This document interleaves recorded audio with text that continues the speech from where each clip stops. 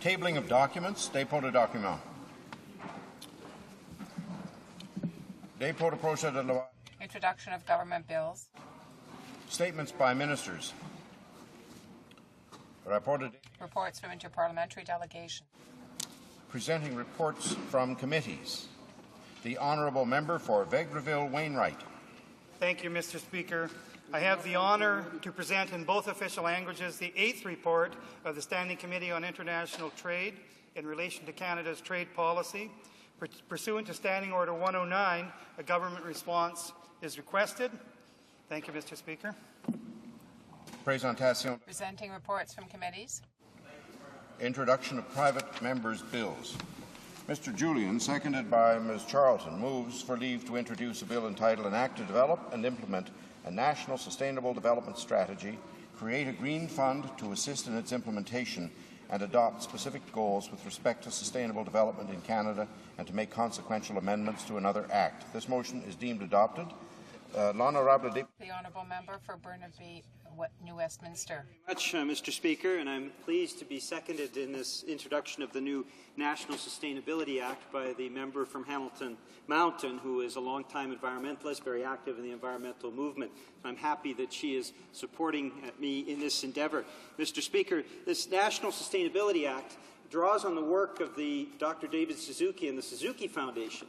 He put together, working in close collaboration with environmentalists who work for his foundation, essentially a blueprint for how we can have, with a national sustainability strategy, an overall environmental component to all governmental policies. The National Sustainability Act talks about comprehensive national sustainability goals and measurable targets, the preparation of a single integrated national sustainable development strategy, would include the appointment of a Cabinet Committee on Sustainable Development, and also ensuring and bolstering the work of the Commissioner of Environment. So, Mr. Speaker, what this does, the National Sustainability Act, is essentially takes light years forward in having environmental policy part and parcel of all of governmental plans. It's not surprising, Mr. Speaker, that this comes from the NDP. As you know, Mr. Speaker, the NDP has shown environmental leadership through our leader, the member from Toronto Danforth. So, as a result, Mr. Speaker, this is another component of the overall thrust of the NDP to put the environment first and foremost in this Parliament. Thank you, Mr. Speaker. Thank the honourable member for his brief explanation of the bill. Mr. Julian, seconded by Ms. Charlton, moves that the bill be now read a first time and be printed. Cette motion. This motion is deemed adopted. First reading of this bill, première lecture de ce projet de loi. When shall the bill be read a second time? The next sitting of the House. Introduction of private members' bills. Dépôt de projet de loi. First reading of Senate public bills. Motions. Presentation. Presenting petitions. The honourable member for Malpeque. Thank you, Mr. Speaker. I have the honour to present a petition signed by 4,179 Prince Edward Islanders concerned about events relating to friendly fire incidents in Afghanistan, and because of the nature of these unfortunate incidents, the integrity, professionalism and reputation of members of the Canadian Forces has been called into question. Therefore, the petitioners call upon the Minister and the Prime Minister to take immediate action to ensure that members of our Canadian Forces be given the full respect they deserve, are not treated as common criminals, and that all efforts be made by the Canadian Government to protect the reputation, livelihoods and mental health of those individuals when such accidents occur. Thank you, Mr. Speaker. The honourable member for Hamilton Mountain. Thank you, Mr. Speaker. I'm pleased to table two petitions today on behalf of my constituents on Hamilton Mountain. The first petition is especially timely as I had the opportunity on Saturday to participate in the regional spelling bee organised by the Afro-Canadian Caribbean Association in my hometown of Hamilton. The petition is in support of a bill I had the privilege of seconding last year, Bill C-276, an act to amend the excise tax for literacy materials. It was brought forward by my good friend, the NDP finance critic and member from Winnipeg North. The petitioners share our belief that literacy is a necessity and therefore must not be subject to taxes. In our knowledge-based economy, the bar is constantly being raised higher on the base of skills needed to access decent jobs, to function in daily tasks, and to participate in social and political life. And yet, despite our technical sophistication, nearly 50% of Canadians still have difficulty working with words and numbers. It is in everyone's interest to raise Canadian literacy rates. For many Canadians, the added cost of the GST can be a real impediment, and there are far too many barriers to literacy already. The petitioners point out that removing the GST on books and audiovisual materials for literacy training in fact complements existing tax relief programs given to organizations that conduct literacy work, and so they call on Parliament to immediately pass Bill 276. The second petition deals with another bill that I had the privilege of seconding last year, Bill C-275. The petitioners share my belief that taxes on feminine hygiene products are discriminatory. Charging GST on feminine hygiene products clearly affects women only. It unfairly disadvantages women financially solely because of our reproductive role. The petitioners know that this would benefit all Canadian women at some point in their lives and would be of particular value to women with lower incomes. If a proper gender-based analysis had been done when the GST was introduced, this discriminatory aspect of the tax would never have been implemented, and so the petitioners urge Parliament to remove the tampon tax by giving speedy passage to Bill C-275. Thank you, Speaker. The honourable member for London Fanshawe. Well, thank you, Mr. Speaker. And I have two petitions for the Government of Canada regarding seniors. The signatories wish to remind their government that the unification of seniors with their families through immigration is a core aspect of forming strong and vibrant families and communities. Newcomer seniors currently suffer discriminatory eligibility criteria within Canada's income security program. For example, there is a one-year residency for some, while others have a 10-year requirement. And Canada's old age security, guaranteed income supplement, and social assistance programs are age, capacity, and needs-based programs, not individual contribution-based income security plans. The petitioners call upon the government to amend the Old Age Security Act, regulations and policies to eliminate the 10-year residency requirement for OAS and GIS, waive the enforcement of sponsorship obligations through government cost recovery schemes as a condition of financial support of genuine immigration breakdown involving a senior, establish a nominal public transit charge for all seniors in Canada, like the $45 per year charge for BC seniors, and provide government funding to support more ethno-specific, affordable housing for seniors who need and desire it. And I support this petition, Mr. Speaker. The honourable member knows that whether she supports a petition or not is irrelevant, and that she's not supposed to indicate that in the course of presentation of petitions. I'd urge her to comply with the rules the next time she does this. The honourable member for Vegreville Wainwright. Thank you very much, Mr. Speaker. I'm proud to present on behalf of the good people of Lloydminster a petition which states that the protection of children from sexual predators must be a top priority of this government. And they note that the studies show that 14 and 15-year-olds are the most vulnerable to exploitation, including recruitment from pimps. And they call on Parliament to enact, through the Criminal Code, an act to protect these vulnerable members of our society. And they ask that this Parliament raise the age of sexual consent from 14 years to 16 years of age to accomplish this, to help protect our most vulnerable. Thank you, Mr. Speaker. The honourable member for Skeena-Bulkley Valley. Thank you, Mr. Speaker. It's with pride that I present a petition of some numbers from the people of the great city of Prince Rupert, British Columbia, that is calling upon the government to rectify the drastic and increasing shortage of childcare spaces in this country. I'll read the small caveat that the undersigned draw attention to the House that there is a critical shortage of affordable, quality childcare spaces in Canada, and that parents cannot work or pursue educational opportunities without childcare. I think this is a strong petition that the communities across our great land have been receiving, and particularly the Northwest. Thank you. Further petitions? Petition? Questions on the order paper? The Honourable Parliamentary Secretary of the Government House. Thank you, Mr. Speaker. I ask that all questions be allowed to stand. Read. Orders of the day. Orders of the day, government orders, business of supply. Starting debate on opposition motion standing in name of Mr. Morasti regarding Indian residential schools. Mr. Morasti, seconded by Mr. Ignatieff, moves that this House apologize to the survivors of Indian residential schools. for the trauma they suffered as a result of policies intended to assimilate First Nations, Inuit, and Métis children, causing the loss of Aboriginal culture, heritage, and language, while also leaving a sad legacy of emotional, physical, and sexual abuse. Debate, the Honourable Member for Disney, Mississippi, Churchill River. Thank you, Mr. Speaker. It's an honour for me to stand here today before this House and to put forward a motion to offer an apology to the survivors of the Indian residential schools. It's my sincere hope that this motion asking Parliament to offer an apology to these survivors helps to facilitate the healing process that has taken much too long to complete. In her book, Long Shadows, Truth, Lies, and History, Canadian author Erna Paris examines the manipulation of history using examples from all over the world and how countries shape historical memory in the aftermath of tragic events. She argues that decisions made by those in power cast long shadows into the future and that countries must confront these painful historical episodes in order to resolve them and heal as a nation. The process of reconciliation and justice is necessary to heal, but it can be difficult for a country to confront these painful episodes of the past. It's often easier to purposely forget unpleasant or distressing things, sweep it under the rug, if you will, and move on. Whether the sorrow involves a group or a nation, a national collective amnesia is often seen as the simplest solution.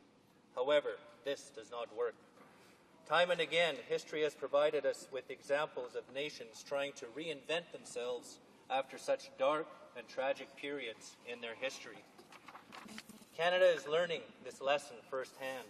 Injustices of the past do indeed cast long shadows and always have a way of humbling a nation. I applaud and deeply respect the survivors who persisted in telling their stories and reminding Canada of its long shadow. Many positive steps have been taken in recent years to help reconcile the Government of Canada's past actions regarding the residential schools. However, a full apology is still missing. A critical aspect of facilitating the healing process is to admit a wrong was done and to apologize. Without an apology, healing is never completely achieved. Mr. Speaker, I stand here on behalf of my people who suffered unspeakable abuses because of federal government-sanctioned residential schools. I stand here for my community, Pelican Arrow, Saskatchewan, and all First Nations communities in Canada. I stand here for the Métis and the Inuit, nations proud of their cultures, heritage, and languages, nations whose suffering has often been ignored or overlooked concerning residential schooling. I stand here for the countless parents who stood by, watching powerless, while some stranger, aided by the force of an unjust law, took away their children, took away their heart and soul, took away their future. Once taken away by strangers, separated from their own brothers and sisters, they would be made into strangers themselves. Strangers to their parents, strangers to their own culture, their own language. Many of these children would eventually become strangers to their own identity. I stand here for numerous victims whose stories will never be told, whose remains are scattered across our land in unmarked graves, scars on the land, and even larger scars on our nation's psyche. Many died in those schools because of illness and mistreatment. Many of the survivors witnessed scores of their contemporaries never making it home from these institutions. The survivors' lives have been marked with the tragic and unpleasant living memories of not only their own abuse, but also with the images of children who died. According to some reports, students in the early to middle part of the last century often had to help bury their classmates, their friends, their relatives. Yes, Mr. Speaker, children buried children. Above all else, I stand for the children, now our elders, who had been denied their culture, their parents, and the innocence of childhood. Children who were made to feel inferior mentally, emotionally, physically, spiritually, degraded, and forced to live in unsanitary conditions that were criticized for that period in time. This motion, which fills me with pride to present today, also strikes a chord deep within me. Speaks to my people who are again struggling to reassert their voice and reaffirm a heritage and culture that has withstood terrible attacks. But I'm also deeply proud of how strong First Nations, Métis, and Inuit people are. there is a strength and resilience that will ensure they prosper far into the future. But it is not only the ties to my culture that makes this motion so significant. It is that my own family has withstood this attack, an attack on our unity, our values, and our identity as a family. At the heart of this issue is people, regular people, average people, everyday people, call them whatever you want. People who were parents, forced to lose their children, forced to go to these schools, parents who would not be informed of the fate or the status of their children for weeks or months at a time. This motion is for them, the strongest words I can offer. We offer these words to console them for their incredible loss, but to also offer them hope for a future based on truth and reconciliation as we seek to overcome the past. With this apology, we hope to offer another necessary step at healing the collective intergenerational trauma that has lingered to this day. This is the legacy of the residential school era. But do Canadians truly understand? I think Canadians want to understand. We have to ask ourselves if, as a country, did we tell the truth to Canadians? It is a tragic story. It's not pleasant, and it's difficult to hear. But hear the truth we must, and it must begin with this government. We must confront these painful episodes of the past with the highest level of respect and honor. According to an article in the Globe and Mail in July of last year, John Ibbitson, the Prime Minister delivered a speech in the United Kingdom in which he lauded British legacies of common law, parliamentary democracy, and an open economy, declaring that, quote, much of what Canada is today we can trace to our origins as a colony of the British Empire, end of quote. It is unfashionable, the Prime Minister acknowledged, to speak of colonial legacies as anything other than oppressive. Quote, in the Canadian context, the actions of the British Empire were largely benign and occasionally brilliant, end of quote. British magnanimity, he argued, ensured the survival of the French culture. British approaches to the Aboriginal population, while, quote, far from perfect, were some of the fairest and most generous of the period, end of quote. Now, I'm not sure how the Francophone community feel about the statement of British policies protecting French culture, but I know for a fact that Aboriginal people would not be too impressed with his assessment of past colonial practices as fair and generous.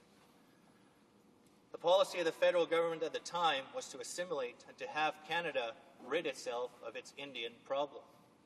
In 1914, a department official who was later put in charge of Canadian Indian policy, a man named Duncan Campbell Scott, stated in a report that it is quite within the mark to say that 50% of the children did not live to benefit from their education. Students died in massive numbers due in large part to tuberculosis. Now, I do not think this was seen as fair and generous then or now by Aboriginal people or by Canadians. To me, it appears as though there's a disconnect between the version of history put forth by our Prime Minister to a foreign audience, that British approaches to the Aboriginal population were some of the fairest and most generous of the period. This greatly diverges from the version of history put forth by the testimonials of the survivors, federal government departmental officials from the time, and the extensive work of the Royal Commission on Aboriginal Peoples, amongst others. This disconnect is precisely what Erna Paris wrote about.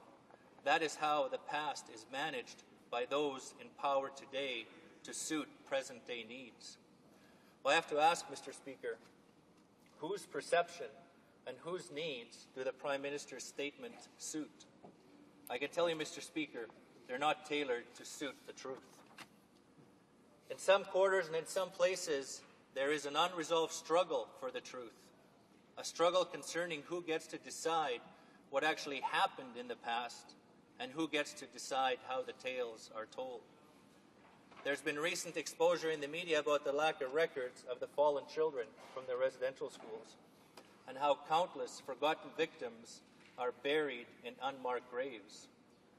The loss of their stories is a loss of our history and further weakens our ability to reconcile these past injustices.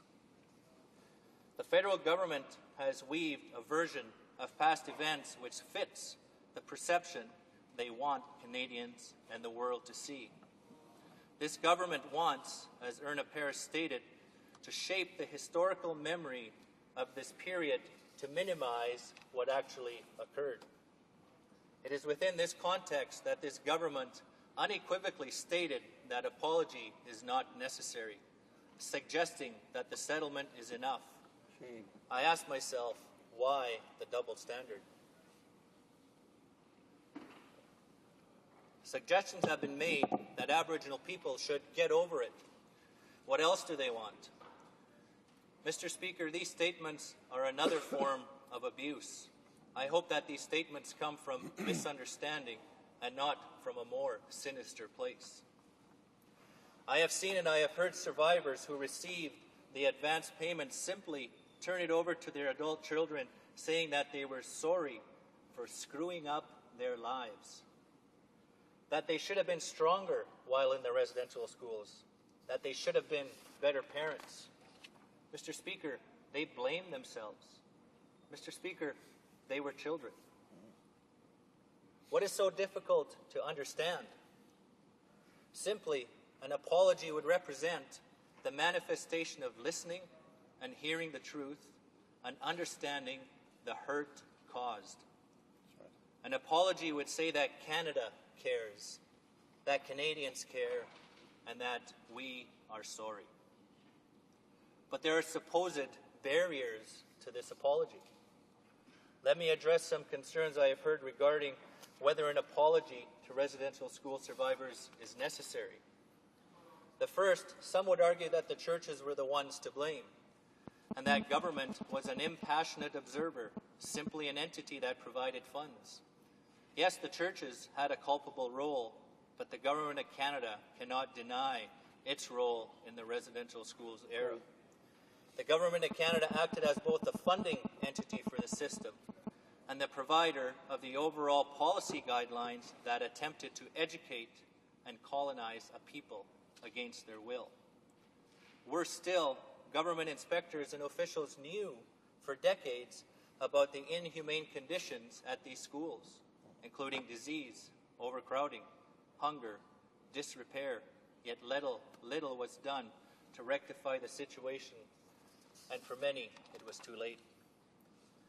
Second, I've heard that some people believe an apology had already been given. This is not the case. It is true that the former Liberal government issued a statement of reconciliation in 1998. This was an important milestone, an important acknowledgement of the abuses that have been suffered, and marked the beginning of the process that led to the Indian residential schools settlement. However, it was not an apology. A third reason not to offer an apology, which was offered to me when I asked, was that it was a legal issue. However, now the minister has stated he is not refusing to apologize because of any legal issue. Finally, I have heard that since an apology was not part of the Indian residential school agreement, it should not be given.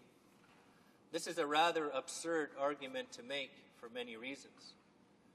First, it has been recognized that in 2005, the federal government and the Assembly of First Nations had agreed that there should be an apology. The Deputy Prime Minister at the time stated, quote, "There is a need for an apology that will provide a broader recognition of the Indian residential schools legacy as it affects upon First Nations communities," end of quote, once the agreement was finalized. With the Conservatives becoming government, it fell to them to honour this commitment by the Government of Canada to issue an official apology. First Nations Métis Inuit people have since collectively and individually called for this apology. The Conservatives have refused to uphold this duty and have denied that there is even a need for an apology. The Indian Affairs Minister went so far as to say that since the goal of the schools was to educate Aboriginal children, there is no need to apologize. Again, Mr. Speaker, we have an example of how this government is trying to reshape historical memory to suit the needs of those that are in power at the expense of all. Not only is this remark ignorant of the realities of the residential school era, it also demeans and disrespects those who survived and those who did not. I hope the Minister finds this comment to be personally regrettable, as it is simply not true. I hope he respectfully withdraws his remarks and reconsiders the need for an apology. The residential school agreement was the right thing to do. And the minister and the government can take all the credit in the world for it. It doesn't matter to me. It was simply the right thing to do. First Nations, Métis, and Inuit people sacrificed much to establish this country that we are all very proud of and call home. Canada is a country that attempts to be the most humane and generous in the world. People come to this great land to experience Canada's compassion and are proud to become new Canadians. It is ironic that the compassion that this country is known for, compassion first extended by the original peoples of this land, will not be extended to them by this government. It is simply about this: an apology to residential school survivors for the calculated, intentional government policy of the day that specifically targeted children in order to undermine forever First Nations, Métis, and Inuit languages, traditions, beliefs, spirituality, family and community ties. In effect, to paraphrase a senior government official of the day, to rid Canada of its Indian problem. Now, I know that many of the examples I have given and the language I have chosen sound harsh, and some would suggest that I crossed the line. Perhaps I did. However, historical records have not been all that accurate in documenting this aspect of Canadian history. Also, I'm shocked that the federal government would want to reshape historical memory, minimizing the impacts of the residential school era. If it were not for the survivors demanding to be heard, if it were not for the groundbreaking work of the Royal Commission on Aboriginal People, if it were not for the outstanding work of the Aboriginal Healing Foundation, many of these harsh truths would remain swept under the rug. The reasons for an apology are clear. The Government of Canada cannot deny its role in establishing and sanctioning the residential schools. Until an apology is made, this dark period in time will continue to cast a long shadow that we cannot run away from. I humbly ask all members of this House to support my motion, apologizing to the survivors and calling upon the government to move forward with an apology to all residential school survivors past and present. Let's remove the long shadows of injustice. I hope the government will join me in offering this apology. I extend it to them as an offer of partnership and respect. And in the Cree language, there is a phrase that I want to repeat, Istidi Tamuin. Roughly translated, this talks about respect between peoples, respect of our pasts, respect of our histories, respect in a deeper meaning than we probably even understand right now. And this is what the survivors are asking for, is respect the experiences they went through and to apologize. Thank you, Mr. Speaker. Questions and comments? The honourable member for Kelowna Lake.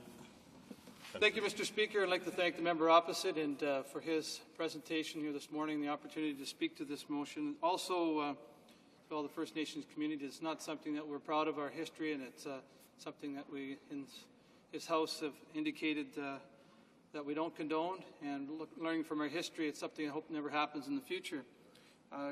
Having a First Nation community within my constituency, meet with the band members on occasion when I have the opportunity, and I was on the Regional Treaty Advisory Committee for several years.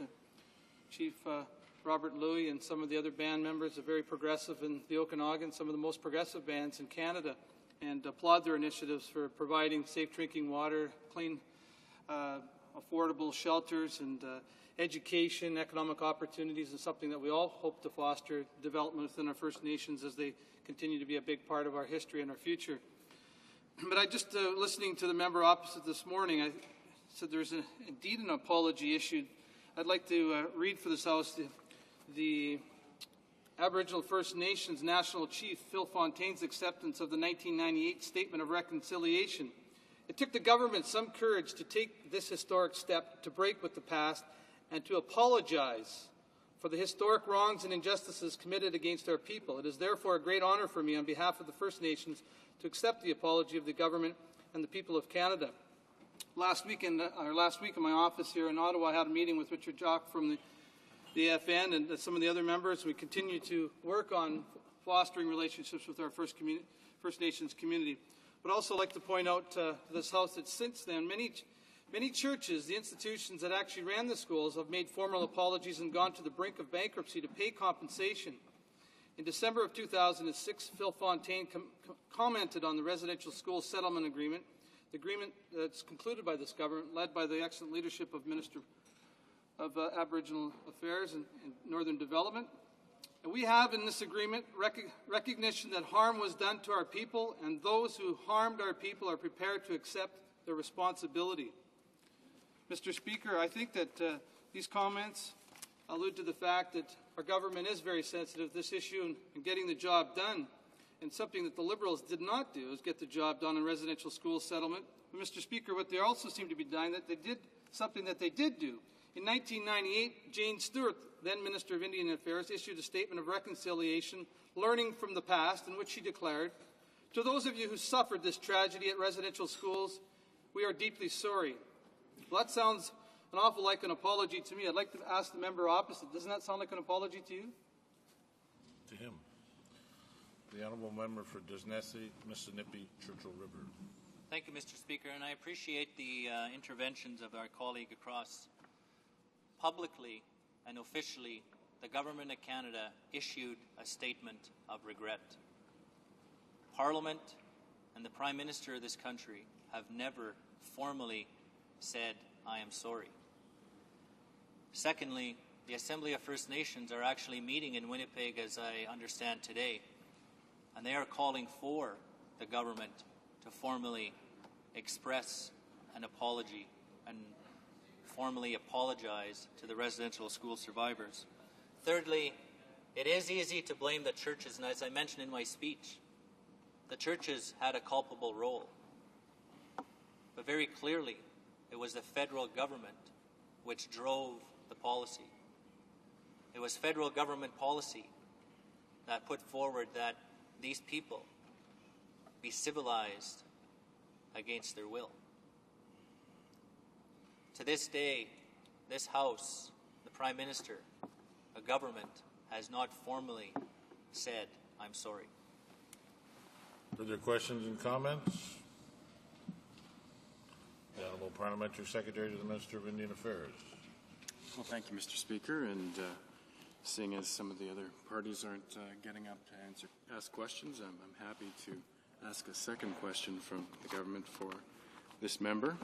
The member from Disnessy, Mississippi, Churchill River, in his speech indicated that he claimed he himself perhaps had crossed the line in some of his statements in relation to the government.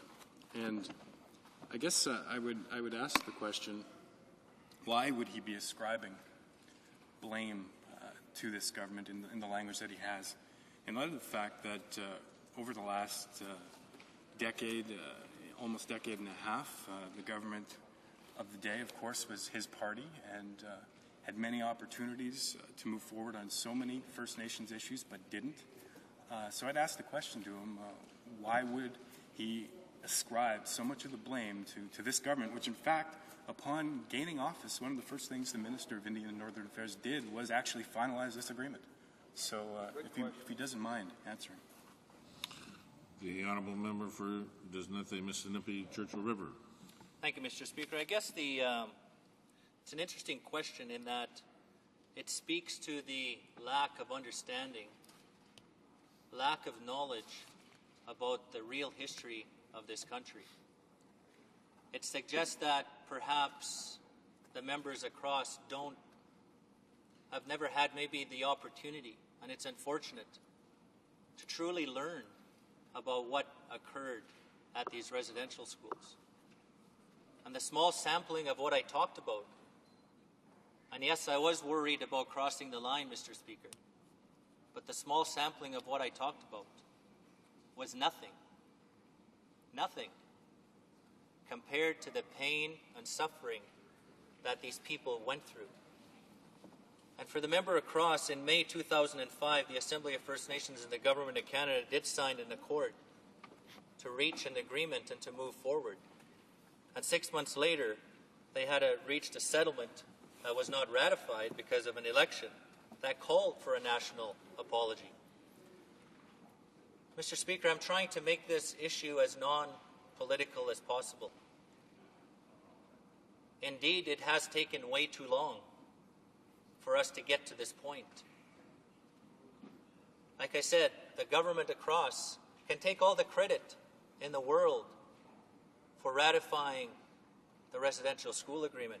I bow before you. Thank you. But it does not apologize. It was clearly called for.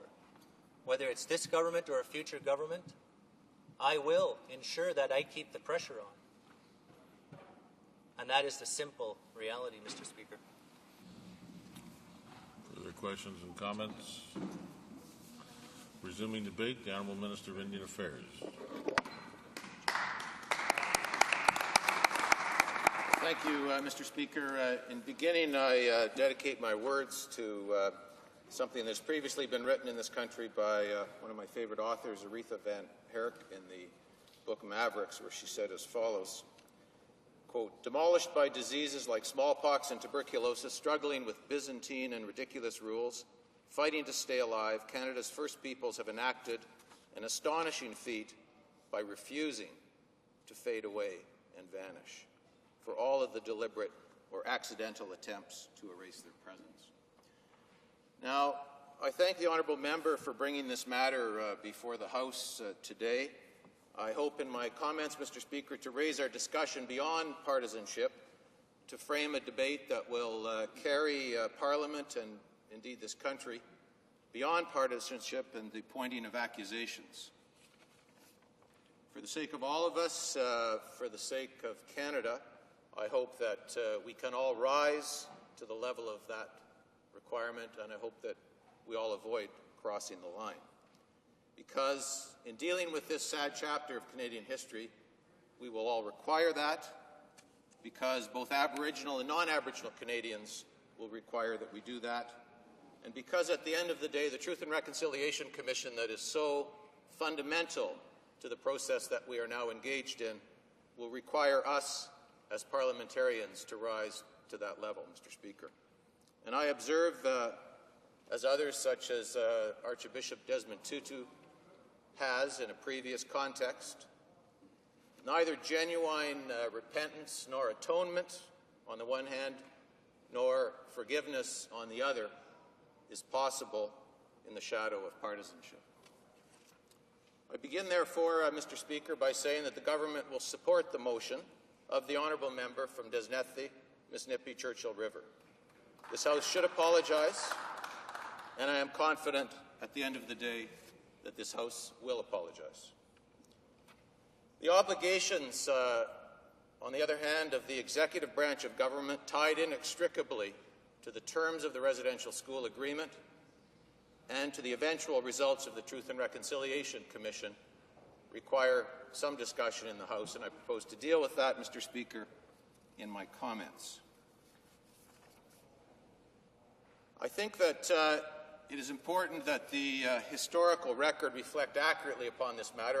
I've not been in this House for much of my life, but I have been here for 3 years at this point. I'm somewhat taken aback at how quickly revisionism has taken over what has transpired with respect to the residential school matter. And while partisanship can be forgiven in that I suppose all members of the House from time to time seek refuge there, the revision of Canadian history is an entirely different matter, which I'm not prepared to countenance in this House, Mr. Speaker. It is this government that brought an end to the denials of the past. It is this government that executed on May 8th of 2006 the residential school agreement negotiated after much effort with the lawyers involved on behalf of the Assembly of First Nations, the class action plaintiffs representing some 12,000 individuals in this country, the Assembly of First Nations, and the Churches of Canada. Now, an apology on the part of the House of Commons is necessary, and the Truth and Reconciliation Commission, of which I intend to speak, will deal with this in some detail. But as we begin, Mr. Speaker, I've been reading a book entitled A National Crime by John Malloy, and in asking why the House of Commons should apologize, I will simply quote from the introduction, which in part is a conclusion of the book. Mr. Malloy asks this question: how did this happen? How were responsibility and Christianity perverted? And he concludes as follows. One conclusion becomes unavoidable. Despite the discourse of civil and spiritual duty that framed the school system, there never was invested in this project the financial or human resources required to ensure that the system achieved its, quote, civilizing, close quote, ends, or that children were cared for properly. Nor was there ever brought to bear the moral resources necessary to respond to systemic neglect or to the many instances of stark physical abuse that were known to be occurring. Furthermore, it is clear that throughout the history of the system, the church-state partners were aware of these sorrowful circumstances, and moreover, that they came to understand the detrimental repercussions for all Aboriginal children of their residential school experience. That, in summation, Mr. Speaker, I think encapsulates what we will probably hear more of from the Truth and Reconciliation Commission over time. And I must say, Mr. Speaker, that all of this began in Canada many years ago. This is a school system that was conceived in the period leading up to 1892, was brought to fruition in the years thereafter, and was not entirely dismantled in this country until the late 1970s. Now, the apportionment of blame and responsibility in that context is one in which many Canadian governments have a responsibility to share. This is a system that was conceived and carried forward under successive Canadian governments for close to 100 years. So it is part of our collective history, and this sad chapter of what happened in our country is something that we will collectively have to come to grips with. And I return to my comments that it is something that we will only come to grips with if we do so in a fair way, without accusations, recriminations, and without the pointing of fingers in that respect. And the Truth and Reconciliation Commission, which I wish to speak to at this point, will be fundamental to all of that. The history of this matter is that there were approximately 130 residential schools in this country, operated by four major church denominations: the Anglicans, the Presbyterians, the United Church, the Catholic Church. And the total attendance at these schools was over 150,000 Aboriginal Canadians. There are 80,000 Aboriginal Canadians alive today who attended these schools. The descendants from those people number somewhere between 250,000 and 350,000 Canadians. In 1990, the first lawsuits were filed against the Government of Canada in respect of this matter. In 1998, as my friend has pointed out, in a statement of reconciliation, Canada acknowledged its role in the Indian residential school system. And in 1998, much was accomplished with the creation of the Aboriginal Healing Foundation, which had a $350 million endowment and $40 million in additional funding provided thereafter. This foundation administered in excess of 1,300 individual community projects to come to grips with this chapter in Canadian history. In 2003, a national resolution framework was launched to contribute to reconciliation. But at that time, Mr. Speaker, the matter continued to move forward in this country by way of litigation, class action lawsuits between First Nation claimants and the Government of Canada. And at that time, an alternate dispute resolution was put in place. Now, in the 38th Parliament of Canada, and this is where I'm concerned about some of the revisionist history that has taken place here. At that time, the Conservative Party was in opposition, and I would point out for the record, for posterity, if you will, Mr. Speaker, that the Conservative Party not only has led the way on this matter by finalizing the agreement of May 8th of 2006, but the Conservative Party, together with the other opposition parties in the House of Commons at that time, fundamentally drove the process that led to the residential school agreement. And one need look no further, Mr. Speaker, than the report of the Standing Committee on Aboriginal Affairs and Northern Development, finalized on April 7th of 2005 with the cooperation of the then opposition parties in the House of Commons, the Bloc, the NDP Party, the Conservative Party, opposed at the end of the day by the Liberal government, opposed by the Liberals at committee, and during a concurrence motion that passed by one vote in this House of Commons. And so, Mr. Speaker, if we wish history to be clear, one need look at the report of the Standing Committee on Aboriginal Affairs and Northern Development of April 7th of 2005. And at that time, the state of affairs in this country was that we had an alternate dispute resolution process which had been the subject of continuing pressure and questioning in question period because it had been disclosed that of every dollar spent in dealing with the claims of people who had been wronged by the residential school system, 80 cents on every dollar was spent on bureaucracy, civil servants, lawyers, experts, adjudicators, and only 20 cents made its way through to the victims of this sad chapter in Canadian history. And at one point, there was a celebrated case that disclosed these facts. The system was so hamstrung with rules that an elderly woman in her 80s had taken her ADR case forward, and it turned out her allegation of physical cruelty was that she'd been confined in a closet, as I recall, for 3 days with her sister. Her claim was disallowed on the basis that she had not been confined solitarily. That's the sort of thing that was going on only 3 years ago in this country, Mr. Speaker, before this government concluded this agreement. Now, Mr. Speaker, the April 7th report of the Standing Committee left nothing to the imagination. It documented the failings of the process at that time, the absence of any even-handed process, the absence of adequate compensation, terming the compensation to be grossly inadequate, documenting, I quote, that the process was proceeding too slowly, allowing too many former students to die uncompensated, that it used a dispute resolution process that was disrespectful, humiliating, and unfeeling, and which re-victimized former students. I recall being in committee, Mr. Speaker, when members of the Conservative Party pointed out to the government at that time that they had never, in their time in the House of Commons as members of Parliament, heard testimony as moving as what they heard in the work leading up to this report. And it was pointed out at that time that there were high structural costs and egregious burden of proof, and that it was a process that students did not trust. The committee, at the end of the day, in a report that was quite straightforward, was 3 pages in length, expressed its regret at the manner in which the alternate dispute resolution process was being administered, and provided 8 very straightforward recommendations at that time. The first was that the government proceed with urgency. The second was that it terminate the alternate dispute resolution process. And the third, Mr. Speaker, was this.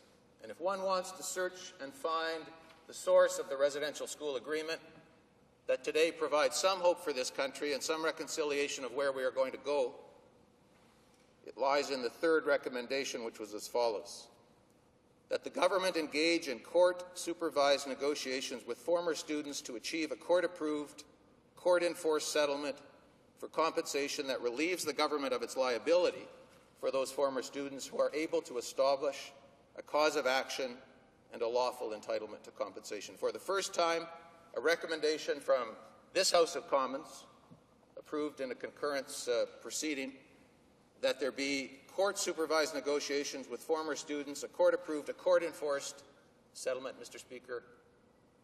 At the end of the day, that is exactly what this government did on May 8th of 2006. In addition, Mr. Speaker, there were comments with respect to legal fees. There was a recommendation that there be an expedited settlement of those claims involving aggravated circumstances, such as sexual and severe physical abuse. Again, Mr. Speaker, at the end of the day, that is precisely where this government has arrived at. But I wish to emphasize in particular, Mr. Speaker, recommendation number 6, that the government, to ensure that former students have the opportunity to tell their stories to all Canadians in a process characterized by dignity and respect, cause a national truth and reconciliation process to take place in a forum that validates the worth of the former students and honors the memory of all children who attended the schools, a Truth and Reconciliation Commission. Herein, Mr. Speaker, lies the birth of that concept as a way forward for this country. It is a concept that I feel strongly about. A little-known matter in this House is that I spent some time in South Africa in the days after apartheid as South Africa moved from apartheid to its current form. I was a constitutional advisor to an organization there that was dealing with the dismantlement of the apartheid structure. And I watched, and as the Truth and Reconciliation Commission that was struck in South Africa unfolded, I watched how it assisted South Africa in coming to grips with a very sad chapter of their history, and I became a believer in the importance of that kind of an approach as a method for this country to come to grips with this sad chapter of Canadian history, a forum which would allow all Canadians, but in particular First Nation citizens who had been victimized by this process, an opportunity and a way to come forward to tell their stories, to ensure that their stories were recounted, recorded in Canadian history, and a method at the end of the day, Mr. Speaker, for all of us to come to grips with the chapter in Canadian history that belongs to no single party, to no single government, but really to all of us as Canadians as a result of 100 years of history. Now, Mr. Speaker, in the days following that, Mr. Frank Iacobucci, formerly a Justice of the Supreme Court of Canada, was appointed as the government's representative. The search for a court-supervised settlement process began, and an interim agreement was in fact announced, as I recall, on November 23rd of 2005, having been concluded on November 20th of 2005. That, of course, was in the shadow of the election of December of 2005. And during the election, the Conservative Party indicated at that time that it would be supportive of such an agreement, providing two conditions were met. The first was that a final agreement needed to be concluded, and the second was that court approval needed to be secured. Neither of those steps had been taken in February of 2006 when the Conservative government was elected.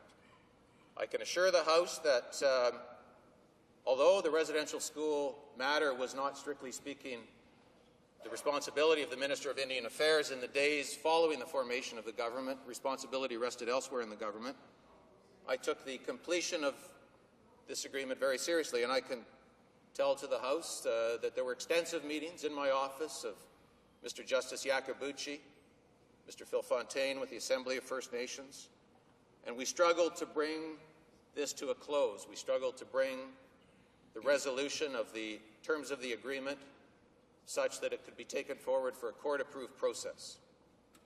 There were extensive negotiations dealing with a number of outstanding, difficult questions at that time. How to arrive at a final agreement, how to ensure adequate financial provisions were made in a budgetary sense for this agreement, and how to arrive at an agreement that would be in the best interests of all Canadians. And Minister Oda, I should say, for the sake of the record, was very involved in this at that time. At the end of the day, Mr. Speaker, the agreement that has been concluded required extensive work over the last year to complete. The court process involved proceeding forward with 9 jurisdictions to secure court approval. That process is not entirely finished at this stage. It has been approved by all 9 jurisdictions, but the terms of the agreement provide for an opt-out period. The essence of the opt-out period is that if an adequate number of First Nation claimants decide that they do not wish to be part of this agreement, then the agreement is voidable at the option of the government. And so the legal process has not yet completed, Mr. Speaker, and is moving forward. The agreement, I think, as everyone knows, is a very fair and generous agreement, one which I take immense personal satisfaction as a Canadian in seeing come to fruition, and one which this government takes pride in. It provides, importantly, I should not say most importantly, it provides importantly for a Truth and Reconciliation Commission that will be established together with a research centre, a budget of $60 million and a 5-year mandate. The government is currently engaged in the process of selecting the 3 commissioners, one of whom must be an Aboriginal Canadian.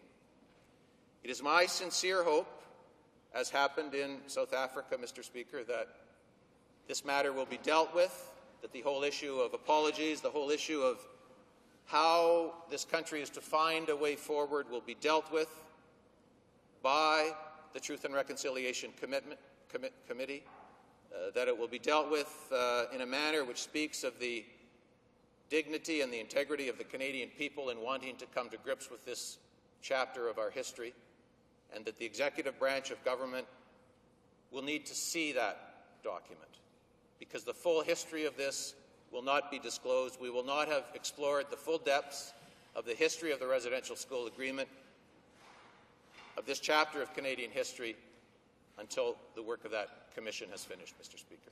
Thank you. Questions and comments? The Honourable Deputy Leader of the Opposition. Mr. Speaker, I commend the honourable member for his dignified statement, but I had 3 questions. One of them is, having told us that his party will support the motion put forward by my honourable friend, could he clarify whether this amounts to a government apology or merely parliamentary support for a motion introduced by the other side of the House? I was simply unclear as to what the intention of the government was in that respect. And I ask this question because I've been in this House on numerous occasions in which the Minister has been asked directly whether the government and the Prime Minister will apologize about this matter, and an apology has not been forthcoming. So I need clarification as to what the Minister has just told us in this House. And I ask this furthermore because the government has been very quick to apologize on other matters, the Chinese head tax, but has been, I think it is fair to say, curiously resistant about a public apology in this crucial matter of our history. So I'm unclear and would be grateful for the Minister's clarification. And finally, would it be fair to say that this commendable action by the Minister to support our side of the House's resolution, that his action would not have occurred at all had we not presented this motion? It seems to me that he should clarify what the government's precise intention is here. Is this a government prime ministerial apology or simply support for an opposition motion? Exactly what has he told us in the House this morning? Thank you very much, Mr. Speaker. The Honourable Minister of Indian Affairs. Well, I thank the honourable member for his thoughtful comment and his gracious response. What I've indicated to the House is that the government is prepared to support the motion that has been put forward, calling upon this House to apologize. And as I've said in my comments, I anticipate that the House will apologize. I anticipate that this is a motion that will pass successfully. I acknowledge it is a motion brought forward by my honourable colleague. I think in my comments I've tried to indicate, however, that the position of the executive branch of government in a circumstance where we are in the midst of the implementation of the May 8th, 2006 agreement, an agreement which is still very much before the courts, which still requires the completion of the opt-out period, and in respect of which advertisements are currently taking place in major newspapers across this country, is a separate issue. And I think I've also indicated that I attach enormous significance. This has been something that I have personally believed from the time I became involved in this chapter of Canadian history as an opposition member in this House, that the Truth and Reconciliation Commission is the key to the way forward for us as a nation, because it is there that we will come to grips with what happened. It is there that we will come to understand the damage that was done to Aboriginal people and to this country by the misguided efforts that were undertaken. And I have looked to South Africa as a comparison, and I note in that context that I've noted previously that as and when the Reconciliation Commission had completed its work, it called in one of its recommendations for an apology by the government at that time to those people who had perpetrated violations of human rights. It would seem to me that the task at hand for us as a nation is in a nonpartisan way to move forward, to try to really understand this chapter of Canadian history, to look at the damage that was done to our First Nation and our Aboriginal people, and to do it with a Reconciliation Commission that will consist of 3 very respected Canadians. In fact, we have just now embarked on the process to select those Canadians to ensure that they are beyond reproach, that they are people who are nationally known for their integrity, for their commitment to this beautiful country of ours, and people who will get this right. My hope is that through the work of that commission, we will better understand what needs to be done, and the government will look forward to receiving the recommendations of those parties of the commission after they have completed their work. And I think only at that time, Mr. Speaker, to be fair, I think only at that time, once the full facts are known, can the full response from the Government of Canada at the executive branch be offered. Thank you. Further questions and comments? The honourable member for Disnesti, Mississippi, Churchill River. Thank you, Mr. Speaker. I guess it is difficult to hear sometimes, and people will argue that it's revisionist, and it has to be understood that for the most part of written history in this country, Aboriginal people did not control the pen. The statements that I talk about are statements from survivors from the past and victims. And if it's indeed an accusation of revisionism, then I guess so be it. Question I have is, the Minister made a curious comment on until all the facts are known. Mm-hmm. The facts are known. The facts are in black and white. They're written, in some cases, in blood by many of these people who appeared before these various bodies to talk about their experiences. I would ask the government to proceed with an apology and still proceed with the truth and reconciliation. Take lessons from truth and reconciliation processes in Africa and other countries and improve upon it in this country. But I distinctly believe and truly believe that the facts are there. Mr. Indian Affairs. Thank you, Mr. Speaker. With respect to revisionism, this is a sensitive topic for me simply because I believe the way that we are dealing with this currently as a nation speaks well of our system of government and frankly speaks well of this Parliament and of this House of Commons. And I'm simply concerned that we not get into accusations on this because frankly there are members in every single house in this, every single party in this House of Commons that deserve some credit for bringing this matter forward through to the resolution of the May 8, 2006 agreement. As I pointed out in my comments, it was really only through the efforts of the opposition parties, all 3 opposition parties in the 38th Parliament, that I think this matter was forced through to a completion. And there are several members in this House that deserve some share of credit for that. So I don't want us to go too far down the road of revising Canadian history, and I wish those facts to be known. With respect to my colleague's statement that the facts are known, well, I say respectfully that all of the facts are not known. If they were all known, we would not be investing $60 million as a nation in a Truth and Reconciliation Commission with respected Canadians that will travel this country and speak to everyone who wants to speak with the Commission over a 5-year period. Once those facts are known, I think there will be recommendations, clearly, that come forward at that time from the Commission, and the executive branch of the government at that time will have a heavy responsibility to follow through with what I hope will be the closing chapter of this era in Canadian history and deal with the recommendations. And I would be surprised, very surprised, if those recommendations at that time did not deal, as the South African Commission did, with the context and the concept of an apology. Thank you, Mr. Speaker. Questions and comments? The Honourable Deputy Leader of the, the Honourable Member for Sault Ste. Marie. Thank you very much, Mr. Speaker. I wanted to commend the Minister on some of the comments that he made, particularly where he asked that this very sensitive and important issue be dealt with in a non-partisan way, and that we not point fingers, and that we get on with some constructive, positive action, and suggested that the House indeed might support the resolution, and I indeed believe that it will. A majority of this House will support that. It will be interesting to see if the government caucus will at the end of the day support it. I'm hoping that they do. He talked about us being careful not to cross the line and not to be nonpartisan, and yet in his speech, in some places, he was very partisan in pointing a finger at the previous government, particularly where he got into the description of the form of dispute resolution mechanism. Just wondering if the Minister would share with me, so that when I get up later in this debate, what he meant by not crossing the line.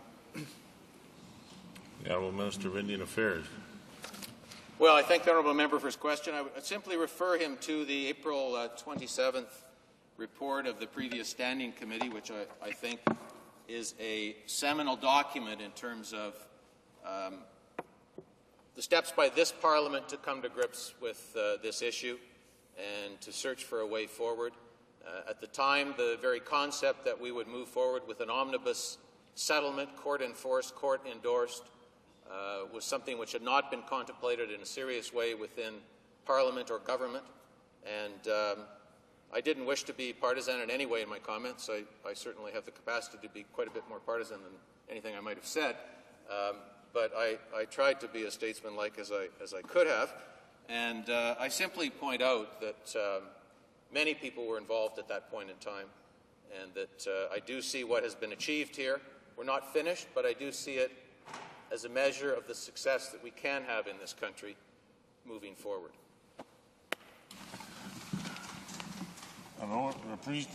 Resuming debate, the Honourable Member for Abitibi, Bay James, Nunavik, AU. Thank you very much, Mr. Speaker. I'd like to say that I will be sharing my time with my colleague from Laurentides-la-Belle. It's a pleasure for me to rise to speak about the residential schools today, because it allows me to have an opportunity to move things along for the people who were involved, the Aboriginal peoples, the Inuit, and the Métis. You know that not so long ago, we called them Indians. They weren't just like us. Well, I know about boarding schools, but perhaps not in the same way that they do, the residential schools that they had to go to. I'm going to speak about people, not just about schools. But I have to tell you about what happened to me. I went to a boarding school when I was young because I was an orphan, and the family that was supposed to be raising me didn't have enough money to give me an education that they thought would be reasonable. And so they asked the bishop of the diocese for help.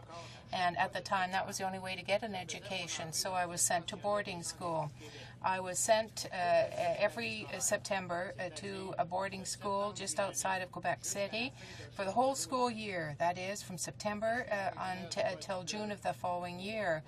I come from the lower St. Lawrence in the Matapedia Valley, and it was too costly for my parents, for my family and relations to bring me home very often. So I swore that I would never send my children to a place like that, because every time I did go home, I felt like I had new brothers and sisters and new relatives that I tried to get to know during a vacation period that was far too short over the course of the summer. I think that you can say that I went to the school of hard knocks. I had to go to work in Abitibi when I was 13, and when I was 14, 2 months later, I never saw my family again for 10 years. The first job that I had was to load and unload railway cars with wood, lumber that had just been planed. My partner was an Indian he was a great big guy. He never raised his voice. We worked 18-hour shifts from 4 in the morning. And when he saw the 8x8 by 16 pieces of lumber that I had to lift, he helped me out. He had been working there for 8 years, and he had been in a residential school until he was 15 years old. He never stayed with the other employees. He made a camp along the river, and when I visited him there, I learned a little bit about his background and his story. When I moved to the city, to Val d'Or, I drove taxi in the evening and on weekends, and very often I had to drive 1 or 2 Aboriginal families who were bringing their children back to the residential school near Amos.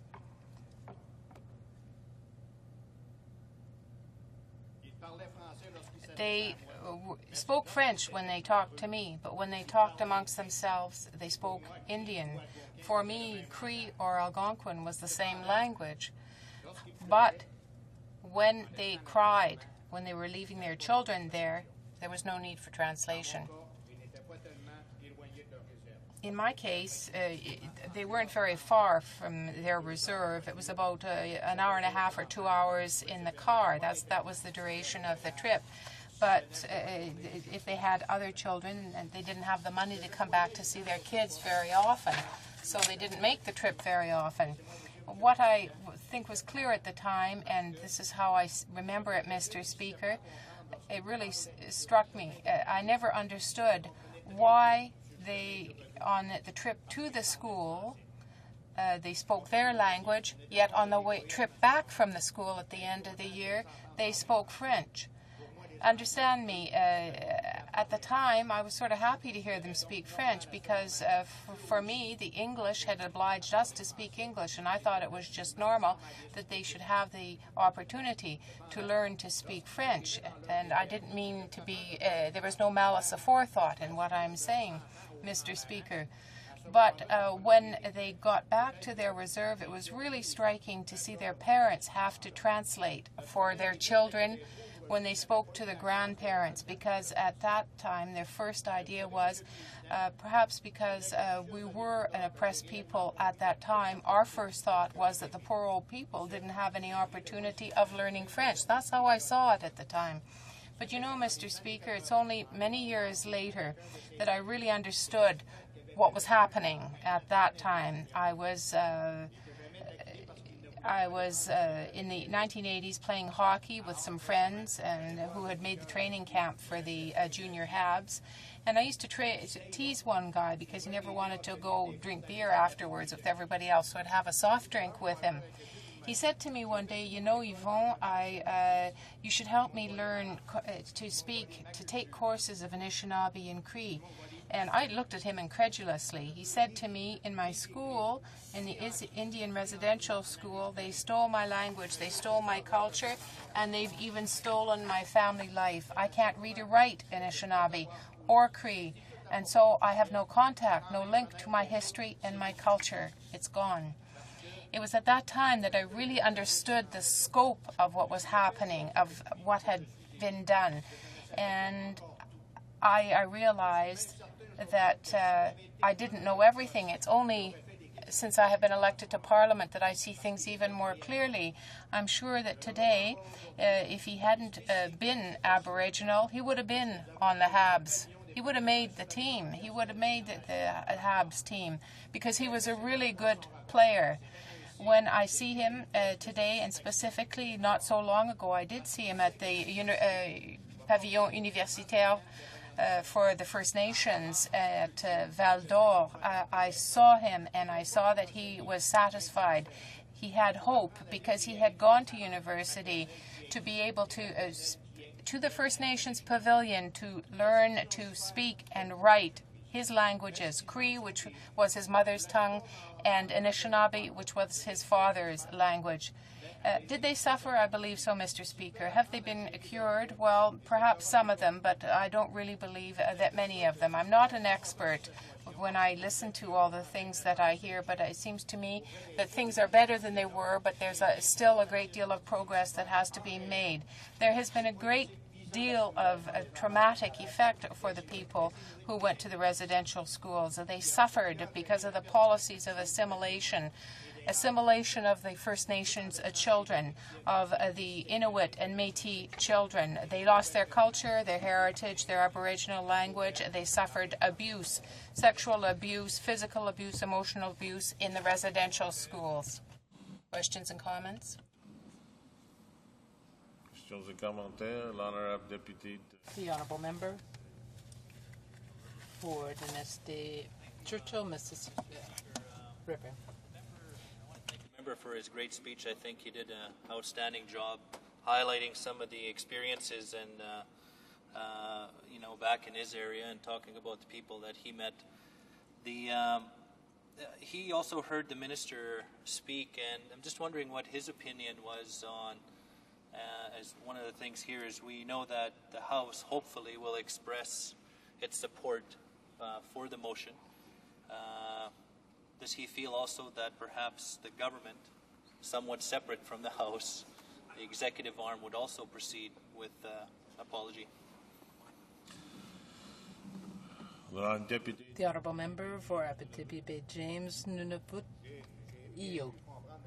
Well, I understood that the minister indicated that he would be apologizing, but I think it's the timing of that apology which is somewhat and actually very disappointing. We know that a lot of abuse happened back then. The government has to admit that it recognizes that because it is providing compensation. And even before that, there were apologies. I believe myself that the government should be able to apologize now, not wait for 1 or 2 years or when it is defeated and then say we should have apologized. Thank you. Questions and comments?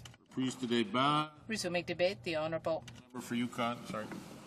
I just wonder, I'd too like to compliment the member on his speech and just would like to if he could draw the connection between culture and language, with them being forced to abandon their language, just say how important that is to culture.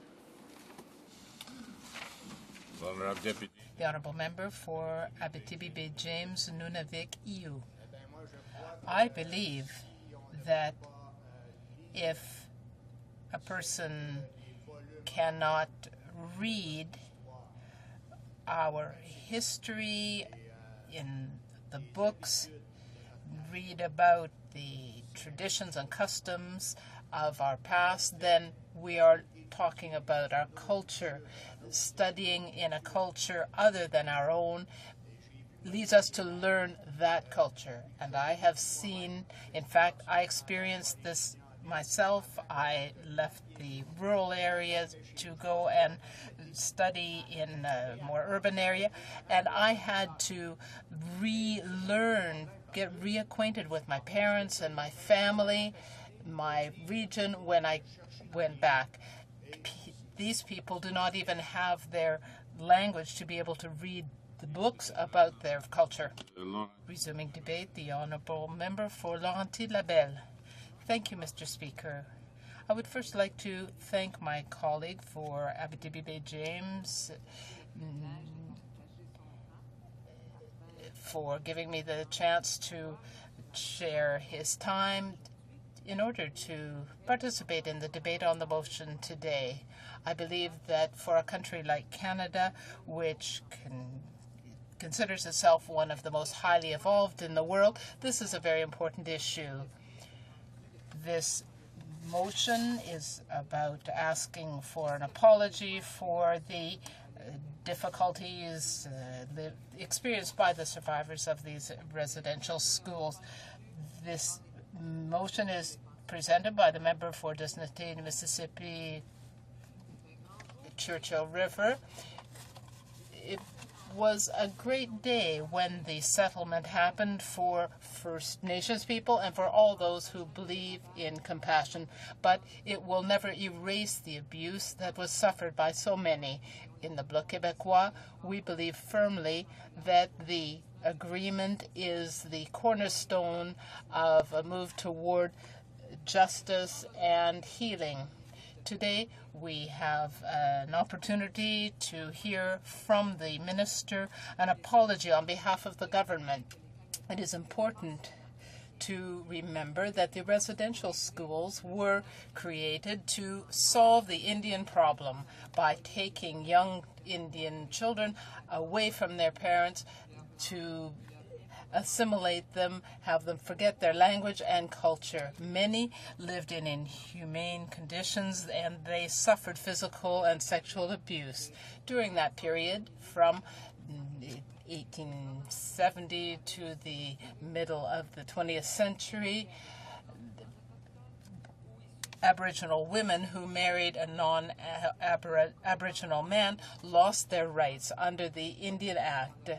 They no longer had the right to live in their home communities. This led to tens of thousands of women losing their connection with their families and becoming more dependent on the state. Even though these residential schools were gradually eliminated up to the 1970s, there were many children who ended up in the child assistance system under the state's responsibility because the real problems were not being addressed. And this has eroded the Aboriginal culture. And generations of Aboriginal women have lost their right. Many Aboriginal families are in poverty. There is a lack of dignity and respect that continues to haunt many Aboriginal families. In Saskatchewan, the residential school system was addressed by the Federal Royal Commission. This was an attack on the culture of Aboriginal people that led to a feeling of alienation and self-destructive and antisocial behaviors. In the Aboriginal communities, this history has created many of the problems they are experiencing today. This comes from the Royal Commission's report. I am responsible as the critic for the Bloc Québécois for the Status of Women file, and I know that the Aboriginal women have great difficulties. They deal with violence more commonly. They have a double handicap. They have all the problems that other women do, and also they share the common heritage and problems of Aboriginal people in Canada. We have statistics that show their problems. They are twice as likely to be poor. They are particularly affected by provincial and territorial changes in public assistance policy. They are twice as likely to be single mothers. Many more children live in single-parent families, and many of them are in poverty outside the reserve system. They are more likely to be victims of violence and more likely to be victims of violence than any other group of women. They are often in low-paid jobs. Many of them have less than 9 years of formal education, and they have a low median income. In fact, the lowest of any social group in Canada at $13,000. However, we cannot really quantify the situation because there have not been enough studies and research into the situation. This area has been underfunded by the Government of Canada. The Government of Canada has been completely irresponsible with respect to Aboriginal people in Canada, and particularly Aboriginal women. In 2007, today, Canada is still not doing what it should to protect Aboriginal women. It is also astonishing that the Aboriginal communities in Canada are allowed to be in situations that are much more likely to be found in developing countries than in Canada. But this is the case. In Quebec, Aboriginal communities are more highly developed. We have had the Pays des Braves agreement in 2002 under the PQ government, and this was started by the René Lévesque government. These people have been able to succeed much better. The Wandek in northern Quebec, the Mastouillache in the Lac-Saint-Jean regions, and on the North Shore as well, Aboriginal people have shown their capacity to take charge of their future. In Abitibi-Témiscamingue, there is a terrible lack of housing and infrastructure, but the Conservative government has done nothing to help these people and the women there. The Conservative government moved quickly to show contempt for Aboriginal people by cancelling the Kelowna Accord. This is unacceptable. There was a cut of $5 million to the Status of Women program, and the elimination of 12 of the 16 offices across the country. This excluded, the new policies excluded advocacy groups from receiving funding.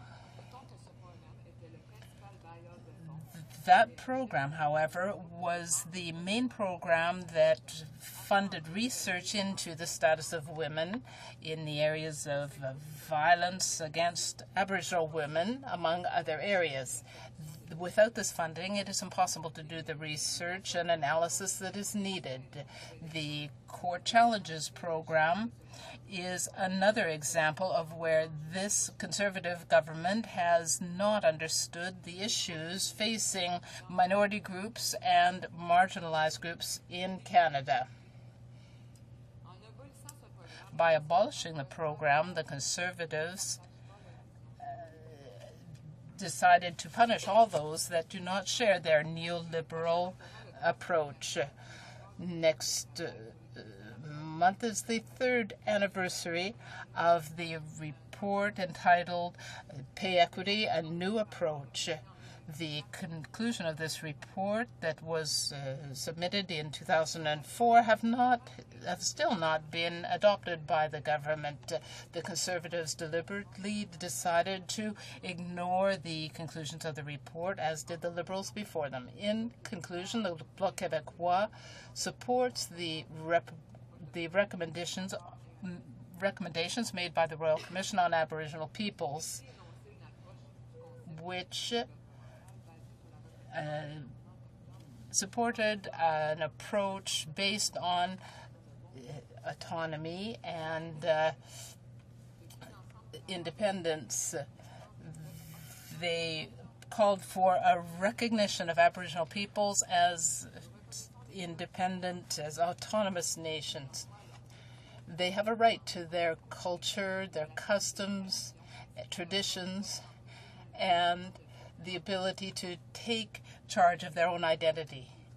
I would close, Mr. Speaker, by calling on this government to show respect for Aboriginal people, to provide compensation to them for the abuse they suffered in residential schools. However, dignity is not something that can be bought with money. Questions and comments?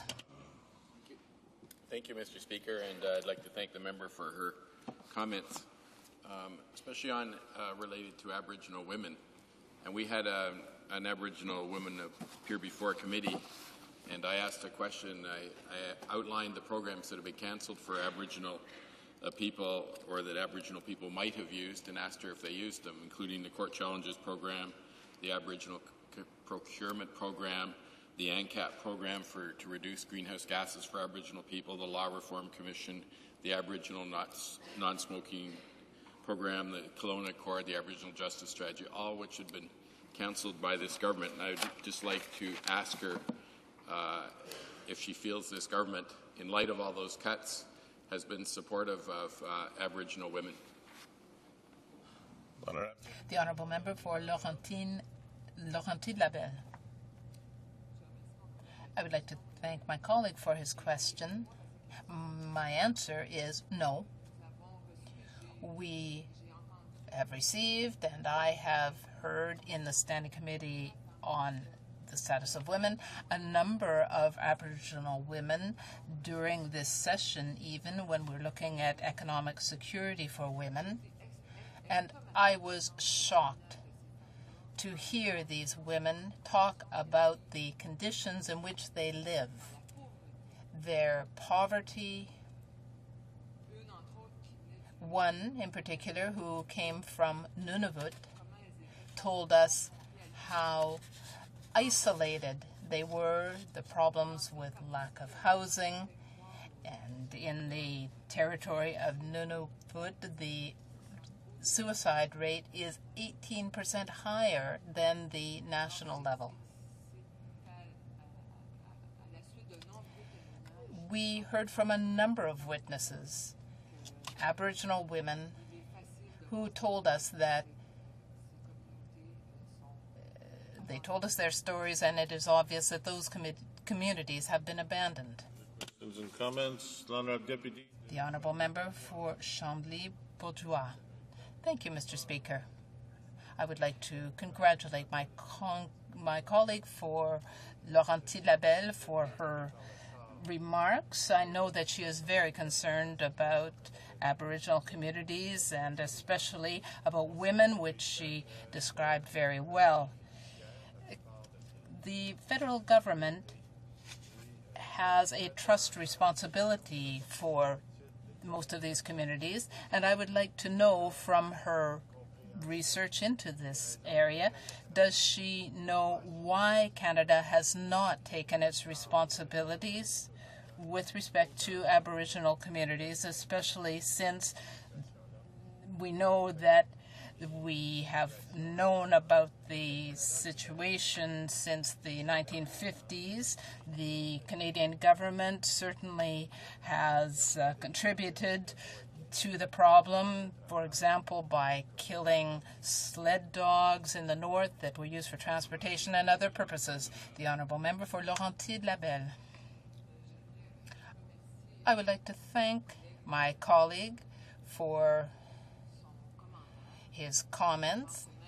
I think that even as he asked his question, he was giving us the answer. I certainly agree with what he has said. Resuming debate, the Honourable Member for Nanaimo-Cowichan. Thank you, Mr. Speaker, and I will be splitting my time with the member from Sault Ste. Marie. And I want to start off by acknowledging the member from Dennis-Day, Mississippi, Churchill River for bringing this very important motion before the House. I think that with the long, sad and tragic history and the unimaginable consequences for survivors, for their families and for communities, it is long past due time when this House and the government should issue an apology for the survivors of residential schools. I also want to acknowledge and thank the member from Winnipeg Centre for his tireless work on the file on residential schools. He has been a tireless advocate and defender and a champion of making sure that there was an adequate agreement on residential schools that moved in a timely fashion. one of the things that we know is that the survivors of residential schools, was not just about not just about the survivors, but it was also about their families and their communities. And in a book called Journeying Forward, Dreaming First Nations Independence by Patricia Montour Angus, she talks about the reality of residential schools and talks about it in a way that I think it's respectful to use the words of people who are involved. And she says that, what would you do if you were a child being removed from your parents' arms? Would you scream, "Mom, help, Mom, help"? What would you do if you saw your parents standing there helplessly? Would you feel they should have stopped them from taking me? What would you feel if you had arrived in that big building where there were people speaking a funny language, and when you spoke the language, you knew you were hit and told to speak in that strange language? What if your culture taught you that your hair was part of your spirit, and the strange people cut off your hair? She goes on to talk about the fact that just as these children were abused in innumerable ways in these residential schools, that when people came back to their communities, it had a long-lasting impact on their families. She says, in my opinion, there have been enough written that focuses on the specific harms, often cataloging the crimes inflicted on First Nations children. This very narrow focus operates to conceal the outcomes and impacts those schools have had on our families and communities. My point is not to minimize the harm done to individuals, but to make clearly the point that these crimes are just a small portion of the actual impact. One of the things that needs to be considered is the simple fact that we did survive the genocidal educational attempts of Canadian authorities. And those are very strong words, Mr. Speaker. But I think it's important to talk about what happened to children in those schools. And the RCAP report lays out eloquently the challenges that were faced by First Nations, Métis, and Inuit peoples across this country for so many decades.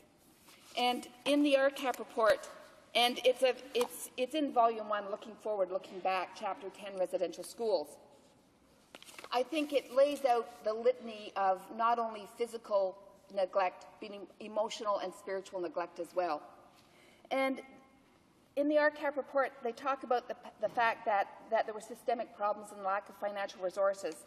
And they say that the persistence of those problems and the unrelieved neglect of the children can be explained only in the context of another deficit: the lack of moral resources, the abrogation of parental responsibility, the avalanche of reports on the condition of children, hungry, malnourished, ill-clothed, dying of tuberculosis, overworked, failed to move either the churches or successive governments past the point of intention and on to concerted and effective remedial action. And, Mr. Speaker, that remedial action was not only around righting the wrongs of making sure that children were well cared for and returned to their parents so that culture and language could survive, but also the remedies around the sexual and physical abuse that many of those children suffered. And part of the remedy has to be an apology. They go on to talk about the fact that the intent, this was in the discipline and abuse section, the intent, the basic premise of re-socialization of the great transformation from savage to civilized was violent. To kill the Indian and the child, the department aimed at severing the artery of culture that ran between the generations and was the profound connection between parent and child, sustaining family and community. And, Mr. Speaker, finally, in the conclusion on this chapter, and part of what is before this House today is the need for an apology, a profound apology by members of this House and certainly from the government. And the conclusion says that rather than attempting to close the door on the past, looking only to the future of the communities, the terrible facts of the residential school system must be made a part of the new sense of what Canada has been and will continue to be for as long as that record is not officially recognized and repudiated. Only by such an act of recognition and repudiation can a start be made on a very different future. Canada and Canadians must realize that they need to consider changing their society so that they can discover ways of living in harmony with the original people of this land. And, Mr. Speaker, I would argue that until we have a heartfelt apology that comes from the very root of our being, that First Nations, Métis, and Inuit people cannot get on with claiming their space as the original inhabitants of this land. Mr. Speaker, as well, we talk often about First Nations, but I think it's very important that we also talk about Métis and Inuit peoples as well, because they were also a part of the residential school system. And again, in the RCAP report, they talk about the same things happened in the northern part of this country as in the south. And in just one quote in the RCAP report, they say, in the North, as in the South, in the days before integration, the government with its church partners presumed to stand in the place of the children's parents, taking children into residential schools so they could face the future in a realistic manner, that being as true Canadians. Unfortunately, the record of this national presumption, whether traced in the North or the South, cannot be drawn as a circle of civilized conditions. Mr. Speaker, I would suggest that there's not one member in this House that would willingly give up our children to live in the conditions that First Nations, Métis and Inuit children lived in. When it comes to the Inuit peoples, there is, the Métis peoples, there has been lengthy discussions around the inclusion of Métis people, and in fact the current Prime Minister had made a promise to take action around the Ile de la Crosse school. And I've got a number of letters here, which I, of course, won't read because it would take far more than the 10 minutes allotted. But I just want to read one. It says, Dear Mr. Prime Minister, during the election campaign while listening to the NBC radio station, your Conservative Party advertisement stated that if your party was elected and formed the government, that you would include the boarding school at Ile de la Crosse in the compensation package dealing with Indian residential school survivors. And I'm from the village of Buffalo Narrows, Saskatchewan, and attended the Ile de la Crosse boarding school for 10 years. So, Mr. Speaker, although we absolutely need this apology, we also need action on other matters that are facing Métis people, Inuit people, and First Nations people in this country to ensure that we make an attempt to right some of these wrongs. And certainly one of them would be recognition of schools like Ile de la Crosse and Timber Bay for the Métis peoples. Now, in the context of a school, and I did hear the minister get up and say that they would support this apology by the House, but we also feel that it would be important to have the Prime Minister apologize as a representative of the sitting government, although I'm not optimistic given the minister's quote in the Globe and Mail from March the 27th, where he says, I've said quite clearly that the residential school chapter of our history is one that was a difficult chapter. Many things happened that we need to close the door on as a part of Canadian history, but fundamentally the underlying objective has been to try and provide an education to Aboriginal children. And I think the circumstances are completely different from Mahararar or also from the Chinese head tax.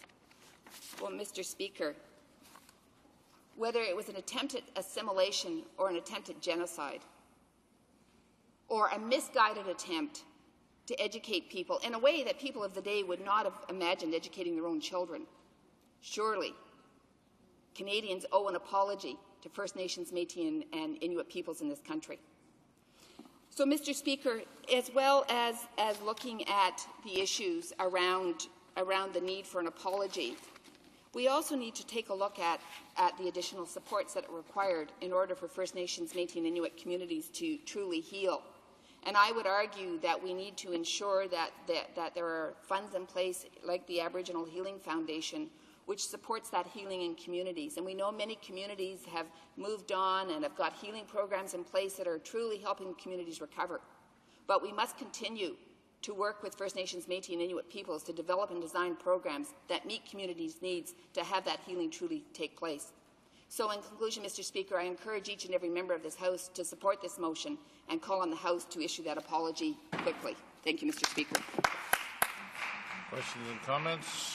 The Honourable Member for Disnessy, Mississippi, Churchill River.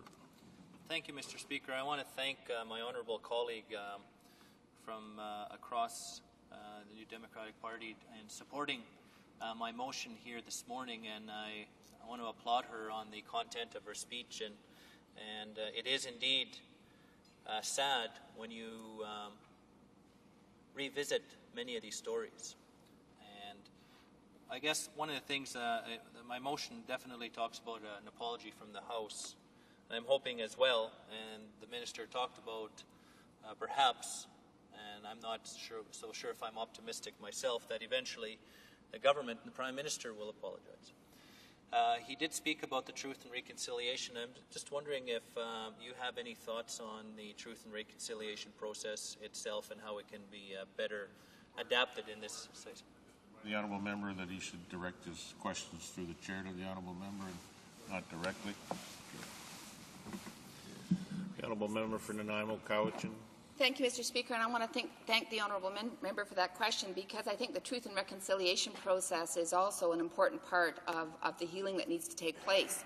And I would argue that the truth and reconciliation process must be developed and designed in full and complete consultation with First Nations, Métis and Inuit peoples. A truth and reconciliation process that goes across the country and hits the major cities will leave out so many people in so many rural and remote reserves. And I know, for example, in my own area of Nanaimo Cowichan, we have people that live on small islands. We have people, elders, who would have a great deal of difficulty even traveling to, for example, Vancouver for a hearing.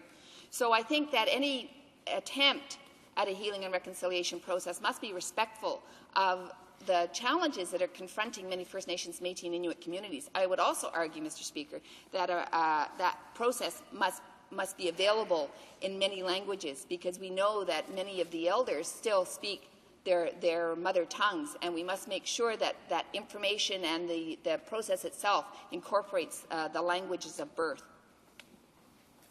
Further questions and comments? The honourable member for Yukon. Thank you, Mr. Speaker. The speaker that spoke before the speaker, and I congratulate her on her speech, talked about the Court Challenges program being used by Aboriginal people to defend their rights. And when the Conservatives were asked yesterday why would they cancel that program, a member that's on the Status of Women Committee got up and said we shouldn't be funding a program that helps small special interest groups defend their rights. Does a member believe that Aboriginal people are an interest group and defend their rights over the majority of Canadians? And does the member think that women are a small minority of Canadians? The honourable member for Nanaimo Cowichan. Thank you, Mr. Speaker. And First Nations, Métis and Inuit peoples are absolutely not a small special interest group in this country. They are the original inhabitants of this country. And the Court Challenges program was one of the few mechanisms that provided people an opportunity to challenge some of the more egregious violations in this country. So it's a sad statement that that's no longer a remedy for people. And as well, when we speak about women being a special interest group, we represent over 51% of the population in this country, and would argue that we should probably have more access to things like court challenges. Further questions and comments? Resuming debate, the honourable member for Sault Ste. Marie. Okay, well, thank you very much, Speaker. I appreciate the opportunity this morning to speak on this very important issue in this House. I first want to thank the member for Desnethe, Misnipi, Churchill River for bringing forward this resolution, challenging all of us in this place to come forward and issue a collective apology to our First Nations with respect to the residential school situation that we're still continuing to try to resolve in this country. I also want to thank my own colleague, the member for Nanaimo Cowichan, for the excellent work that she's doing to try to move this item forward and get justice done in this country, where all of these really, really important people are concerned. I know in my own community of Sault Ste. Marie, there's an elderly gentleman named Fred who walks his bike around town, winter, summer, fall, spring.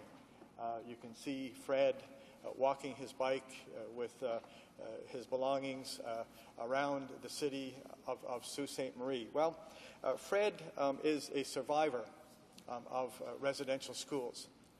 Fred has become a bit of an institution in our city, a man who is much loved by everybody.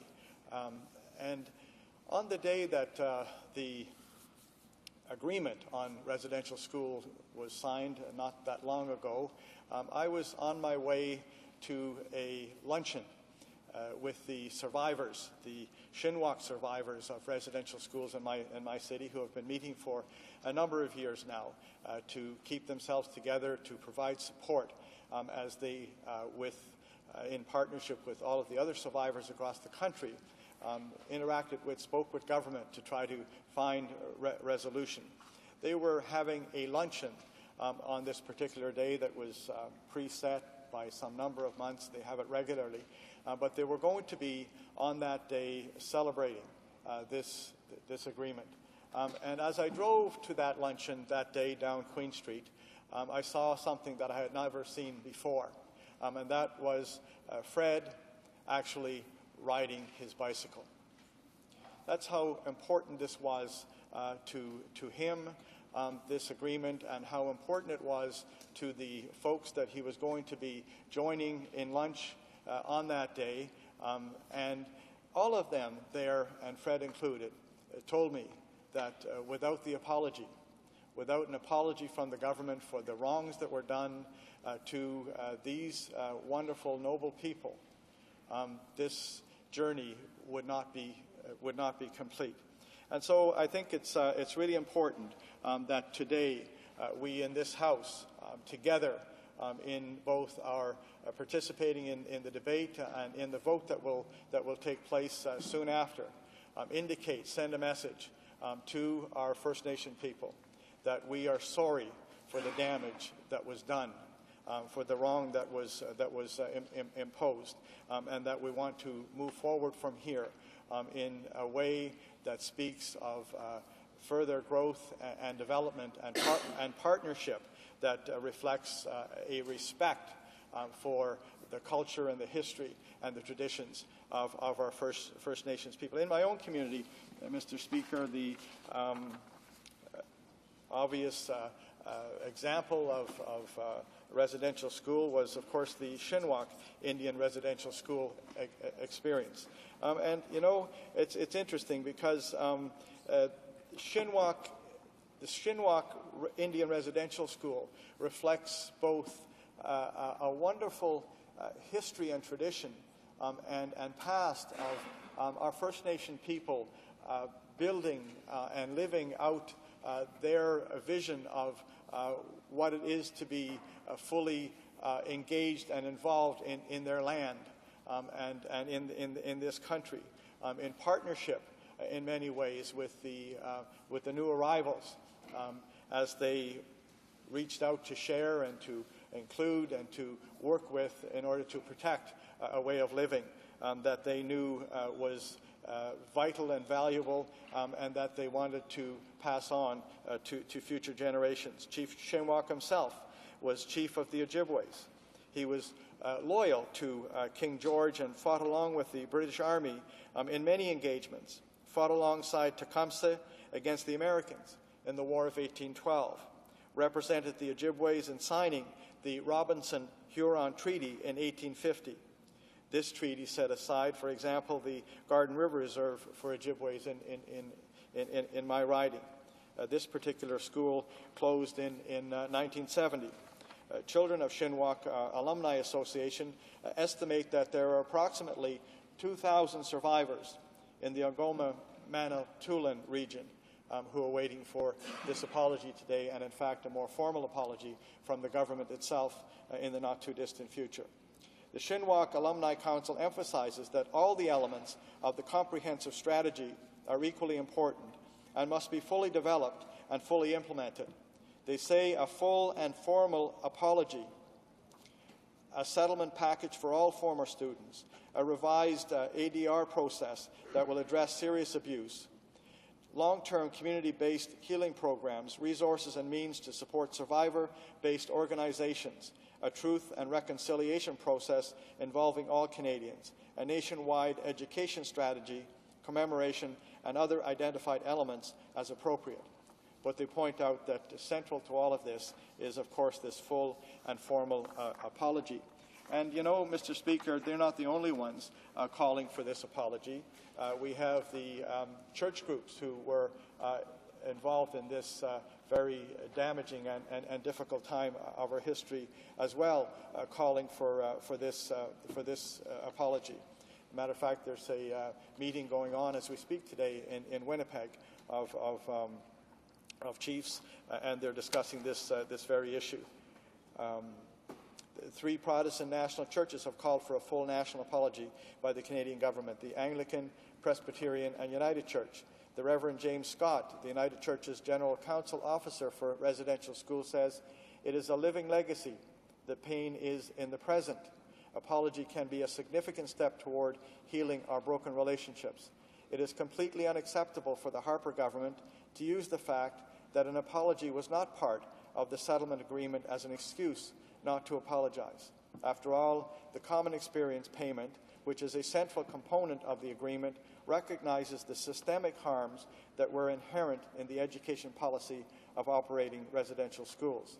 In a letter to the Minister in August 2006, the United Church's then moderator, the Right Reverend Peter Short, wrote, "It is our concern that the agreement which attempts to address the harm done to former students will seem hollow and disingenuous if a national apology does not accompany its implementation. Indeed, we are aware that from the standpoint of those most affected, those with whom we are attempting to set things right, an apology is central to the true spirit of reconciliation." The United Church goes on to say, "We believe that a national apology partnered with the settlement agreement will be an historic step toward closing this tragic chapter of our past and fostering a new and positive spirit in which to work together with all Aboriginal people towards a more just and promising future." Mr. Speaker, in the last year or so across this country, meeting with and talking with and looking at the issue of poverty, and overwhelmingly, most everywhere I went, the face of poverty was Aboriginal. A situation that should not exist in a country as wealthy as ours. A situation that should not exist in a country with the resources and the intelligence that we have. It should not be allowed to exist. And the other thing I discovered as I crossed the country and looked at the terrible reality of poverty as it exists in so many of our communities and the Aboriginal face of poverty is that people out there were yearning for, were calling for, were hoping for a vision. They wanted, they said to me, our government to put forward a vision of our country consistent with our history and our efforts to combat, the geography that we live in, the weather that we have to deal with, the distances that often come between communities, that talk about sharing and caring and about community. And I suggest to you in conclusion today that we are not going to get to that vision of a caring and compassionate and wonderful country rooted in community until we right this relationship that we have with our First Nations people. And the beginning of writing that relationship, in my view, Mr. Speaker, is this apology that must come from this House and from this government. Questions and comments. Questions and commentaire. Resuming debate. The question and comment? No. Resuming debate. The honourable member from Yukon. Oh, sorry, you were asking a question. The honourable member from Western Arctic on a question. Thank you, Mr. Speaker, and I want to thank my honourable colleague for outlining so well the real essential element of an apology for people, Aboriginal people across Canada. I come from a riding where over 50% of the population is First Nations, Aboriginal people, Nunavut, Métis. Many of those people attended residential schools, and many of them suffered grievously, and this issue of compensation goes only so far in their quest to return to normality and return to a healthy and self-fulfilling lifestyle. Residential schools had impacts on so many things. The ability of people in the future to, in terms of parenting skills, their ability to understand how to raise their own children in the future was one of the rather terrible impacts of taking people out of their homes and putting them into an institutional situation for most of their formative years. I had the opportunity to attend a conference in Yellowknife a month ago on the question of fully restoring,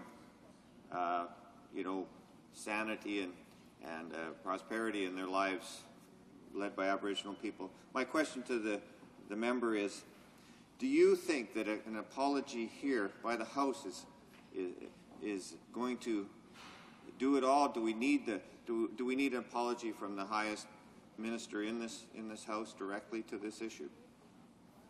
The honourable member for Sault Ste. Marie.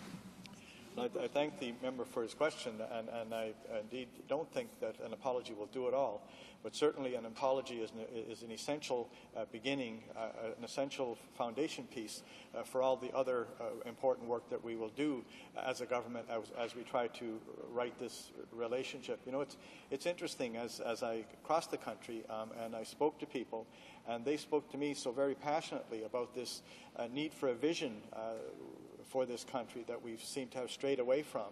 And they speak about the very wonderful history that we have that's rooted in community and caring and compassion and the development of things like our healthcare system and, you know, our education system and our Canada pension plan and our employment insurance that were all put in place to make sure that nobody got left behind, that we looked after each other. You know, the one, though, thread in all of it that doesn't fit, that still doesn't fit, is how we treated our First Nation people. And what they're saying, and the conclusion that I've come to in answer to my friend here, is that unless and until we get to fully and completely righting that wrong relationship with the people who were here and were stewards of this land before we ever arrived, and that righting of relationship starts with an apology, we will not be able to get to this, I think, important and doable, wonderful vision that we could have for this country that could set us again where we were a few years ago, at the top of the heap where, you know, the index of human development, et cetera, and the United Nations is concerned, and to lead the world in the ways that we look after each other and in particular those who are most at risk and marginalized. Thank you very much. Resuming debate, the honourable member for Yukon. Merci, Monsieur le Président. Thank you, Mr. Speaker. Mr. Speaker, I'll be splitting my time with the member for Churchill. I'd like to, first of all, congratulate the member from Desnay, Mississippi, Churchill River for bringing forward this very important motion to the House. And I'd also like to congratulate the people in the Liberal leadership. As you know, it's an opposition day, and we could have chosen any of many topics, but to pick a topic that's dealing with some of the most injured and downtrodden in our society, I think is very admirable, and it's quite in contrast to what we heard yesterday from a Conservative member that suggested that that we shouldn't be paying for disadvantage to fight for their rights under the Court Challenges program. And the road to hell is often paved with good intentions, and I'm sure there were people at the time of the residential schools, some people that thought that that this would help Indian and Inuit people get an education, to learn a language, learn English, language of the world, where they could get on and prosper.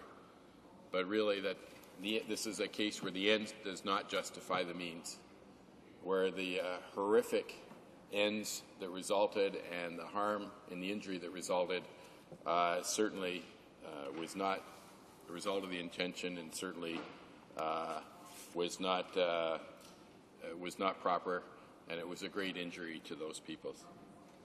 I'm sure everyone loves their children. I know the Minister of Indian Affairs and the Parliamentary Secretary have children.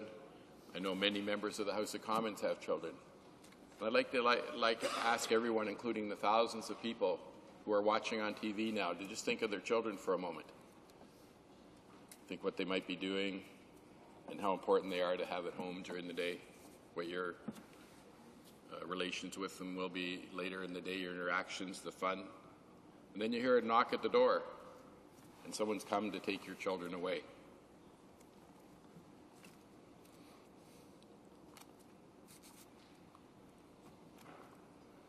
And away for a long time. And for a long distance. You know, we have people that complain if their school for their children is a kilometer away.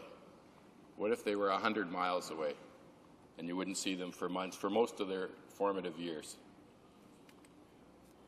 And while the children were there, they weren't allowed to speak English or French. Their language was taken away. And they come back, when they finally come back, speaking a different language. And what type of parenting skills?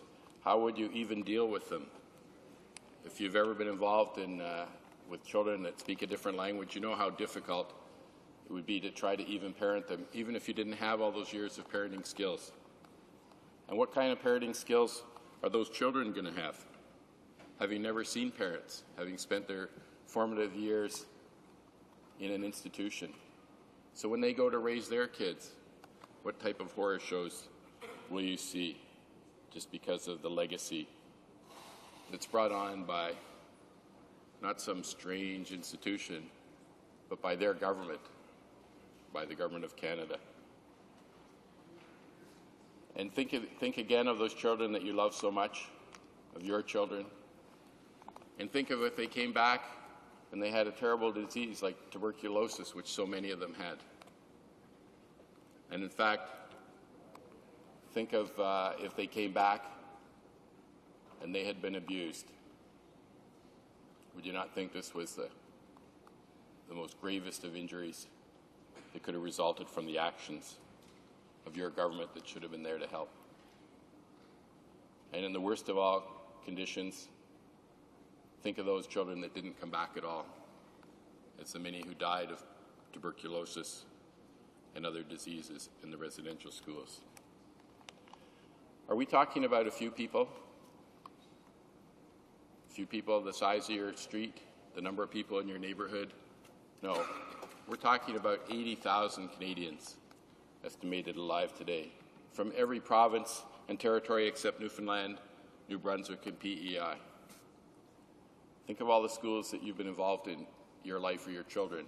What is it, 2, 3, or 4? Are we talking about that many schools in Canada? No, we're talking about 130 schools. This is a monumental personal injury in Canada to our First Nations people. You know, Canadians do great work overseas, and we should in fact invest even more in that work.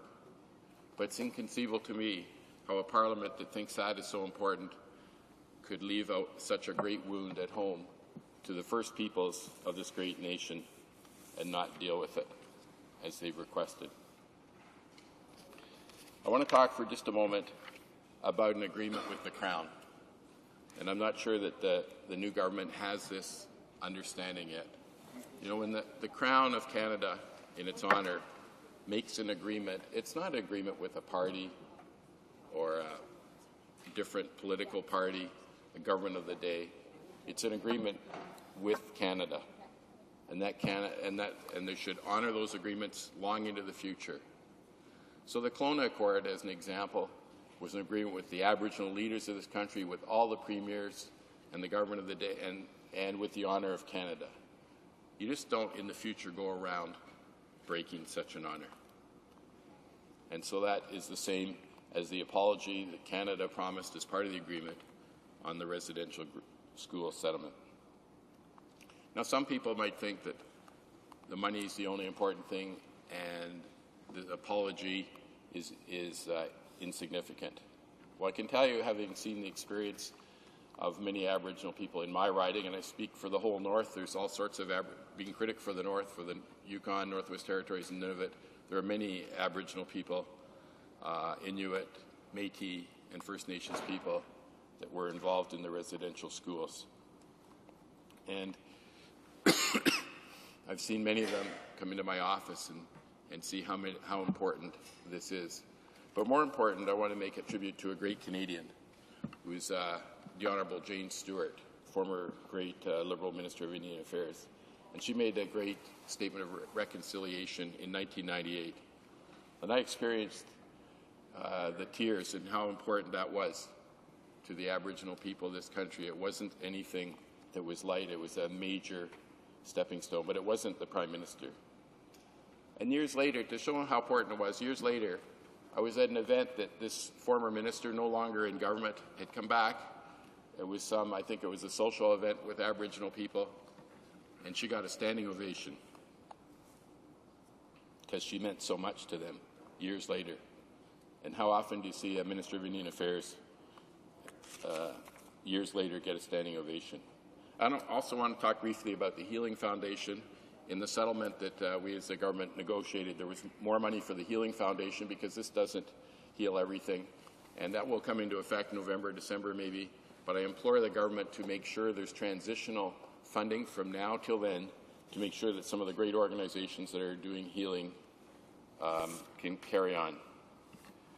I just want to say that I've seen many of these people in my office, as I said, and I talked to a lawyer on the weekend that deals with these cases, and he said that any member of Parliament here that's considering not voting for this apology should hear the stories of the pain and suffering of the many people that have been in his office.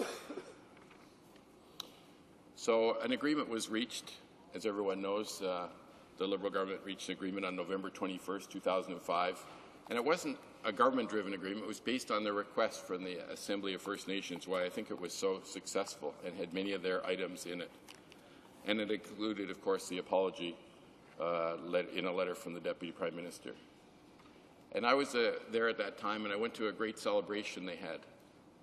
And once again, you could see the tears of the people in that room, that this great milestone, this great injury to the First Peoples of Canada had finally a great step been taken in reconciliation. And even a great man, the National Chief, Phil Fontaine, and you talk about great chiefs in history of North America, I think Phil is one of those at the top. And you see such a man in tears. And I have to congratulate the member from LaSalle and Mard and those in government at the time that came to that great agreement. And now that great chief is asking for an apology. And I don't think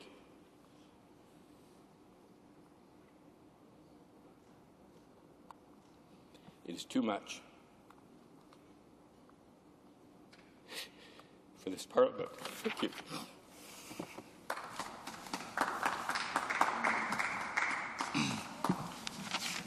Questions and comments, questions and commentary. The Honourable Member for Brant. Thank you, Mr. Speaker.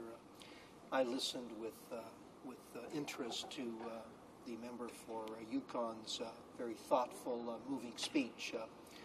The member for Yukon, Mr. Speaker, has an extraordinary awareness of and sensitivity to issues which affect Canada's First Nations, Inuit, and Métis, and he is constantly alert to issues which affect Canada's First Peoples. I would like to ask him, Mr. Speaker, about an apology. My riding of Brant, Mr. Speaker, consists of the most populated First Nations community in Canada, 6 nations of the Grand River, some 22,000 individuals, and I consider it an extreme privilege to represent those good people from 6 nations. But I have not heard in my riding from Aboriginals or non-Aboriginals, I have not heard a single individual say that the government should not apologize for one of the most dishonorable deeds that the government was ever complicit in. Not a single individual has said to me, maybe we don't need to apologize, maybe we shouldn't, maybe there are complications. Every last person with whom I speak, Mr. Speaker, says we should apologize. It's the honorable thing to do. There can't be forgiveness unless there's an apology. We can't move forward unless there's an apology. I'm wondering if the member for Yukon, whom I greatly respect, has heard similar comments from his constituents. The Honourable Member for Yukon. Well, thank you. Basically, exactly. I haven't heard anyone that thinks this is not very important and should be done. And I think we got to remember the part that the Aboriginal peoples played in building this country, in building the stewardship for thousands of years before we arrived. And the fight they did in the wars, they joined us in the wars, and those that weren't respected for their contributions to this great nation, and those great peacemakers among the Aboriginal people that helped out the settlers and helped us build this country together. Great peacemakers like Phil Fontaine, and I think we should have great respect for those And the least we can do is, as Parliament, unanimously vote for this apology that they've asked for, and have the Prime Minister also provide an apology.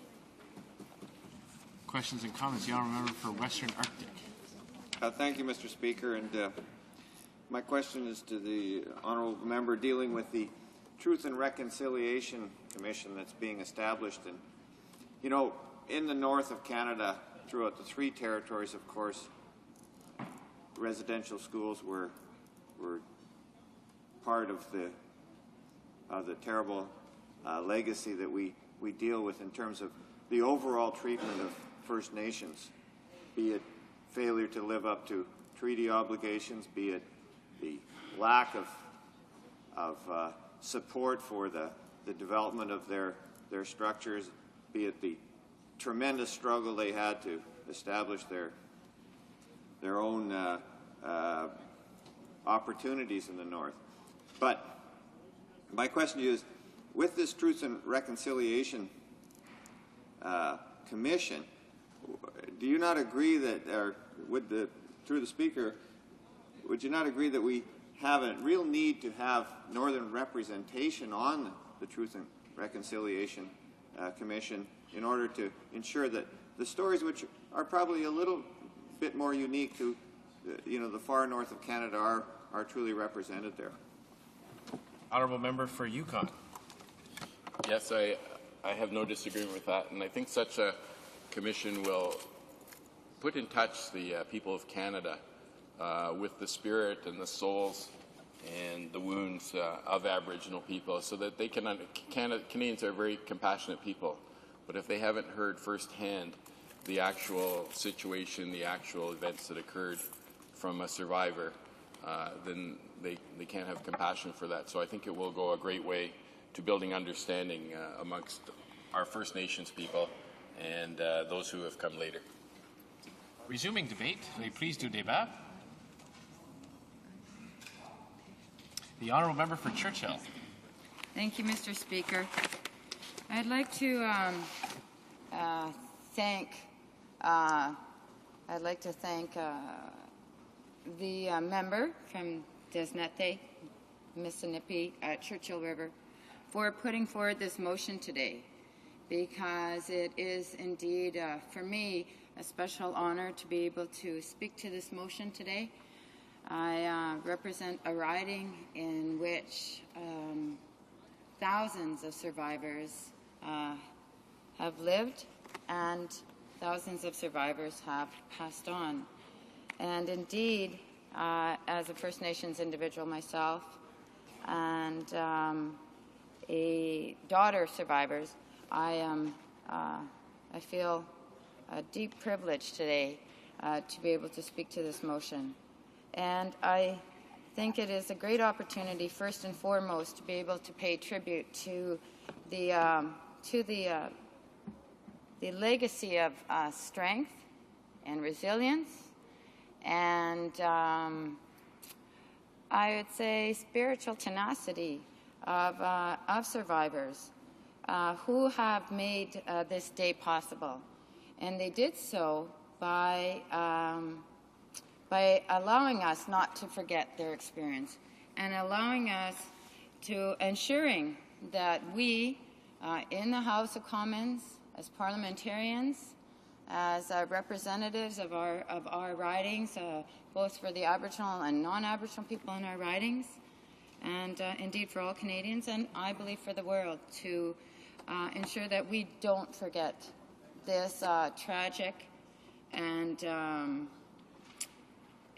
devastating chapter in the history of our country. And I say so with an absolute conviction, because it is the strength and the courage of survivors, I believe, that has made the whole of residential school compensation package a reality, and it is their courage and conviction which has made it an issue, indeed, that we talk about today in the House, in terms of an apology on behalf of, coming from the House, as parliamentarians, but also I think that the issue as well of an apology where the government of the day should take the lead and take the cue from parliamentarians that an apology is mandatory as part of the healing and reconciliation process that needs to occur in this country for us to be able to stand in truth of that commitment we have to human rights in this country and as Canadians and as we often claim as leaders and champions of human rights in the world. And I would like to especially acknowledge certain individuals because I'm very proud to say that the current National Chief, Phil Fontaine, who has been absolutely central to this process, is from my riding, and he has been active on this issue for almost 20 years now, and was in 1990 when he did come forward as a survivor and shared with this country and shared with Manitobans initially and shared with the country his experience. And I believe that it was the courage of our national chief, Phil Fontaine, that has been instrumental in helping this issue move along at a political level. And I would also like to acknowledge elders from my riding, Elmer Kershane and Kenneth Young, who have also been key supporters of the First Nations effort to ensure that this issue is made a political issue, and that the compensation package remains a priority. And in terms of the compensation package, I would like to also acknowledge the role that First Nations people from all over the country have had in terms of making this a reality. And I know that this current government likes to take the credit for the compensation package as it is, and I applaud them for moving forward on the residential school compensation package in a nonpartisan way, because that was indeed the right thing to do, and it was certainly part of what we need to do as a country. But I would like to also talk about the history of the residential school compensation package, in that it did occur, Mr. Speaker, because of the commitment by First Nations individuals. And as my colleague did share with us, that this has been an extremely painful experience for First Nations and Métis and Inuit individuals who have not only those that survived as they had been devastated by having to leave their communities, leave their families. They were just children. They were in an institution. They were in a foreign institution. And often they were the victims of not only an effort to eradicate their culture, but also they were victims of abuse, of horrendous types of abuse, and it is not uncommon, that experience, sadly enough, and it has been through the process of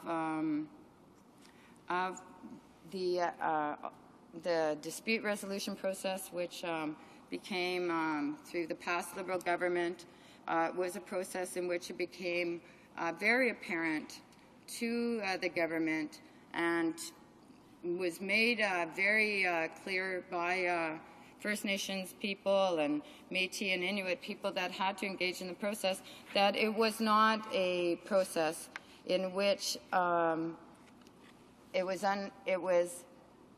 a reconciliatory type of process, a process in which would allow the victims to move forward, to allow the country to move forward in terms of truth and reconciliation.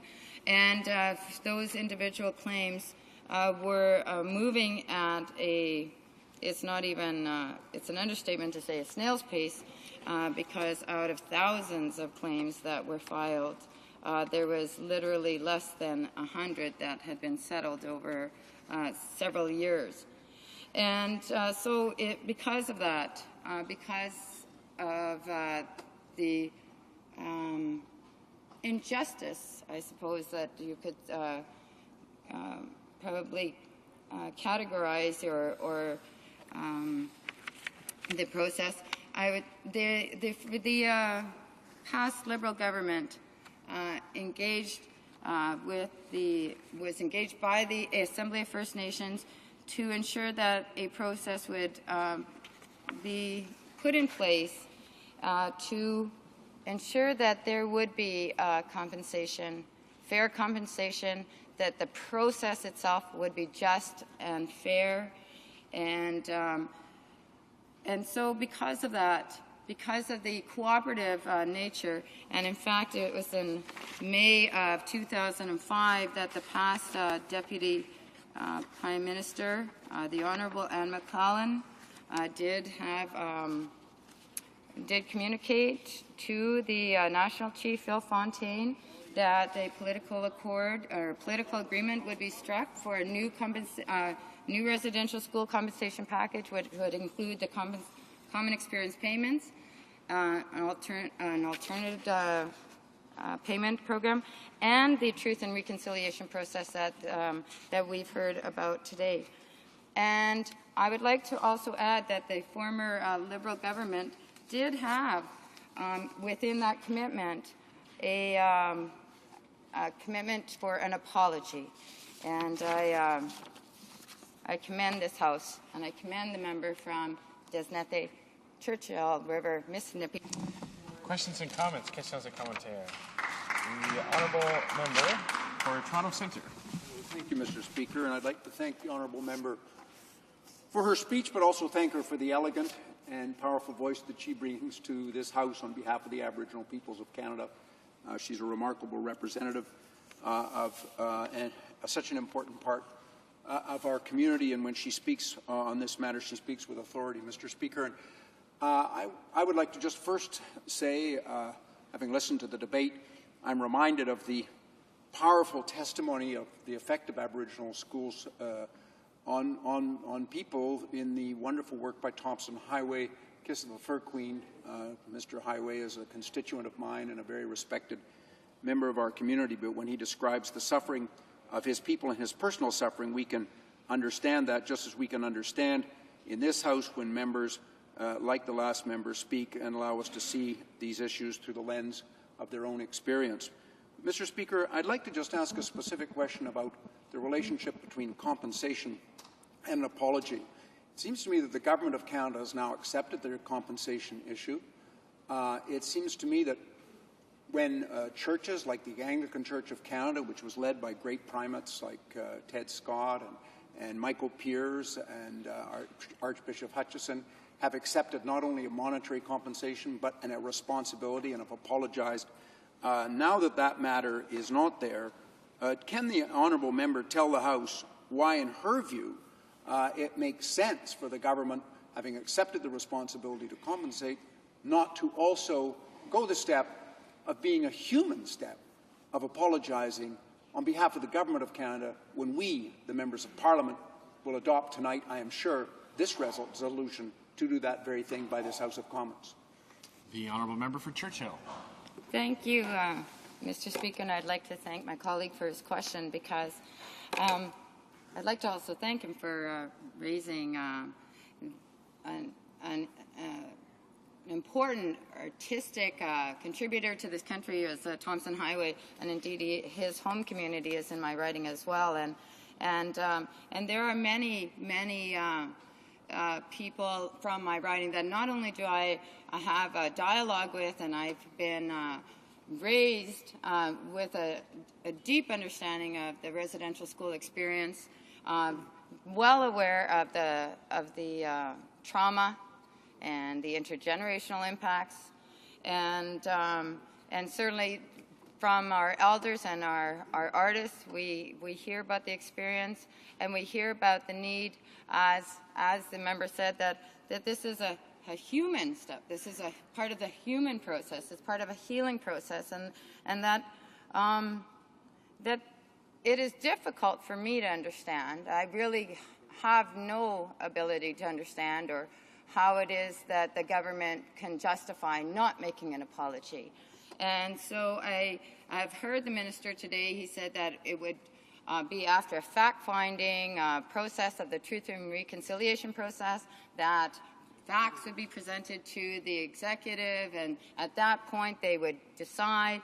But we also did hear the minister in the past month say publicly that an apology wasn't necessary, that this process was a matter of trying to educate people, that the residential school system was an effort to educate children.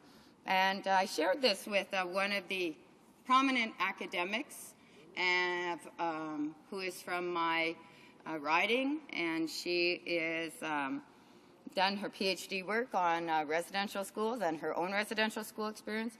And I shared with her about what was happening in the House today, because currently, today as we speak, there is a National Residential School Survivor Conference that is taking place in Winnipeg. And Ms. Young, who is a professor, did say that she felt that this was belittling, and that it belittles the process. It belittles the motion. It belittles the process of truth and reconciliation. And so it is beyond my comprehension, and certainly I don't think that we've had any fair answer coming from that side of the House as to how they justify that decision.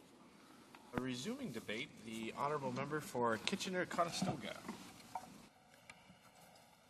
Thank you, Mr. Speaker. Mr. Speaker, I rise today to speak in support of the motion of the honourable member for Desnethi-Mississinipi Churchill. Mr. Speaker, I will be splitting my time with the honourable member from Peace River. Under the watch of Canada's new government, the Indian Residential School Settlement Agreement received its final court approval on March 21. This historic agreement will foster reconciliation between Aboriginal people who resided at these schools, their families and communities, and all Canadians. Mr. Speaker, it was this current Minister of Indian Affairs who challenged the former Liberal government to take real action on achieving resolution to this sad chapter in Canadian history. And it is this minister who has shepherded the agreement to where it is now. I believe that it is most important at this time to take all the steps necessary to ensure that the agreement is implemented as soon as possible, so that former students and their families who decide to remain in their settlement may benefit from it. That is why we are working hard towards the implementation of the settlement agreement, which includes elements such as the Truth and Reconciliation Commission, a common experience payment, and funding for the Aboriginal Healing Foundation. While I agree that this specific initiative requires immediate and sustained attention, I also believe it is essential to look beyond this one issue to the wider array of challenges that face all Aboriginal people and communities in Canada. Mr. Speaker, I can point with pride to the significant progress that Canada's new government has made in working in partnership with Aboriginal groups, and is making progress in these areas to address a number of challenges. For instance, let me discuss Bill C-44, an act to repeal Section 67 of the Canadian Human Rights Act, which was introduced in the House on December 13 of last year and is currently being considered by the Standing Committee on Aboriginal Affairs and Northern Development, of which I am very honoured to be a member. Bill C-44 will end an exemption included in the original legislation when it was put into force 30 years ago, a measure designed to be temporary. Well, here we are 30 years later, and this temporary measure remains in place. Mr. Speaker, this needs to change. In order to investigate and adjudicate alleged acts of discrimination, the Canadian Human Rights Act established two bodies, the Canadian Human Rights Commission and the Canadian Human Rights Tribunal. Over the past 3 decades, the Canadian Human Rights Act has served to strengthen democracy in this country. Unfortunately, Mr. Speaker, not all Canadians enjoy access to the legal instruments provided by the Canadian Human Rights Act. Section 67 states, I quote, "Nothing in this Act affects any provision of the Indian Act or any provision made under or pursuant to this Act." End of quote. This simple sentence effectively denies some Canadians access to the remedies granted in the Canadian Human Rights Act. Section 67 shields the Indian Act and any decisions made or actions taken under the Indian Act from the application of the Canadian Human Rights Act. Under Section 67, potentially discriminatory decisions made by agencies mandated by the Indian Act, such as band councils, school boards, as well as the federal government itself, are exempted from the Canadian Human Rights Act. These decisions often touch on crucial aspects of day-to-day life, such as education, housing, registration, and the use and occupation of reserve lands. In effect, Section 67 puts into question our claim to be a fair and egalitarian society. As a consequence of this exemption, individuals, mostly residents of First Nation communities, have had limited recourse under the Canadian Human Rights Act should they feel that their rights have been violated. This fundamental injustice is a blemish on Canada's democracy. Section 67 clearly permits discrimination against particular groups of citizens. The exemption creates an odd irony of sorts. Legislation designed to promote equality effectively sanctions discrimination. Under Section 67, thousands of Canadians cannot fully avail themselves of the legal instruments that combat discrimination. And what is particularly unsettling is that Section 67 affects many of Canada's most vulnerable citizens, residents of First Nation communities. Support for the repeal of Section 67 comes from a wide variety of groups, including the Aboriginal Affairs and Northern Development Committee, which called for the repeal of Section 67 in its 2005 report on matrimonial real property on reserves, in its report entitled Walking Arm in Arm to Resolve the Issue of On-Reserve Matrimonial Real Property. Support for the committee's position on the matter at that time was based largely on the testimony of representatives of several key groups, including the Native Women's Association of Canada. Over the years, calls for the repeal of Section 67 have come from several other groups, including the Assembly of First Nations, the Congress of Aboriginal Peoples, and the Canadian Human Rights Commission. Mr. Speaker, it is a simple issue of human rights. Canada must not perpetuate the discrimination inherent in Section 67, and nothing will change unless action is taken. The time has come to ensure that all Canadians are treated equally before the law. Bill C-44 proposes a fair, realistic approach to ending nearly 3 decades of sanctioned discrimination. We must seize the opportunity before us and ensure access to full human rights, ensuring that those rights are provided to all.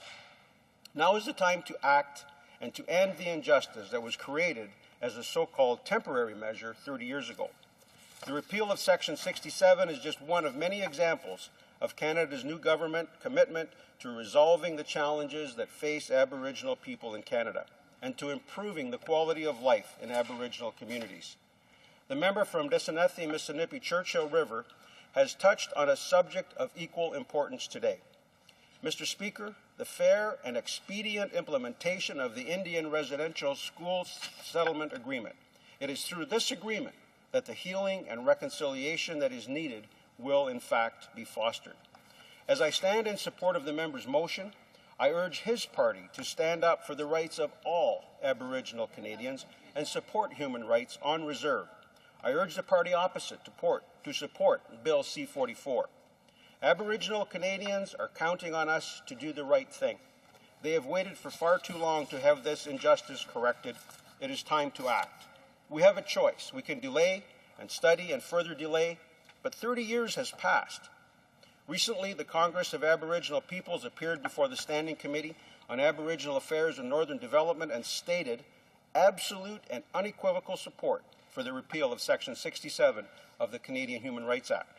They went on to say, the fact that the Indian Act has substantially escaped human rights scrutiny for 3 decades is unacceptable in a country that is otherwise held up throughout the world as an example of success and a prosperous democracy. So, Mr. Speaker, while I agree with the motion before us today, we cannot afford to hide behind more words. Now is the time for meaningful action, and our minister has shown over and over that we are getting things done for Aboriginal Canadians. Thank you, Mr. Speaker. Questions and comments? Questions and commentary?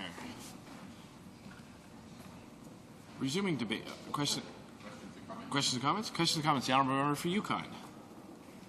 I'd like to thank the member for supporting the motion. And I don't have a question, so he can answer any way he wants. I just want to put on record a letter from the Anglican Church of Canada, just an excerpt from it, from March 27th to the Prime Minister. On behalf of the Anglican Church of Canada, I'm writing to convey you my strong disappointment and sadness at your refusal to offer apology to Aboriginal Canadians who were former students of Indian residential schools and to families as reported this morning in the Globe and Mail. And it goes on a long way. And he talks about an apology made by the former primate, Archbishop Michael Pearce, in 1993, where it said, I accept and confess before God and you our failures in the residential schools. We failed you, we failed ourselves, we failed God. I am sorry then, more than I can say, that we were part of a system which took you and your children from home and family. I am sorry more than I can say that we tried to make you in our image, taking you from your language and signs of your identity. And I'm sorry more than I can say that in our schools so many were abused physically, sexually, culturally, and emotionally. On behalf of the Anglican Church of Canada, I offer an apology. Mr. Harper, I strongly urge you to reconsider your decision to refuse an apology to the Indian residential school former students and their families. And I just want to congratulate the Anglican Church for their statement. I will just remind the Honourable Member that even when we're reading letters, not to use proper names of members, but they're writing our titles. I know usually he's very good about it, but the Honourable Member for Kitchener-Conestoga. Thank you, Mr. Speaker. I think it's clear that this government is working on behalf of Aboriginal communities all across Canada. We've had a number of initiatives that the Minister has worked on to affect the positive changes that are necessary. And I think it's also clear, Mr. Speaker, that in the past, different Aboriginal groups have accepted the fact that this settlement does in fact indicate that we have accepted our responsibility. I will quote Mr. Fontaine. He said after the December 2006 compensation deal, he said, quote, we have in this agreement recognition that harm was done to our people and those who harmed our people are prepared to accept their responsibility. So I think we can see that it's clear. Is there comments, questions, or commentary? Resuming debate. The Honourable Member for Peace River. Well, thank you, Mr. Speaker. I rise today in support of the motion from the Liberal member across today. Canada's new government has always been and continues to be committed to a fair and lasting resolution to the Indian residential schools. We are determined to move forward in this partnership with Aboriginal community nationwide towards a better quality of life and a brighter future.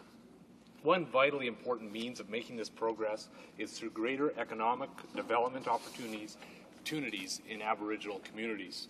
This government has always said that there is no single catch-all approach to addressing the issues in Aboriginal communities, and the question of economic development is no different. Each community must follow its own path towards improved economic and social well-being, collaborating with those partners who can help to reach its goals. In order to better assist communities in searching and securing their own economic future, this government has brought together the expertise of Aboriginal Business Canada, or ABC as it is commonly referred to, and the Economic Development Programming Function of Indian and Northern Affairs Canada to form a new unit. This will improve the coordination of programs across the country to better support Aboriginal business development.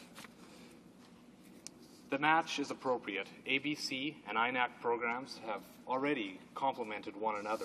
Aboriginal Business Canada provides financial and other supports to individuals and community-based firms, as well as to Aboriginal business development and financial organizations, while INAC programs work more broadly with the community at the community level by funding the business plans and feasibility studies needed to launch successful projects. This amalgamation of functions is a timely one. Aboriginal entrepreneurs operate a growing number of businesses in a full range of economic sectors, and they are more willing and better able than ever before to initiate new partnerships on these programs, on these projects, and in these programs. We currently find ourselves at a historical crossroads, a booming economy, a youthful Aboriginal population, and are presenting an unprecedented economic opportunities for Aboriginal people. And it is incumbent upon this federal government and the provincial governments, as well as Aboriginal business people and organizations, to ensure that Aboriginal communities are able to make the most of these opportunities. A generation of baby boomers is beginning to enter their retirement years, and Canada faces a potentially lengthy period of labor shortages, particularly in the skilled trades. This shortage, combined with the close proximity of many Aboriginal communities to major resource development projects, provide the preconditions for robust economic development in these communities and among these individuals. We firmly believe these conditions must be fostered and supported by real resources, and that is why Budget 2000, introduced in this House on March the 19th, committed $105 million over 5 years to the Aboriginal skills and employment partnerships. This includes $35 million in the first 2 years. As a result of this investment, an additional 9,000 Aboriginal individuals will receive skills training, and an additional 6,500 will secure sustainable skilled jobs. We know that with the guidance of National Aboriginal Economic Development Board, we will be able to make important innovations and improvements in Aboriginal economic development in the years ahead. In fact, just last Friday, Minister Prentice named Chief Clarence Louis as chairman of this board. There is no Aboriginal leader in Canada today who is better known for his commitment to Aboriginal economic development. The National Board will be re-energized as a result of the appointment of this exceptionally qualified chair and the outstanding 5 new other members to this board. And this government is anxious to work with them to pursue economic measures that will benefit all Aboriginal people in Canada. As we also know, progress can be made. Indeed, we are already seeing it happen. In the Northwest Territories, the Aboriginal Pipeline Group owns a significant share of the Mackenzie Gas Project, the largest development ever proposed in the north. From the Niska in the west to the Membertou in the east, communities are ensuring a prosperous future by taking advantage of economic development opportunities. This surge benefits all Canadians, Aboriginal and non-Aboriginal alike. Recent examples of the federal government's support for economic development in Aboriginal communities are numerous. From making investments to strengthen the tourism industry in the Yukon, to foregoing Aboriginal employment agreements with leading private sector firms such as the Siemens, Capital Health, and the City of Edmonton, the Nova Scotia's Nurses Union, and the Trucking Human Resource Sector Council, we have worked with our provincial, territorial, Aboriginal, and other business partners to fulfill our pledge to bolster entrepreneurship and economic growth in Aboriginal communities. Robust economic opportunities help to provide a solid foundation on which thriving communities are built. They are the basis for business development. The impetus for skills and job training initiatives and the way forward towards a self-reliant, meaningful employed population. Aboriginal people in this country are ready, willing, and more than able to grasp these opportunities, and I'm proud of this government's progress thus far in working in partnership with these people to access these jobs. Mr. Speaker, we are happy that the Indian Residential School Settlement Agreement has happened, which received final court approval on March the 21st of 2007. It'll bring a resolution to this unfortunate chapter in history. But we also know and acknowledge the necessity for looking to the future and working with Aboriginal people to build a strong and to build flourishing communities. Economic development is a key means of accomplishing this. AFN National Chief Phil Fontaine recently pointed out that the First Nation population is a huge untapped resource. This government agrees, and that is why we are pleased with our budget 2007's investments of over $105 million over 5 years, more than double the size of the Aboriginal Skills and Employment Partnership Initiative. As everyone in this House can see, Mr. Speaker, Canada's new government and its partners are making progress along this road in working together to create the conditions for economic success, and that is why we are looking forward to even more achievements. I would encourage the members opposite to support these initiatives, much like they supported the budget in which our government announced $2.2 billion for addressing the legacy of residential schools. Thank you, Mr. Speaker. Questions and comments? Questions et commentaires? The honourable member for Kitchener-Conestoga. Thank you, Mr. Speaker. I listened with interest to my colleagues' comments, and I certainly agree that on this side of the House, we're supportive of the motion to issue an apology for the survivors of the residential school situation. But I think what we really need to do now is to, instead of continually looking back, we need to begin to look forward. I think the member addressed that beautifully in his comments. I'm certainly aware of a number of different initiatives on First Nations, with First Nations groups who are making significant strides in improving their own economic situation. I'm familiar with, or I've heard of, the Member 2 group in the East, and I know groups in British Columbia have had great success. I wonder if the member would have any specific examples, perhaps from his more immediate area in northern Alberta, of situations that he might be able to point to where success is being achieved by simply removing some of the obstacles that are in the way of Aboriginal groups finding a way out of their own difficult situations. The honourable member for Peace River. Thank you, Mr. Speaker, and I'd like to congratulate the member from Kitchener-Conestoga for his work on this file as he sits on the committee and works to find solutions to some of the issues that comes before their committee. I thank him for the question. The question, I guess, is with regards to the Aboriginal communities that live or that are in the constituency in terms of the geographical area of my constituency. And as you know, Mr. Speaker, and many of the members of this House will know that I have great oil and natural gas reserves in my constituency, and obviously that makes for a number of things. Obviously, we have a need for people to come into as skilled tradespeople and as laborers to work in our communities. And there's been a number of roadblocks that we've identified in our constituency for Aboriginal people, because quite frankly, we have 0% unemployment as far as the general population, but unfortunately that isn't the case on some of our Aboriginal some of our Aboriginal communities. And so we want to ensure that they can become part of this great success and this economic boom that we're experiencing. And so I've been working with the college, the local college that reaches out to Aboriginal people, the Northern Lakes College, and I met with them just recently to discuss some of the things that have held them back. And I'm actually working with our provincial counterparts to try to reduce some of the things that keep individuals from remaining in school once they do enroll. And so we're on that front we're working to try to resolve that. But certainly there's no question that if we can just get over some of the hurdles in terms of providing education and trades training to these individuals, that they are better and more likely and better suited to be able to take advantage of some of the economic opportunities that we're experiencing. Questions and comments? Questions et commentaires? Resuming debate, the honourable member for St. Boniface. Well, thank you very much, Mr. Speaker, and I'd like to begin by saying that I'll be splitting my time with the honourable member from Kenora.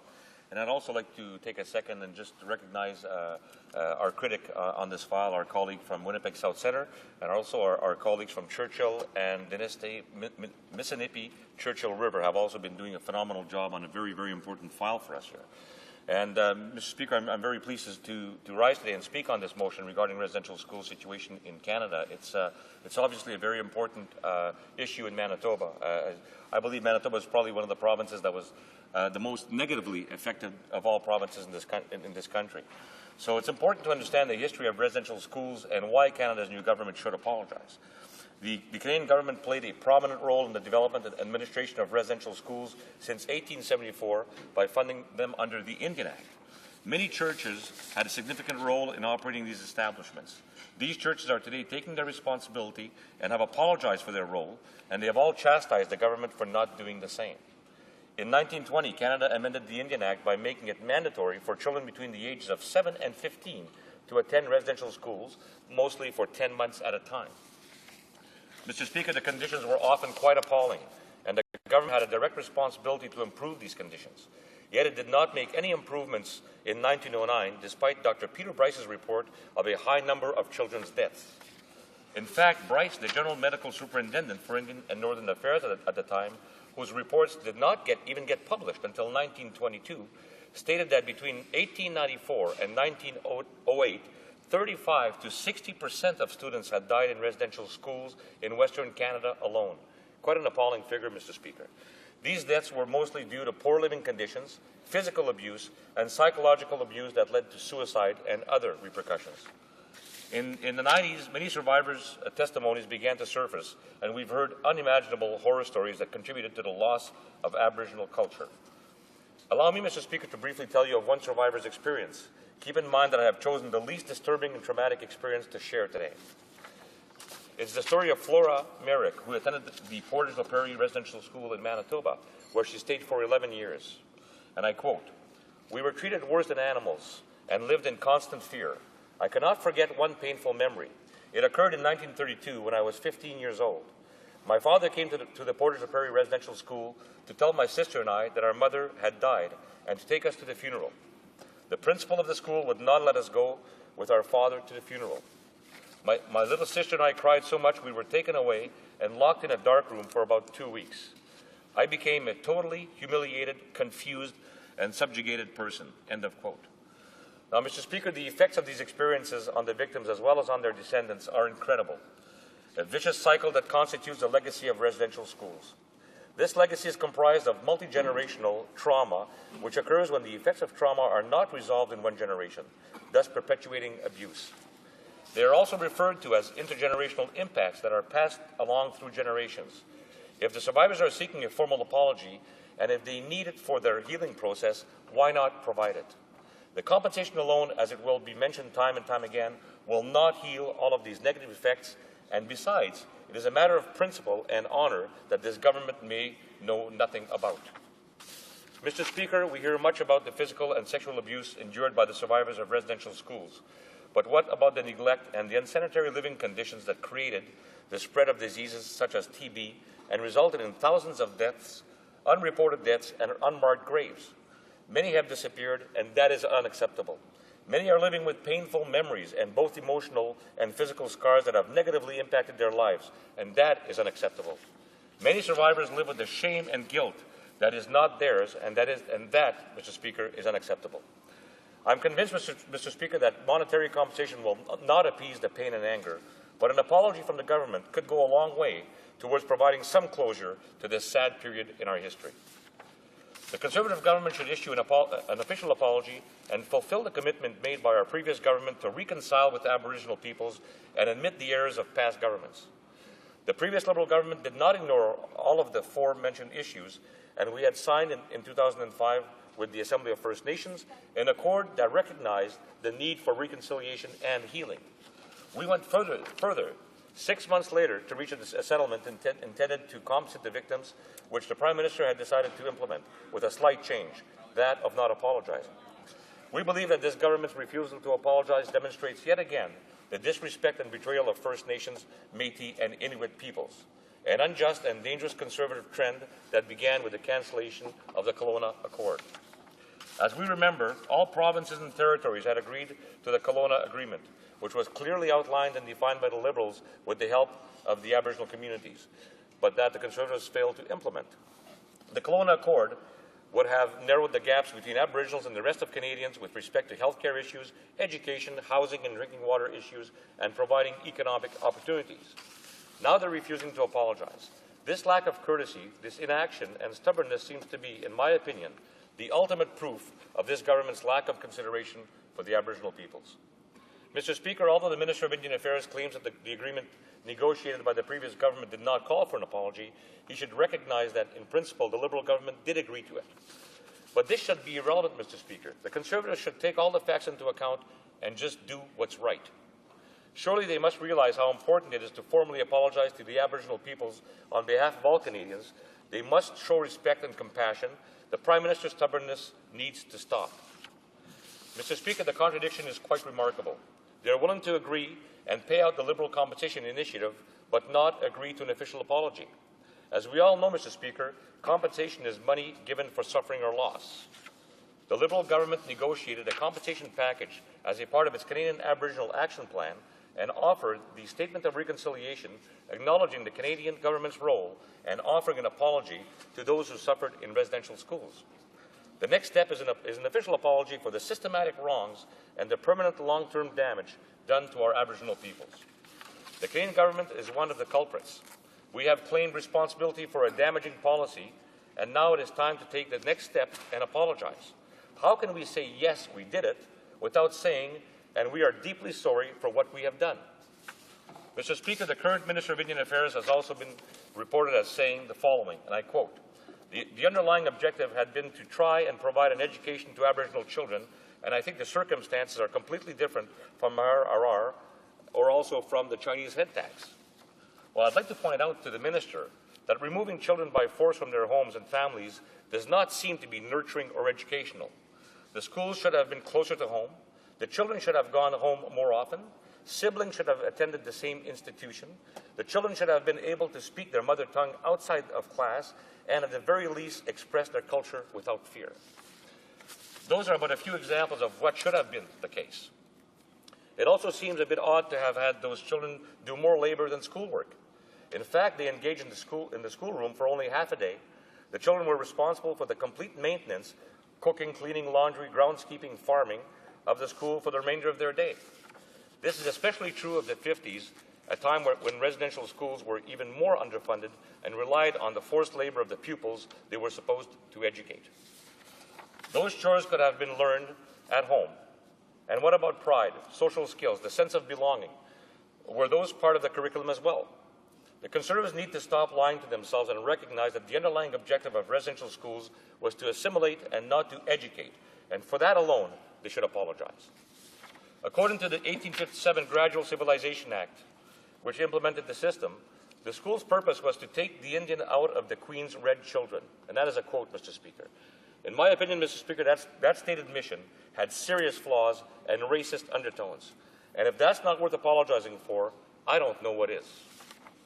As to the Minister's inability to comprehend comparisons between this issue and that of Meher Arar or of the Chinese head tax, he should only know that in all these cases, the state recognized its role in these tragedies and acted responsibly to mend the situation and reconciled with the victims. And if that is still too difficult for him and his team to grasp, they should just take our word for it and apologize, or better yet, they should listen to the Aboriginal citizens they represent, and these people are asking their Prime Minister to apologize. The National First Nations leader, Phil Fontaine, has also demanded an official apology to survivors of Indian residential schools. And Mr. Speaker, I would suggest that our Conservative colleagues across the way rethink their position. Well, actually, the Prime Minister does all their thinking for them, so I would ask the Prime Minister to review the abuse and the improper treatment imposed on our Aboriginal peoples and offer a formal apology. I certainly assume that the House will take its responsibility this evening and apologize, and the Prime Minister in a minority situation should take his lead from a Parliament created by Canadians. Thank you very much, Mr. Speaker. Questions and comments? Questions and commentaires. The Honourable Member for York West. Thank you very much, Mr. Speaker, and I want to compliment my colleague on that wonderful speech. You know, if we, in listening to that debate, this debate that's ongoing this morning, and you can't help but be sympathetic to the horrific things that have gone on Residential schools is one issue. There are a variety of things that have gone on in the last 100 years that many of us as Canadians are not necessarily proud of.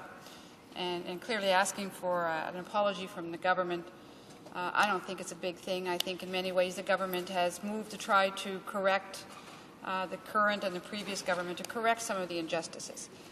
The words saying "I'm sorry" from parliamentarians and from the government, I think, is a big thing for a lot of the victims and a lot of the families that continue to suffer, as my colleague has pointed out. So I'd like to ask my colleague a question as to the ongoing future of many of these young people that continue to struggle, that I see in the City of Toronto, the areas that I represent. What else can we be doing in order to try to overcome the horrific injustice that happened to many of these families? The honourable member for St. Boniface. Well, thank you very much, Mr. Speaker. And I guess I thank her for the question. And I guess the first thing I'd like to say is that I've been hearing a lot the speeches on the other side about what we're doing for the Aboriginal community financially. And this is not what this is about. It's not about we're doing this and we're investing so much money. It's about an apology today. And I agree with you. And I think that governments do have a responsibility to when people were wronged, whether it's in the present or in the past, we do have a responsibility to apologize, and that's what hopefully what this Parliament will do this evening.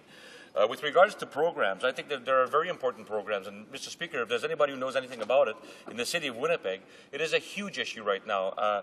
Aboriginal people with fetal alcohol syndrome, basically abandoned children. It is again, I think, a legacy of what we have created over the years.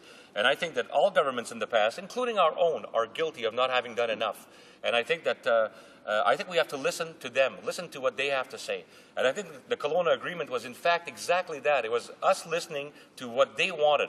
And that $5 billion agreement was, I think, a major step towards finally respecting the needs of our Aboriginal communities. So I believe a return to the Kelowna Accord with all we were doing with economic development, with health, with education, was the way to go. And I don't think in this whole thing that we can forget the whole question of the Aboriginal situation in urban areas. I know we talk about a lot about reserves, but I can tell you that the issues in urban areas is also very, very severe, and I hope that we would deal with those issues as well. Thank you. The comments, questions, and commentary. The honourable member for Yukon. Mr. Speaker, I just want to read once more a small paragraph from the letter I quoted from about 20 minutes ago from the Anglican Church of Canada, Primate Andrew Hutchison, to the Prime Minister. The Anglican Church of Canada was complicit in implementing the policy of assimilation. A total of 26 Indian residential schools were run by the Anglican Church, functioning as an agent of the Government of Canada. We are ashamed of this part in history. In 1993, our former Primate, Archbishop Michael Pearce, offered an apology on behalf of the whole Church for the harm done by the residential school system.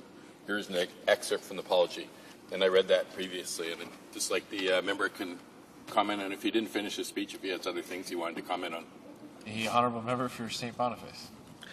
Well, Mr. Speaker, and I think that's very important, and I can tell you that I was very much involved in not the negotiations, but in discussions, because in my riding of St. Boniface, a lot of the churches were actually in St. Boniface. And I think it's interesting that you say that some of the first people to accept that they did do inappropriate things were the churches. And I had the oblates in my writing that I was discussing with, and I can tell you, I think it's important to note as well that not everybody is guilty. I mean, the churches were hired to do a job, and I think it's very important to note that there are a lot of people that were there for the right reasons, doing the right thing. And I think I want to put that on record as well, because I know a lot of good people who dedicated their lives to the Aboriginal community and did a fantastic job, and I know Chief Fontaine says that as well. So that's the first thing. And I think that if the churches who were there in a secondary role, because it was basically the government that was organizing all this, if the churches have enough heart and enough integrity to all apologize, and I believe they all did individually for the wrongs that were caused, it seems to me that the government should certainly take a lead from that and not be afraid to apologize. But we know that this Prime Minister has a difficult time with that, and I think he would be seen as a bigger person if he did. So we're hoping that this evening at the vote that the Prime Minister will apologize to these people that have been such an important part of our community. Thank you very much. Resuming debate, please do débat. The honourable member for Kenora. Well, thank you, Mr. Speaker. I'm grateful for this opportunity to speak to this motion. I'd first like to take a moment to thank the honourable member for Mississippi for the initiative and his relentlessness in demanding the Conservative government fulfill the commitment to apologize to the survivors of the residential school. In November 2005, the Liberal government reached a historic agreement intended to begin the healing process for the survivors. This agreement was comprehensive. It's compensation for survivors, creation of a truth and reconciliation process, and funding for the Aboriginal Healing Foundation were the pillars of this agreement. But most importantly, for the survivors that I've had a chance to meet was the inclusion of an apology. Someone in this cold, heartless government needs to sit and hold hands with the elders as they recount their painful stories. They believe that we can start over. They want to start the healing, and they want to move on. They deserve what was promised, a simple, human apology from the government, acknowledging their pain and suffering. But this Conservative government has backed away from this important part of the agreement. They refuse to apologize. I'd like to explain to the members of this House the experience that I've had conveyed to me by my constituents. I've had the opportunity to sit down with many of the survivors who have relayed to me their stories of being taken away from their families, from their community, from their culture, and from the only way of life that they knew, to be brought to these residential schools without fully understanding what was taking place. In some cases, children would have been taken from some of the remote reserves, never having been exposed to too much beyond their own community, and this only added to their trauma. In the Kenora riding, there are a number of large communities that are in the northern part, in the fly-in area of my riding, and I'll mention some of these now to explain later. Sandy Lake with the Chief Perdamus Anishinaabe, Bearskin Lake, Rodney McKay, Big Trout, Donnie Morris, and Pekanchikam, Chief Charlie Pascal. Many of these people know the pain of firsthand. But most of the reserves in riding would have been a distance from town in the southern part. The remote reserves are accessible only by air.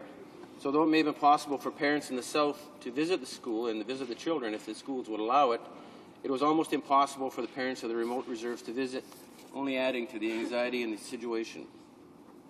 It is difficult for me to imagine my children living apart from me, much less forcibly removed from my community or my home, not having a say in their education or their well-being, and not being able to visit them would be extremely painful. If we can recognize that such a policy such as this would be wrong today, why is it impossible for this government to acknowledge that it was wrong in the past? This government would have us believe that an apology isn't necessary because the children would have benefited from the education these institutions provided. This is only another example of the pattern of blatant disregard and misunderstanding that this government has towards Aboriginal people. The first example of this pattern came when the government cancelled the historic Kelowna Accord. This accord gave hope to the Aboriginal Canadians that they were going to be part of Canadian society, and that the gap between First Nations and non-First Nations Canadians could someday be narrowed. First Nations people were hopeful for their children's futures, and very different from the experiences that they had to endure themselves. Residential school survivors were placed in institutions of sickness. The government would rarely provide enough resources so that every child would be provided with the basic necessities, and hunger was common. So not only were these children taken from their families, they were placed in unhealthy, overcrowded institutions. And how can this government not acknowledge that these well-documented conditions existed? And by not apologizing, they are doing just that. They are saying to the survivors that their experiences didn't matter, and this is shameful. I would say to the government that the residential schools were more than boarding schools. They were a place where the government carried out their policy of assimilation and the destruction of the Aboriginal culture, a culture that existed and persisted long before the Europeans arrived on this continent. And with a relative short time frame, the Government of Canada sought to destroy it. I have always found it ironic how the Government of Canada thought it was necessary to educate Aboriginal Canadians, considering the vast knowledge that Aboriginal Canadians had to offer us. Take the environment as an example. Sustainability is a word that we've been hearing a lot of in the recent years. The environmental degradation of our planet has reached an alarming level.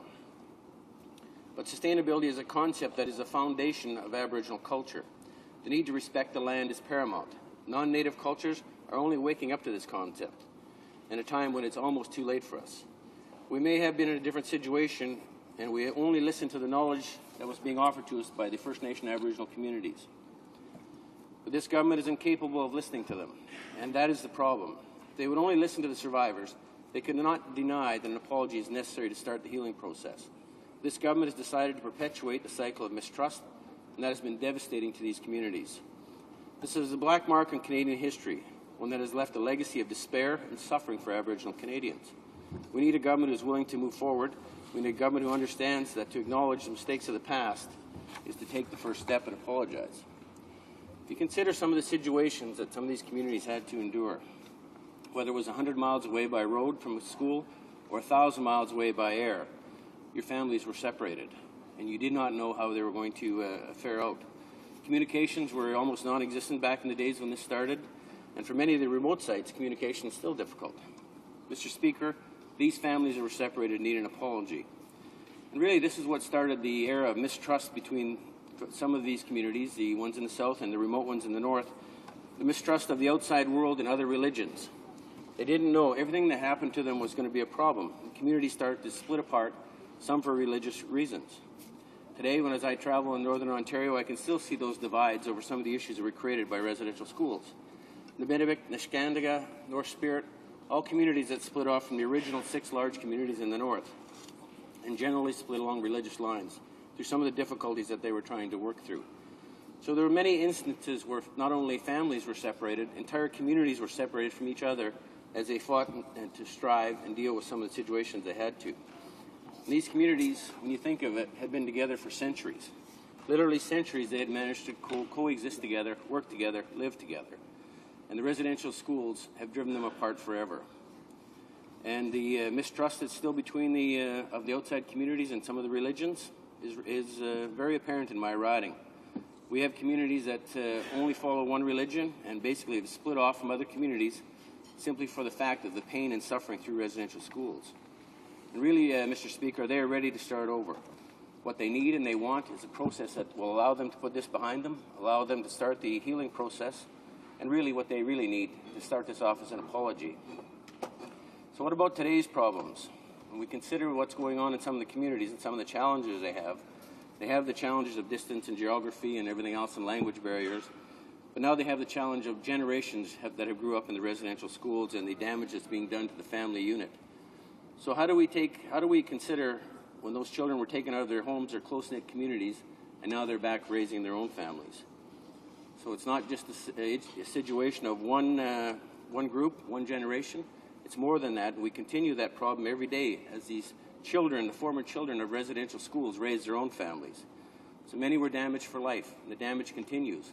We need to stop the damage. We need to start the process of the healing process that we all talk about. So what we really need to do is have an apology from this government so we can start moving this issue forward. Even the children that were out of residential school, what happened to them then? They were sent back to their own communities to be further divided and put more distance in between them. Poplar Hill, North Caribou, Fort Hope, all communities again that split off because the children that come home to raise families and lead their community were damaged by the residential school issues. And all of them, in every community, they can't understand the reason why the government cannot apologize. They know there was an agreement put in place by the former Liberal government.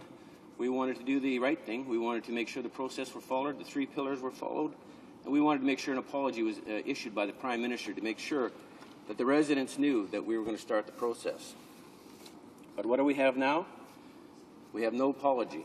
We have a process that's going to be only partly completed, and we have families, communities, elders, grandparents, leaders of the community that see that this process is not going to be fully completed. What they really want to hear that the Government of Canada is for them. They really want to know that the Prime Minister is going to apologize to them and believes in the process that's going. We don't need any more problems. We need these families to try and make their future brighter and their family life stronger. And now when we actually finalize the Liberal solution to the dark days of the residential school, all we're asking for is one simple last thing for the Prime Minister to do, and that's to apologize to the Aboriginal Canadians who were forced out of their homes, their communities, forced to a place they did not want to go to, forced to participate in something they did not want to do at the time. And they're all asking the same question: what can we do now? Well, Mr. Speaker, we can apologize. Thank you. Questions and comments? The Honourable Member for Kitchener-Conestoga.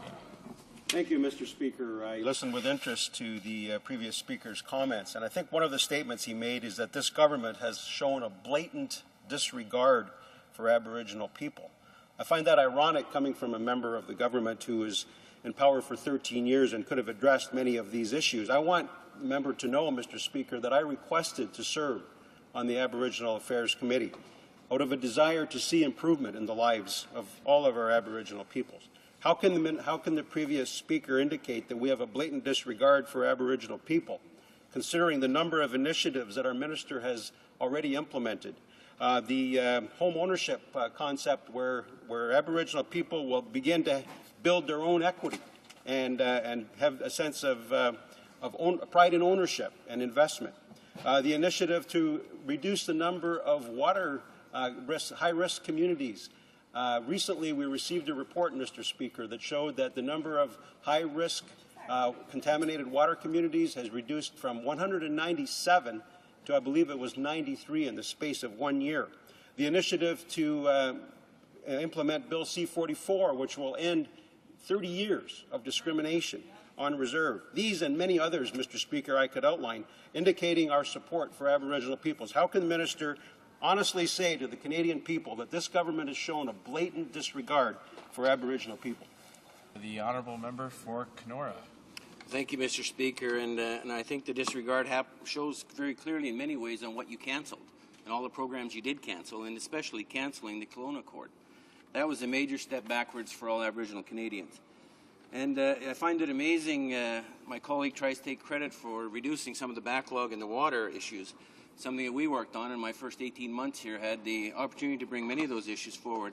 A lot of the issues that you take credit for were in the process before. And I think it's important, and I applaud this government for every effort they take to make it better in the community, but you have to be inclusive. You can't be just pick and choose what you want to do. You have to do it for everyone.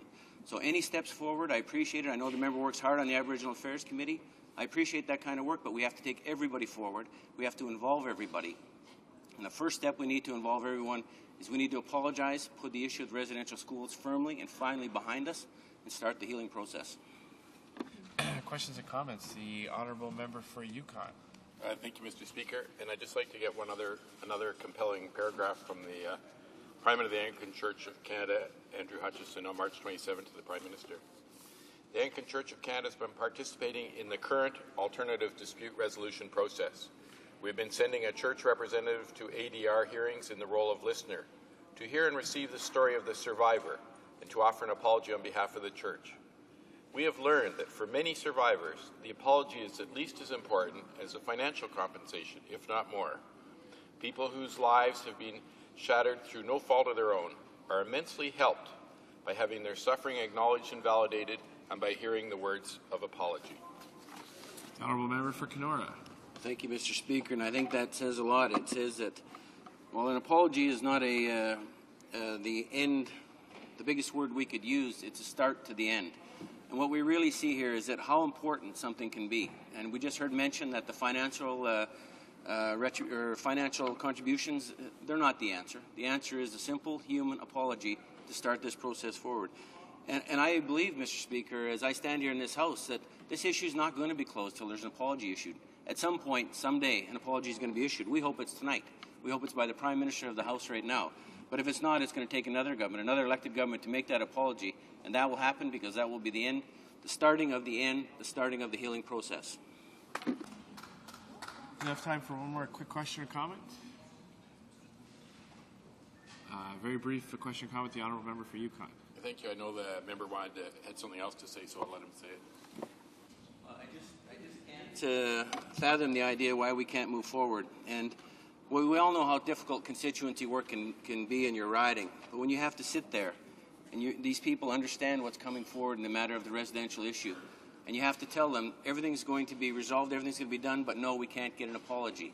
And I look in these faces every time. I have one of the largest populations of First Nations in my riding, and it's an issue that's common, and it's an issue that's saved by the elders for the last of the meeting. They want to know, when is Canada going to sit up to the plate? When is Canada going to end this?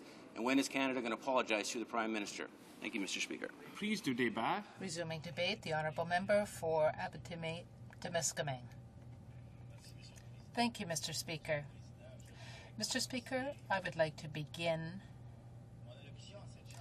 my remarks today by telling you a story. I will first introduce my subject by telling you about what happened in the 1960s. In 1960, I lived, Mr. Speaker, in Amos, where I was born. That's a small municipality that at that time was the regional center for education. And in Abitibi-Témiscamingue, that is where students were trained and educated who were going to go into the liberal professions, who were going to become notaries, priests, or lawyers. Near Amos, there was a very small village called Saint-Marc-de-Figueray, and it is still the same village. It still has the same name. And in Saint-Marc-de-Figueray, we don't know exactly when it happened, but in the 1950s sometime, the federal government decided to build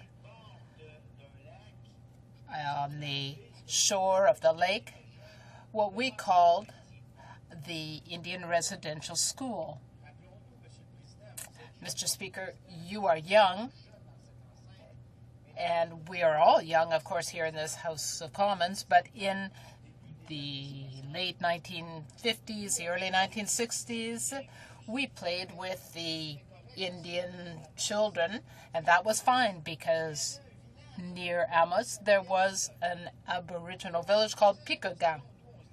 And we wondered, this is an Algonquin village, why do the children go to Saint-Marc-de-Figueray to the residential school rather than go to the local school? We wondered that. We did not know the answer. I did not know why that was the case. But that is not a reason for not finding out. We need to know today what happened in those small residential schools, and this is what was going on. In the residential school at Saint-Marc, the young Indians, the Indian children, that was what we called them, the Redskins, and they were brought from Obidjwan, which is an Aboriginal village closer to Lac Saint-Jean. But at that period, there was a railway called the Grand Trunk Railway, and it links Cochrane with Montreal and Quebec. It went through the near the Gouin Reservoir, where Algonquins hunted and fished. Now, in the 1960s, at the end of the summer, somebody went from the Indian Affairs Department to the various villages and took the little boys and the girls, took the children on the train to the residential school in Saint-Marc. Even the children were brought from Picogan, which is the village that was near Amos. In fact, the village is just 5 kilometers from Amos. But those children, too, had to go to the residential school. All of the children, the Indian children, had to be brought there and educated in the same way. Now, what happened when they got to the residential school in Saint-Marc-de-Figueray? I can tell you because I saw it with my own eyes. In the 1960s, I was in Scouts. And we went to the residential school to talk to the Indian children about the Scouting movement. And when I got there were all these little children that had their black hair, but it was all cut short. Because the first thing that happened to them when they got to the residential school in Saint-Marc was that they had a haircut. And the reason given was that they had lice. So their hair was completely removed, their head was clean shaven, and all during the school year they were not allowed to grow their hair out. They were brought there in August or September, and they stayed there until the end of the school year, and they were schooled during that time. They were given their education. So the first thing that happened was they had their hair cut off. They had to give up their clothing, and they were given white man's clothing. and they were forbidden from speaking their language, Algonquin. The school that I was familiar with was this residential school near Amos in Saint-Marc, and they were officially forbidden from speaking Indian, as we called it. All the courses were in French. They were there from the age of 5 or 6 years of age, from Obidchuan and all of the other communities along the railways. There were children as well from the Amos region. So they got there, their hair was cut, they were banned from speaking their language, and they could not even think in their own language. So starting at the age of 5, they had to think like white people because we were superior. We were more intelligent, and we, white people, had to educate them. I hope that here in this House of Commons, what I have just told you, which are facts that happened not so long ago, will be well understood. I will not use, however, Mr. Speaker, the word genocide. I will not use that word, but I am thinking it. Because the Kistabish, the Mohawks, the McDougals, I know about these people now. They have lost their language, their culture, and they experienced things that I would not describe here in the House. They were terrible things that were inflicted on them. For example, they had their hands hit if they ate with their fingers. When they were in their own communities during the summer with their elders, their parents, they learned how to hunt, how to fish, how to gut a fish, how to trap a rabbit, how to catch a deer, a moose, how to feed the wolves, because the wolves were their clue to know where the deer were. And they lost all of that when they got to the residential school. If you can imagine, Mr. Speaker, what the situation was for these little children who were 5, 6, or 7 years old. They lived through terrible things in these residential schools. I won't talk about the sexual abuse that the Kistabish, the Mohawks, the McDougall, and other groups, the abuse that they suffered. They had huge problems, and they could not talk about these things that happened, the abuse to their parents. So what happened to these young children when they got back to Picougon and other communities? They said, oh, things are not so bad. They were surprised to see Jackie or Kistabesh come back with short hair or no hair at all, because that was not the tradition. They had long hair when they got there in September, but when they got home in June, their heads had been shaved. They no longer even understood their parents. And especially, their parents did not understand them, and that is even worse. I'm talking here about children 5 or 6 years old, but they stayed there until they were 15 or 16, so for nearly 10 years they were there, and they lost almost all of their culture. The Anishinaabe, the Algonquins, who were in Picougon and had to attend these schools, or Winaway, or Lac-Simon, or Obidchuan. I could name all of these small communities for you, Mr. Speaker, and I can tell you why I could name them, because myself, after I finished my education, I became a lawyer, and it is a strange thing that I met with the these people, McDougall, Kustabesh, and many others who became my clients. I became a criminal lawyer, and they were there in court.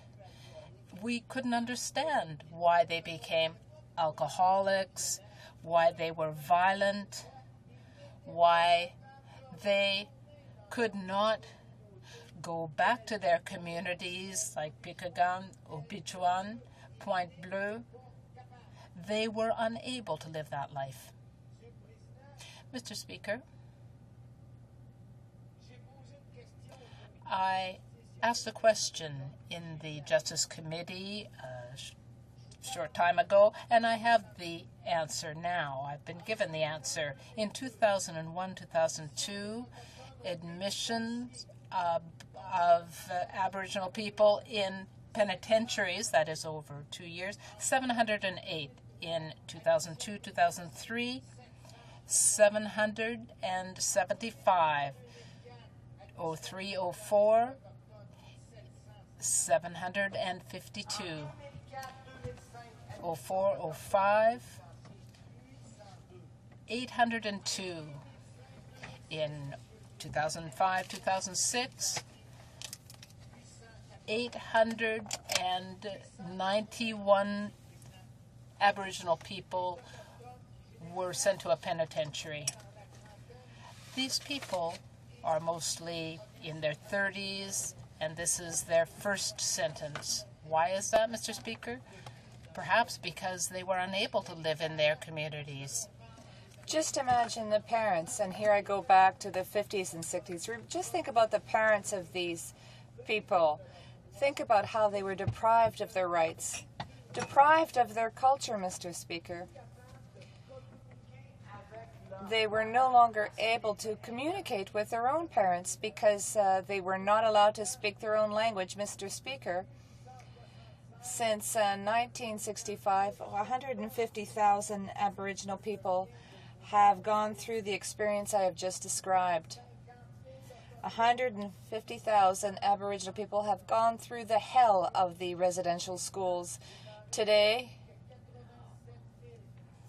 there are only 84,000 survivors, and they are disappearing to the tune of 30 per week, because you have to understand, Mr. Speaker, these people are now 70 years old or 75. Some are a little bit younger, 55, 60, but very few of those people. Most of them are 65, 75, 80, 85, and they remember, Mr. Speaker.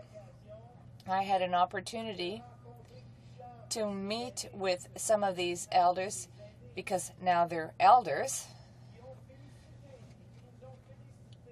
They congratulated us here in the House for trying to resolve the issue of residential schools by providing compensation to the communities and to the individuals who went through this hell, Mr. Speaker.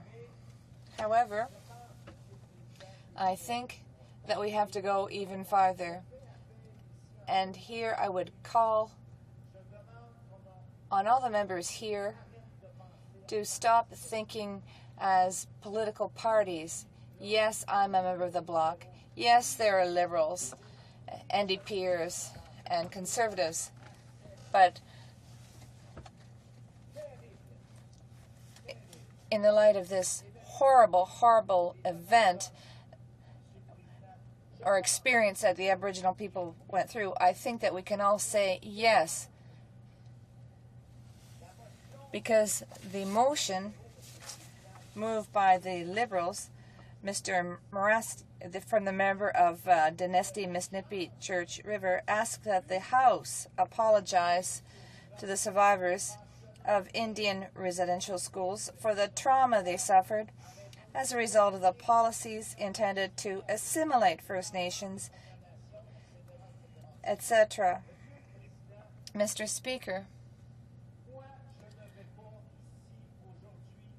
today, in my speech, I am not about to blame the government for its inaction or blame the previous governments. That, Mr. Speaker, that's not what I'm going to talk about. The issue at hand today is to say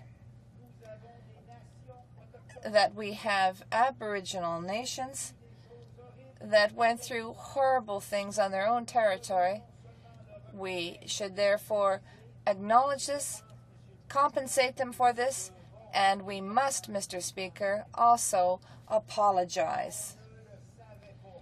We didn't think, we didn't know, we never believed that things went as far as they did, but unfortunately, it did.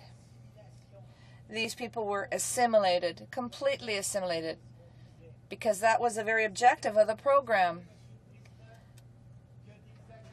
And there was a lot of sexual assault against young children aged 5, 6, 7, 8.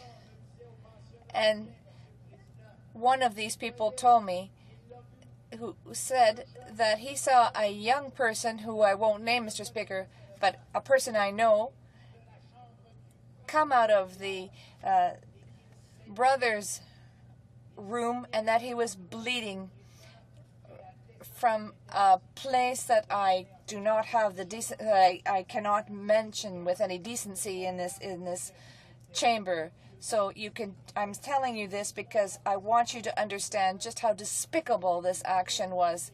And this took place for days, for months on end. So for all these years now, these people, because these are individuals,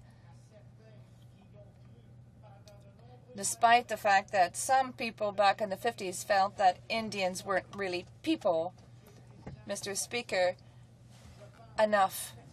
I think that personally, and we in the Bloc feel, and I think that the House itself should also say enough.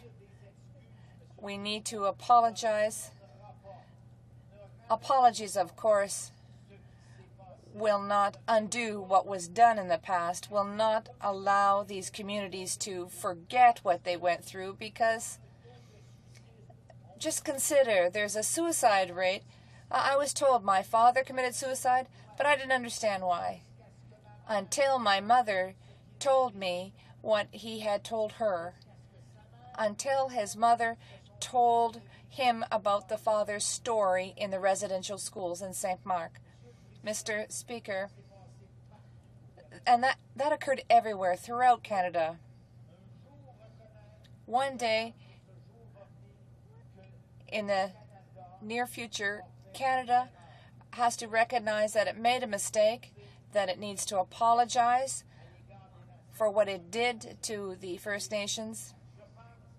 And I think, Mr. Speaker, that it is high time that we do it now. I think that the First Nations have everything that they need to develop. They're on the cusp with C-48 because there are bills before the Indian Affairs Committee. I sit on this committee. Yes, there is a bill, C-48. It's not perfect. We'll try to improve it, Mr. Speaker. But there is an acknowledgement of the rights that they've obtained, and we have to do them justice. They obtain these rights despite the wishes of the government. Thank you, Mr. Speaker. Apparently I have less than 1 minute left, so I will conclude.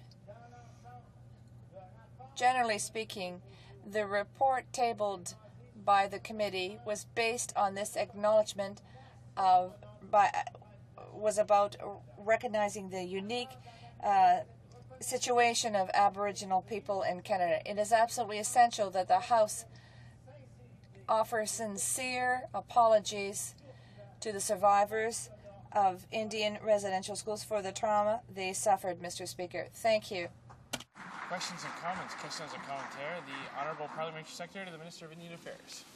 Thank you, Mr. Speaker, and I'd like to thank the Honourable Member from Abitibi-Temiskaming for his impassionate speech. He obviously has a lot of personal experience on this dark chapter of Canadian history, and I'd just like to thank him for what he's presented today. As people in this House realize now, the Minister of Indian Affairs this morning indicated that members of the Conservative Party were going to be supporting this motion, and I think that's an excellent step that we are taking here today.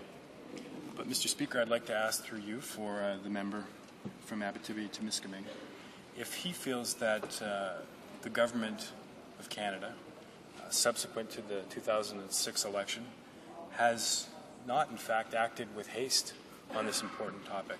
Have we not taken the agreement that was negotiated by the previous government and ratified it as soon as possible? Would he not agree that this was action that was taken as quick as possible? The Honourable Member for Abitibi-Temiskaming. Mr. Speaker,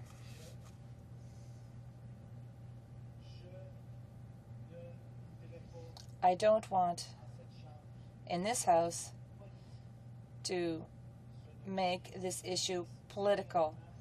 This is an extremely sensitive issue, this issue of residential schools. Whether the previous and current governments have recognized this. We've all worked on this, and the First Nations have forced the government to understand what happened in residential schools. But I don't want us to make this into a political, I don't want us to politicize this issue. I know that at one point Chinese people had to pay a head tax, and when I was young, I didn't know when I saw these young Indians with their short hair that they spoke French. I didn't know what the situations. I think that we have to acknowledge that action has been taken, but there is one measure that needs to be taken still, and that is sincere recognition of the trauma that they suffered. And this government, yes, does have to offer an apology, but the House in general has to offer an apology. I think that's what the First Nations are expecting from us. The Honourable Member for Yukon. For an excellent, well-thought-out speech with lots of experiences. And because he's a lawyer, I'm going to make a quote from a court. But just before I do, I want to just congratulate the churches, I think it's all of them, that have apologized for these actions, these harmful actions that they were complicit in. And they're doing their best to try and help out with the healing. And earlier I'm just going to quote one more last paragraph from the Andrew Hutchison, Primate of the Anglican Church of Canada. And in this paragraph, what he notes is it's not only them that are asking for the apology. It says, quote, noting that we are not alone in requesting that an apology be made, I quote from the judgment issued by the Honourable Chief Justice Brenner in the Supreme Court of British Columbia, square brackets 35. Although I am making no order and am issuing no directions, I would respectfully request Counsel for Canada to ask that the Prime Minister give consideration to issuing a full and unequivocal apology on behalf of the people of Canada in the House of Commons. What I'd like to ask the member does he believe it's only the seulement les députés dans la Chambre de Commune? You think it's only the members in the House? Would like this apology, or are there other people that are asking for the apology? The Honourable Member for Abitibi-Temiskaming. Mr. Speaker, I will answer the question in general terms. I think that all of those who are aware of the situation, who understand what the Aboriginal people went through, should apologize. And I'm probably one of the first people to say this. We simply didn't know what the situation was. I think the Boy Scout movement should even apologize, but I don't want, Mr. Speaker, to try and blame people. Sometimes we didn't even know that the little Indian children were forced to have their hair cut off, or that they were no longer able to speak Algonquin. Yes, I think that those who were close to these people, the religious community, you talked about the Anglicans earlier, all of those people who were close or who maybe saw what the situation was like from afar, I think they must have known what went on in these boarding schools or residential schools. They should have the humility to apologize to the First Nations people of Canada. questions et commentaires. The honourable member for Yukon. Thank you, Mr. President. I know the member is a very passionate fighter for Aboriginal rights and understands Aboriginal people, because I know from his input in Aboriginal committee. So what I'd like to do is for him to shed light to other members in the House that may not have his experience on the importance of language to culture. You know, some people might think that forcing them not to speak their language in residential schools was just helping them learn a language where they could get on in the world. But really, language is integral to culture. You're taking away everything you are. But some people don't understand that. So I wonder if the member could comment on the connection between the language that they were forced to not speak and actually their culture and their souls. The Honourable Member for Abitibi-Témiscamingue. Thank you, Mr. Speaker. Language and culture. Well, we know what we're talking about here.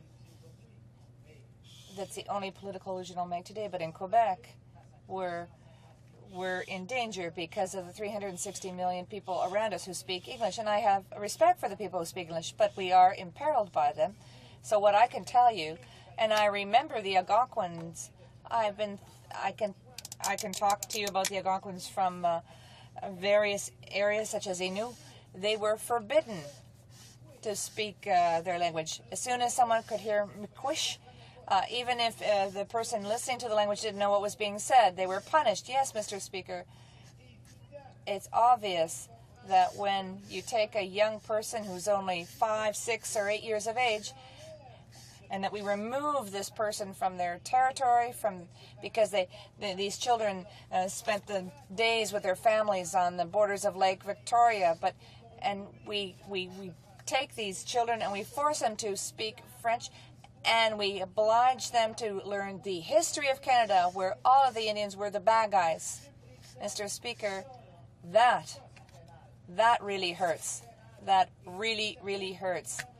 And some of individuals have had a hard time getting over this situation, are still having problems today. So yes, you can lose a culture, particularly when this all happens at a very young age. And that's what we did with them.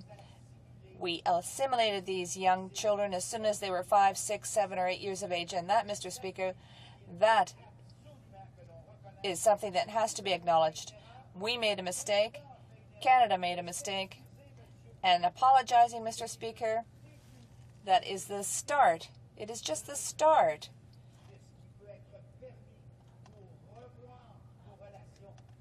This is a start of what we need to do so that we can have better relations. We have to have sincere apologies in order to improve our relationship with the First Nations of Canada. We have to ensure that we never do what we did to them in the past. Questions and comments? Honourable member for Yukon. Oh, je m'excuse. Est-ce que l'honorable député veut de... Does the honourable member wish to ask a question? No? For Yukon. Thank you, Mr. Speaker.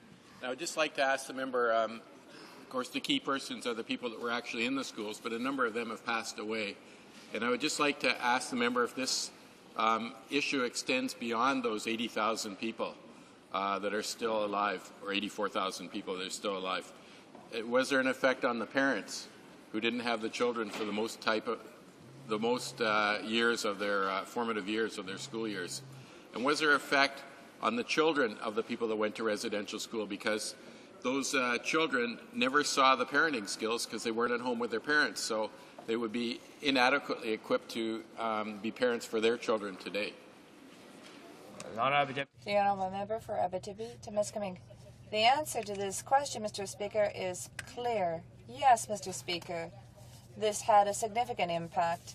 I spoke to the family who couldn't understand why. I talked to a son who couldn't understand why his father had committed suicide. He just couldn't understand why. And when he learned about what his father had been, the history of his father, that children were not able to speak to their parents, to their mothers, that's when he understood. Yes, it's true, Mr. Speaker.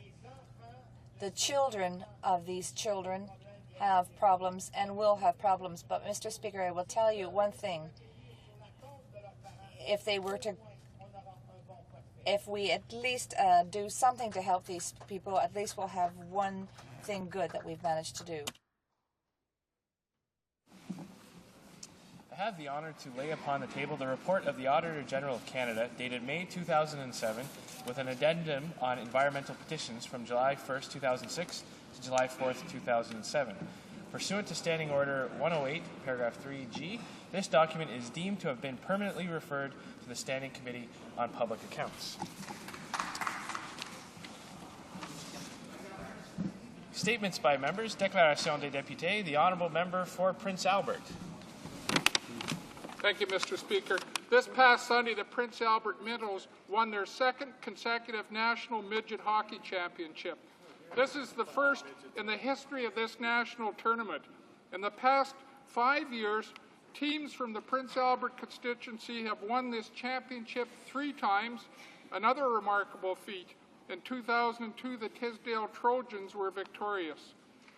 This was also a great day for Saskatchewan. Since the inception of this tournament in 1978, a Saskatchewan team has won this tournament 11 times. Not bad for a province with less than 1 million people. Once again, special congratulations to the players, Coach Tim Leonard, the organization and the fans. This is truly a proud day for the city of Prince Albert and a proud day for Saskatchewan. Thank you.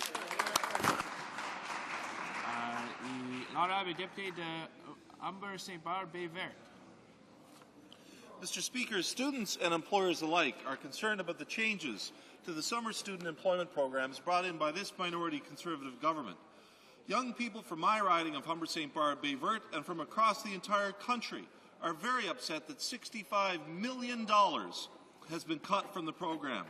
They are also very upset that Conservatives are prioritizing areas of high crime over areas such as my Newfoundland and Labrador riding of Humber St. Barbe Vert, where crime is appropriately low. Employers are deservedly upset that any company with 50 employees or more need not apply.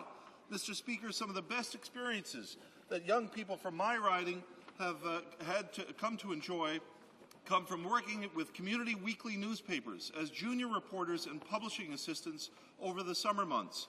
But because these small community newspapers are part of a larger chain, they will not be able to provide this experience in the future. Mr. Speaker, this is just wrong, and the federal Conservative government and its ministers should fix it, and fix it now. The Honourable Member for Brome-Missisquoi. Mr. Speaker, a significant proportion of the population of Quebec suffers from one or more allergies, and this can vary in severity. These allergies come from natural sources such as animals and plants, but also chemicals. We also know the danger related to food allergies, such as peanut allergies and those of certain fruit that can lead to even death. Other people accumulate natural and chemical allergies to such an extent that they're considered hypersensitive, which brings about serious chronic health problems. In my riding of Brome-Missisquoi, I brought together about 40 hypersensitive people who expressed their concerns and what they've been doing to have hypersensitivity recognized as a chronic health problem. One of their demands is the right to have healthy living quarters. During this week of sensitization to allergies, let's be sensitive to the hypersensitive. Thank you, Mr. Speaker. Columbia Southern Interior. Mr. Speaker, I stand today to summarize a declaration by the group Inspiring Youth for Change, whose mission is to educate and inspire other youth on the fate of their future. Earlier today, my NDP colleague and I joined them at a press conference to help spread their message, and they are here with us today.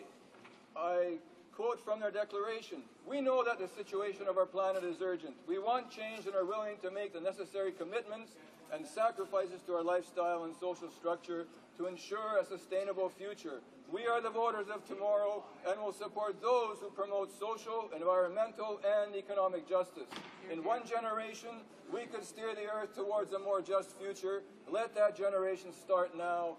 End of quote. Mr. Speaker, as members of Parliament, it is our duty to listen to the young. They are our future, and we will reap what we sow. Mr. Speaker, the time has come to take action.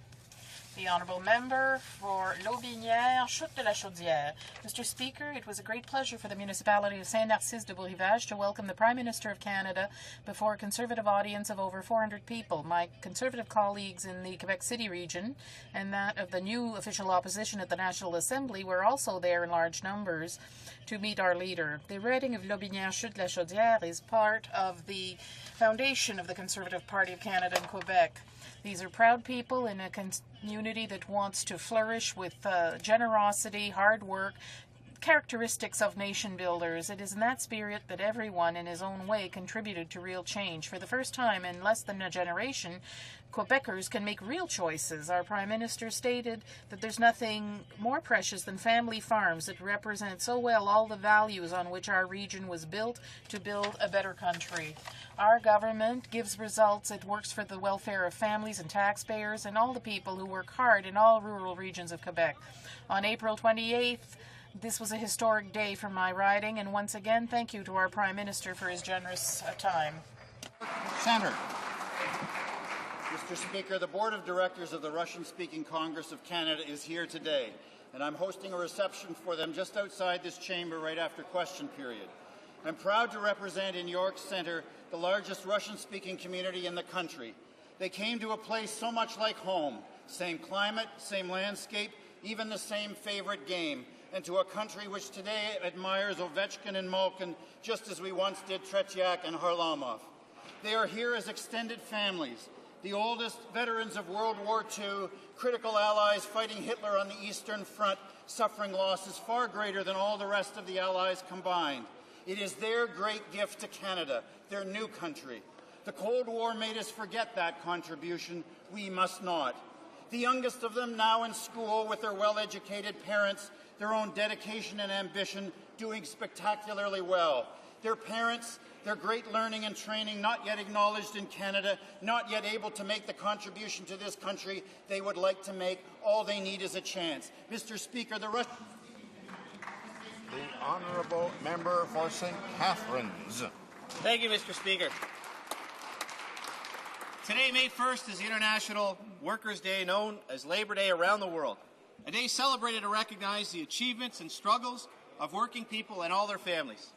We're committed to a more productive, safer, and healthy workplace, Mr. Speaker, and together we must work towards more responsive workplaces for the evolving needs of workers and employees in the 21st century. As this day follows closely after the National Day of Mourning, I encourage employees and employers to be careful and attentive in the workplace. Recently, in my hometown of St. Catharines, an accident at the Port Weller Dry Docks took the life of crane operator Mike Domino, a good man who is now mourned by his family and his friends.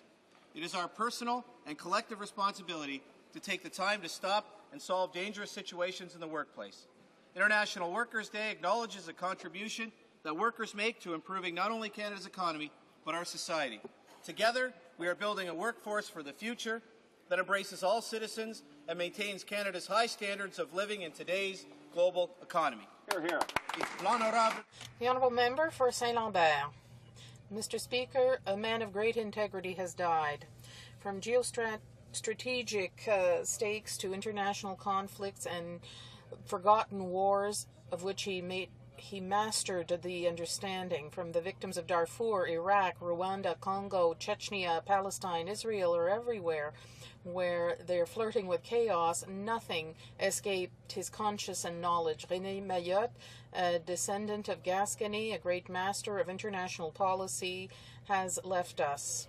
This rigorous teacher who popularized the subjects of great complexity awakened our conscience for millions of people. It's not just his biological or family or colleagues who are crying his loss, it's everyone in Quebec. We salute his memory. May he rest in peace. Thank you, Mr. Speaker. Member for Prince Edward Hastings. Mr. Speaker, gun crimes with restricted weapons or guns used by gang members are an increasing problem in our cities and communities. Yesterday, we tried to debate a very important bill, a bill that establishes mandatory minimum sentences for serious offenses involving the use of a firearm. This bill fulfills one of our campaign promises, and we weren't the only ones who proposed such changes. In the last Parliament, Mr. Speaker, the Justice Committee supported my private member's bill regarding mandatory minimum sentences. In the last election, the Liberals promised to double mandatory minimum sentences for violent gun crimes. They have since broken their promises. And during committee, they, along with the Bloc, gutted the bill. Yesterday, they backed away from a full debate on the bill. Perhaps they were scared that their flip-flop on this issue would be brought up. Do the Liberals not feel the safety of Canadians is important?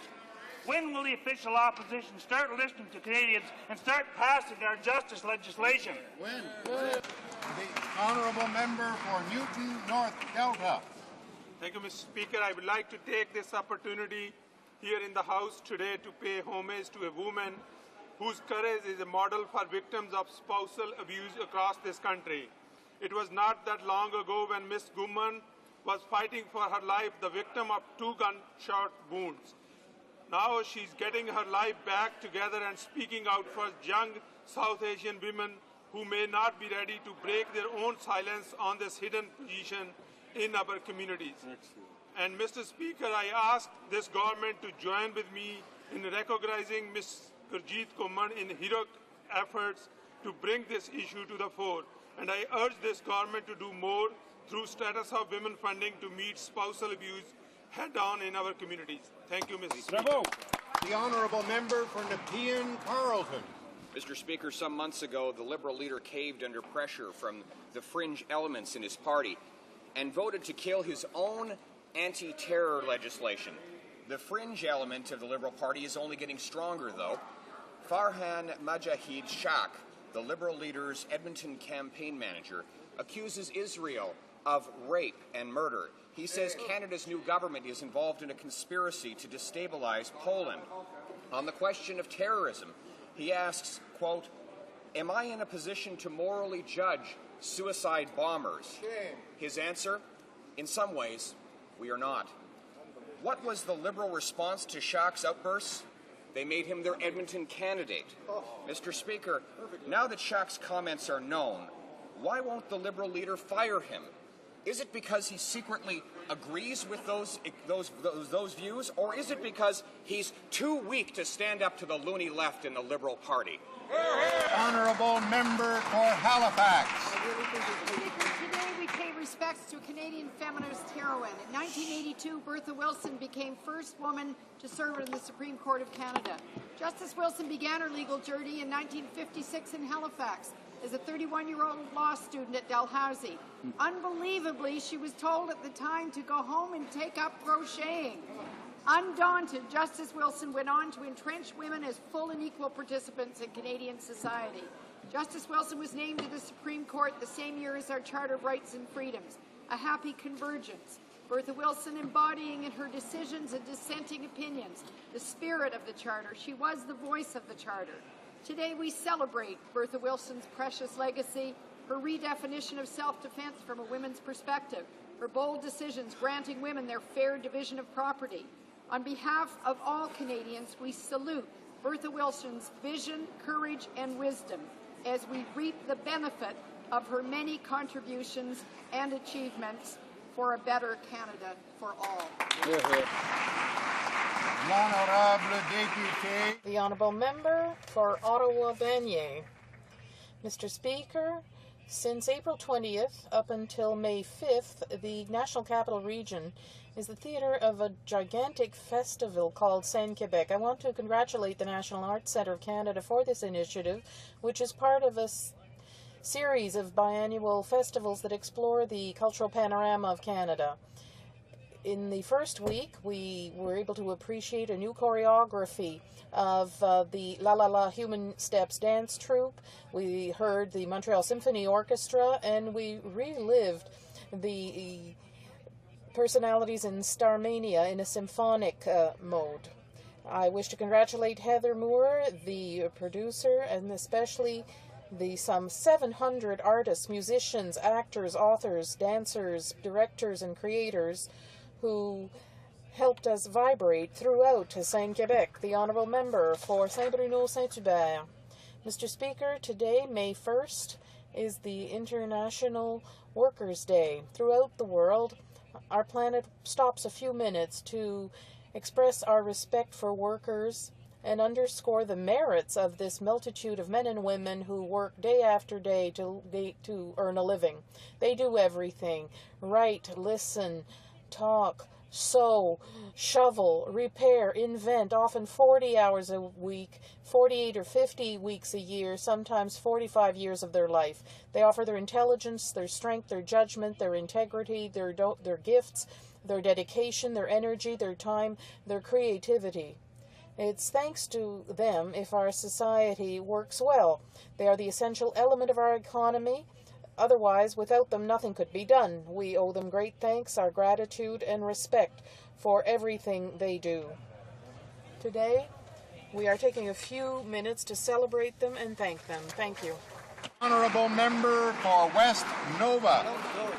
Mr. Speaker, while Rome burns under the watch of the Defence, Environment and Foreign Affairs Minister, let us not forget the domestic discontent still bubbling over the budget. Mr. Speaker, this government's fiscal plan has opened up wounds that were painstakingly stitched, together with the surgical removal of the letter P from Canada's one proud Progressive Conservative Party. Atlantic Conservative members are feeling the heat over this government's punishment of the region in its latest budget. The Foreign Affairs Minister has blindly decided to follow his leader, but many of his Atlantic Caucus colleagues are flirting with principle. They might even do the right thing, Mr. Speaker. They might vote against their own budget. This would send a message, Mr. Speaker, a message that Atlantic Canadians are dying to hear. Mr. Speaker, the Conservative Caucus must be left wondering how this Prime Minister can narrow the widening chasm between Progressive Conservative and his Reform Party. The Honourable Member for Cambridge. Mr. Speaker, the Green Party leader and de facto Deputy Liberal leader, in her attempt to smear the government, has stooped to a new low, a low that is unbefitting a Canadian political leader. In a speech, Elizabeth May said the Prime Minister's position on climate change, quote, represents a grievance worse than Neville Chamberlain's appeasement of the Nazis. Outrageous and ridiculous. How dare the leader of the Green Party compare a Canadian public policy to one of the most tragic events of the 20th century? Such flippant remarks only weeks after our country observed Holocaust Remembrance Day underscores the lack of understanding Elizabeth May and the Green Party has on this issue. Canadians call on the Leader of the Opposition, who admires Ms. May so much that he won't even field a candidate against her, to condemn her statements. Mr. Speaker, I ask you if you will give the member the floor to condemn her statements.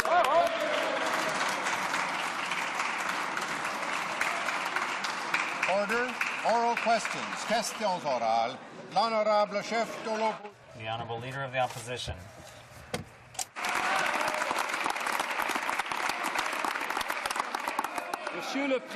Mr. Speaker, the Prime Minister, does he still have confidence in his Defence Minister, yes or no? Still have confidence in his Minister of Defence, yes or no? The Right Honourable the Prime Minister. Mr. Speaker, I've said repeatedly it's the Leader of the Opposition that I lack confidence in. Mr. Speaker, what would lead me to that conclusion today would be reading a copy of a letter I received from Ed Morgan, the National President of the Canadian Jewish Congress, noting that his colleague Elizabeth May has diminished the Holocaust, used the Nazi analogy that is demagogic and inappropriate while belittling Canadians of faith. Mr. Speaker, this is the Leader of the Opposition hitched his wagon to this individual. I hope he will distance himself from those kinds of remarks.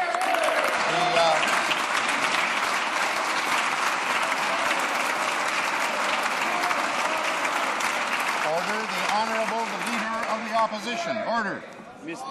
Mr. Speaker, a Prime Minister should be able to say if yes or no he has confidence in his Minister of Defence. Yes. The entire nation wants to hear the answer. One of the last times the Minister was allowed to speak, it was in an elevator. Now the Minister of Public Safety is inventing policy in an elevator. Maybe we should get the Prime Minister in an elevator to have an answer from him.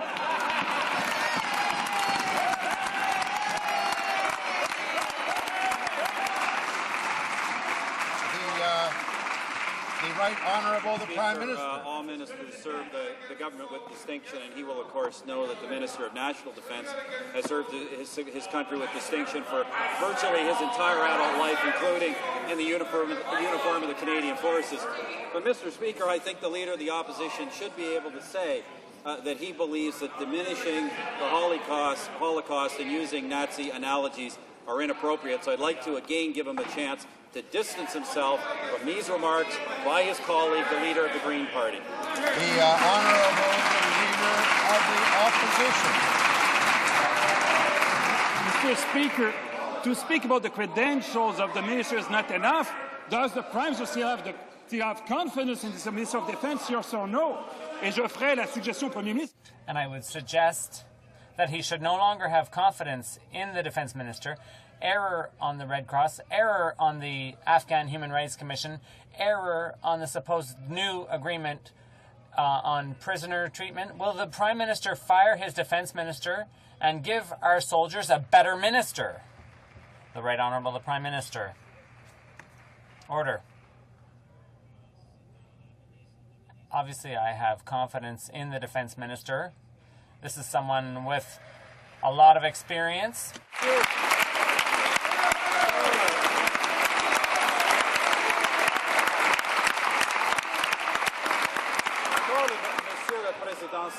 Mr. Speaker,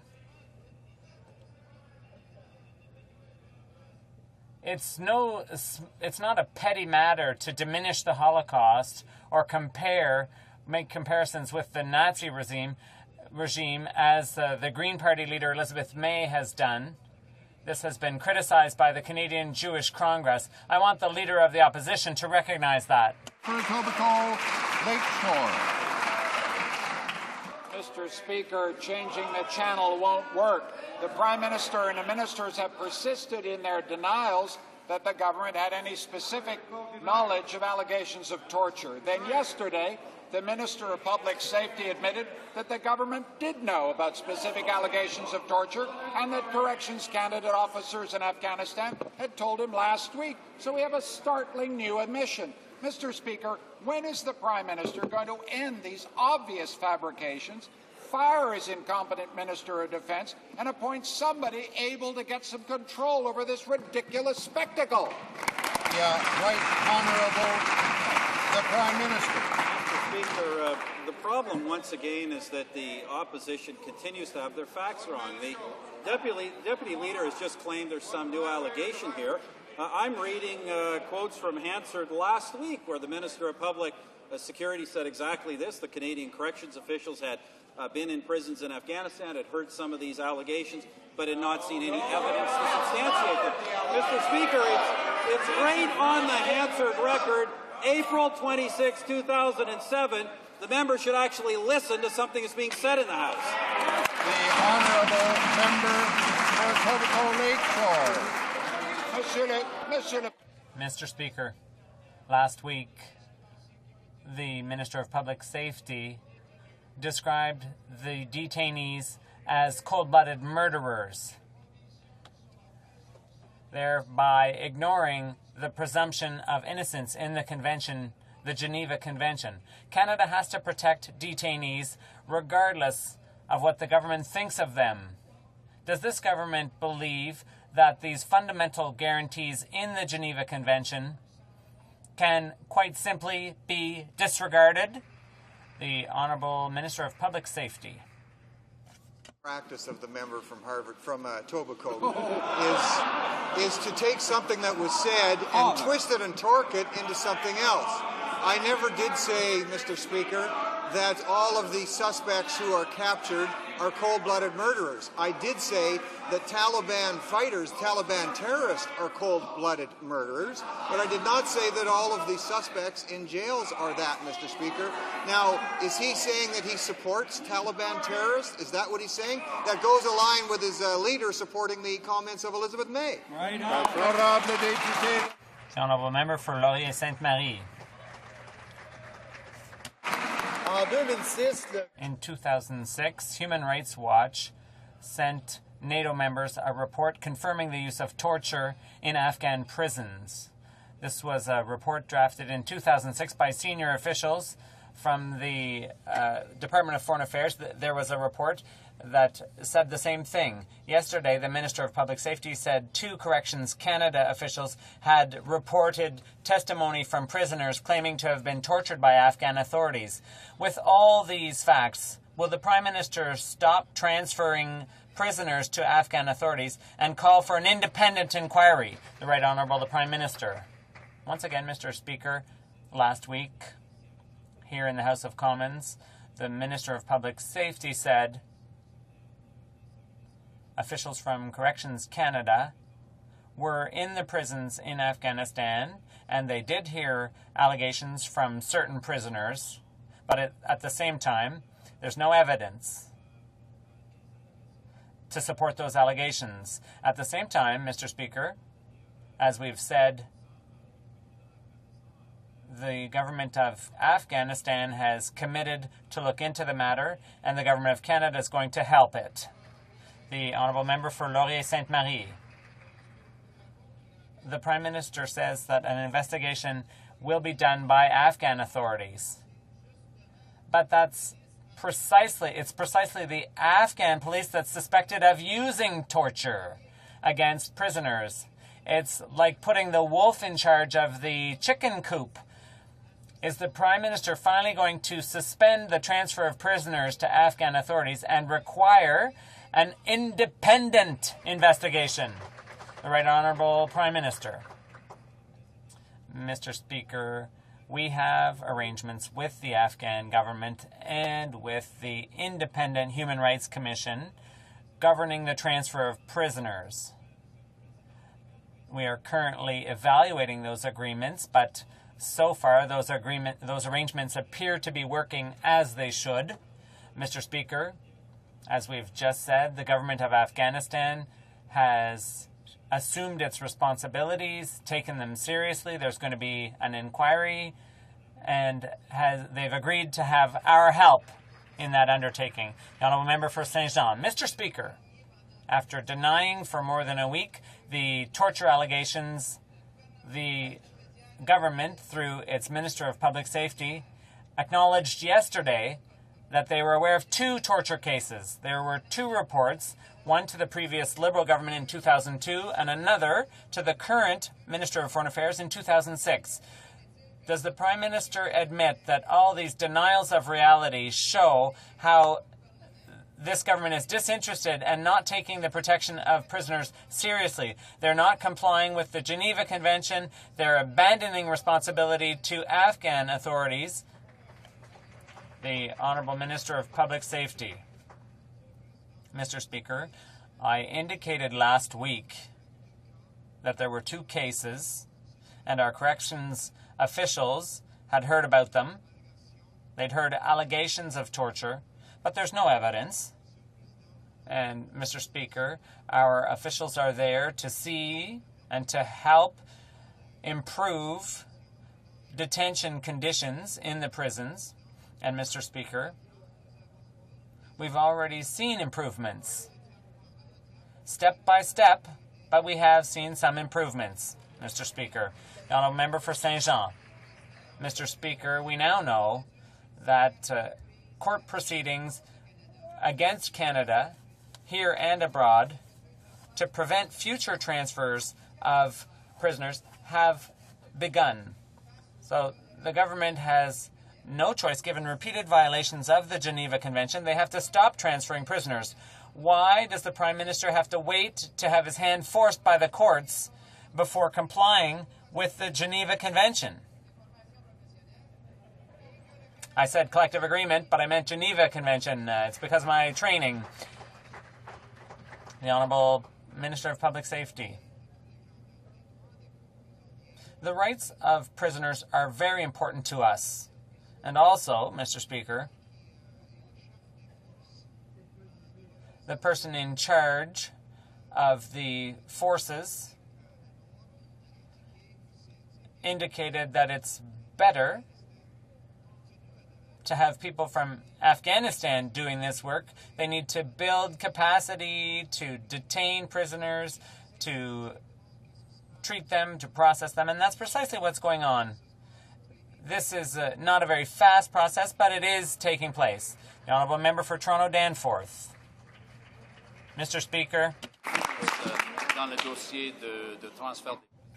In this matter of prisoner transfer in Afghanistan, yesterday the Minister refused to reply, to answer about the agreement for prisoners taken, and after days of denying the existence of the agreement, the Minister of Public Safety finally admitted that he did receive from our experts, our corrections officials, reports of torture in Afghanistan. Why are we still transferring detainees? Why doesn't the Prime Minister put a stop to those transfers immediately? The Right Honourable the Prime Minister. Once again, Mr. Speaker, the Minister of Public Safety admitted these things last week in the House of Commons during question period. And he said we have our officials from Corrections Canada who'd heard those allegations, but there's no evidence to support those allegations. Mr. Speaker, the Minister of Defence has been caught repeatedly misleading this House on this whole affair of the transfers. The Minister of Foreign Affairs he has so many different positions on this, it's impossible to know where he stands, despite the warnings from Human Rights Watch and his own department given to him. And now we have the Minister of Public Security, who first tells us that there are no reports of torture, and then turns around a couple of hours later and tells us that there are. This whole fiasco has reached the point where the Prime Minister's got to take some action. Why doesn't he shuffle the whole bunch out of there and put some competence in his cabinet for a change? The Right Honourable the Prime Minister. Once again, Mr. Speaker, all I can do, Mr. Speaker, is quote exactly what the Minister of Public Security said last week. He said that corrections officials were in these prisons in Afghanistan, had not observed torture, had received some allegations, but saw no evidence that those allegations were correct. That was revealed last week in the House. The opposition doesn't have their facts wrong, Mr. Speaker. I'd love to shuffle them around, but it's not within my power. Honourable Member for Westmount Ville-Marie. Mr. Speaker, for 2 weeks, we've been trying to get clear answers to direct questions, but the government changes their story day by day. So, Mr. Speaker, I'd like to ask a question, a very straightforward question, to the Minister of Defence. How many prisoners has the Conservative government transferred to Afghan authorities? The Honourable Minister of Public Safety. Order. The Honourable Minister. The Honourable Minister of Public Safety has the floor now. Everyone wants to hear the answer. So the Minister has the floor. Order. Here, when I published the fact in February that we had corrections officers in the prisons in Afghanistan, the opposition weren't even interested. They never asked their question. When I was in Afghanistan myself and was talking to media there and talking about the hard-working corrections officers there, they never asked a question. When I talked in the House of Commons about our corrections officers and how they had talked to 2 individuals who talked about allegations, not a question. But when they read one snappy little headline yesterday that this was the first time anybody had known about this, they all leapt at it. Why don't they try leaping for the truth, Mr. Speaker? The Honourable Member for Westmount Ville-Marie. Mr. Speaker, the Conservative government is incapable of answering this question, but they said they had access to detainees held by Afghan authorities. The government's had a week to do its research. Can they now inform this House and Canadians, and I repeat, how many people have been transferred to Afghan authorities? Where are the prisoners? How are they? What state are they in? Who spoke to them recently? The Honourable Minister of Defence.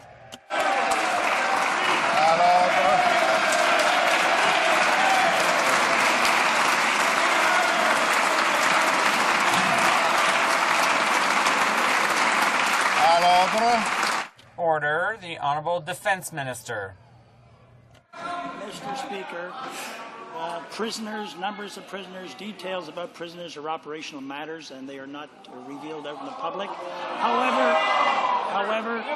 However, if the previous Liberal government wants to admit how many prisoners they transferred, we're quite open to hear. Honourable member for Bourassa.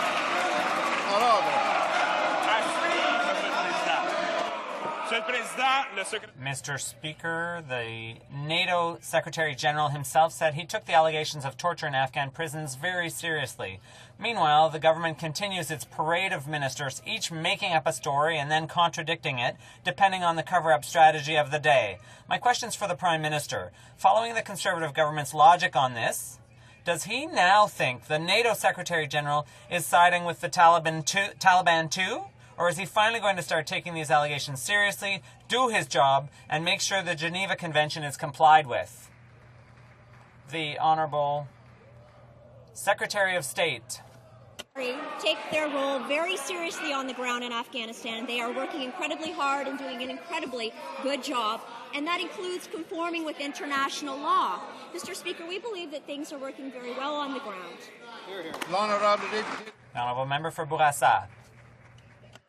These are serious allegations. Unfortunately, even the Minister of Defense seems to have gone AWOL. Maybe his staff will send another inspired email to the press today.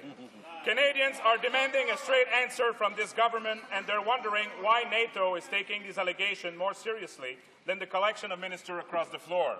When will this Conservative government drop the tired Bush-style rhetoric, be accountable, and work with NATO to determine the truth of the allegations and to ensure that we always comply with the Geneva Convention obligations in Afghanistan? The Honourable Secretary of State. Mr. Speaker, as I have stated, our military on the ground ensure that they conform with international law. But let's be clear, the NATO commander, as he so often likes to refer to, has said that he sees no evidence, no specific evidence to these allegations. Yes, there are general allegations, but there are no specific allegations, Mr. Speaker. There is an arrangement with the government of Afghanistan, the Afghan Human Rights Commission. They are investigating, and we are assisting in this investigation. The Honourable Member for Rosemont-la-Petite-Patrie. Mr. Speaker, the President of the Kyoto Protocol at the UN, Ivo de Boer, stated that Canada can still meet its Kyoto objectives by participating in an international carbon exchange. Since credits based on intensity won't have any real value internationally, will the Minister of the Environment follow through on the suggestion from the UN representative on a carbon market and set absolute targets for reductions? The Honourable Environment Minister. Thank you very much, Mr. Speaker. This government is very proud to have a plan, a true plan to reduce in absolute terms the greenhouse gas emissions by 20% in the next 13 years. That's one of the highest figures for any country in the world. Everyone, it's more than anyone else has said they're willing to do. We're taking action. The previous government and the Bloc have done nothing for 13 years. It's time to act now, and we are acting. The Honourable Member for Rosemont-la-Petite-Patrie. The Minister should know that when we talk about a carbon exchange, that's money from the private sector we're talking about, and not public monies. And by refusing to participate in an international carbon market, does the Minister not realize that he's penalizing the manufacturing industry, including Quebec's industry? They could have access to a potential market of $70 billion for the buying and selling of carbon credits. The Honourable Minister of the Environment. Thank you very much, Mr. Speaker.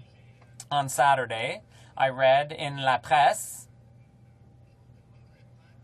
in an article by André Pratt, he said, biologist Claude Villeneuve said that Canada cannot meet its Kyoto objectives in the reference period under Kyoto. Anyone who says the opposite is dreaming. So, obviously, the Bloc is dreaming. This government, this team is acting while the Bloc Québécois is not serving the interests of Quebecers. The Honourable Member for Sherbrooke. Mr. Speaker, Quebec and the provinces have laws to protect water resources which prohibit the export of bulk water. Can the government confirm that under its international trade jurisdiction, they will ensure that no trade agreement diminishes Quebec and the province's capacity to protect their freshwater resources? The Honourable Minister of International Trade. Confirm that under the International Boundary Waters Treaty Act, it is against the law, against federal law, to export bulk water in Canada. This government is committed to maintaining water in its natural state. Water in its natural state is not subject to NAFTA or World Trade Organization strictures. The Honourable Member for Sherbrooke. Although the Secretary of State for Foreign Affairs and the Prime Minister's spokesperson have repeatedly tried to reassure us about bulk water exports, according to NAFTA, whatever's not specifically excluded is considered included. Doesn't the government think it's important, given that principle, to have a formal agreement with its NAFTA partners in order to specifically, explicitly exclude water? The Honourable Minister of International Trade. Like I said, Mr. Speaker, it's already Canadian law and it's built into the NAFTA agreement that water in its natural state is not covered by the NAFTA agreement. Full stop. It's not covered. There you go. The Honourable Member for Kitchener Centre. Mr. Speaker, this government is simply missing the point when it comes to allegations of torture among Afghan detainees. The purpose of respecting the Geneva Convention is to protect human rights, including those of Canadian soldiers serving in Afghanistan. Does this government honestly think Canadians are buying their Bush-style, if you aren't with us, you're against us tactic? When will the government realize that it cannot pick and choose which human rights are to be respected and stand up for the Canadian forces serving in Afghanistan? Right. The Honourable the Secretary of State. Speaker, does this honourable member not understand that Canadians continue to be offended by the opposition? Continue to be offended by their insistent repeating of the Taliban allegations as though they are the gospel truth. Mr. Speaker, they might want to consider giving our Canadian brave men and women the benefit of the doubt.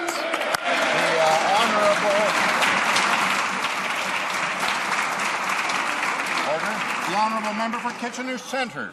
Mr. Speaker, the reputation of our soldiers in Afghanistan is above reproach. Absolutely. Unfortunately, this government seems to be doing everything in its power to jeopardize our soldiers and Canada's reputation. With a new and less believable story every day, how can this House continue to have confidence in the Minister of Defence when he won't even stand in his place to defend the soldiers he represents? The Honourable the Secretary of State. Mr. Speaker, we have said several times in this House that the Government of Canada has an arrangement with the Government of Afghanistan, with the Human Rights Commission in Afghanistan. They are investigating these general allegations, and we will insist on being a part of this investigation. The Honourable Member for Mount Royal.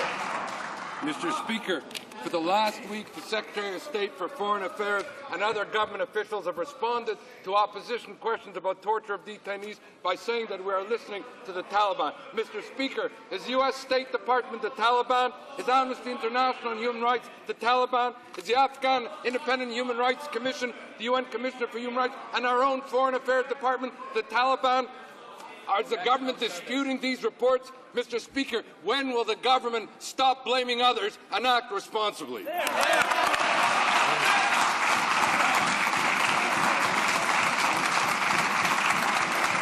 The Honourable the Secretary of State. Order.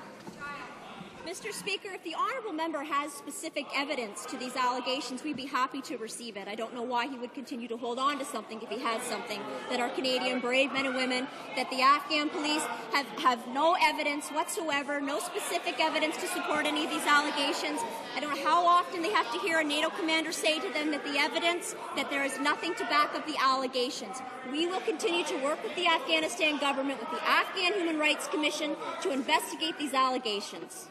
Honourable Member for Mount Royal. Speaker, the Secretary of State should stop reading scripted answers and answer the question. There have been over 100 questions regarding abuse of detainees.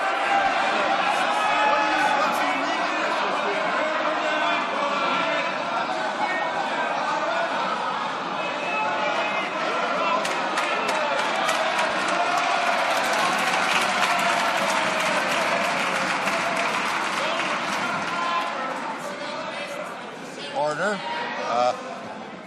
The honourable member for Mount Royal has the floor to put his question. Order.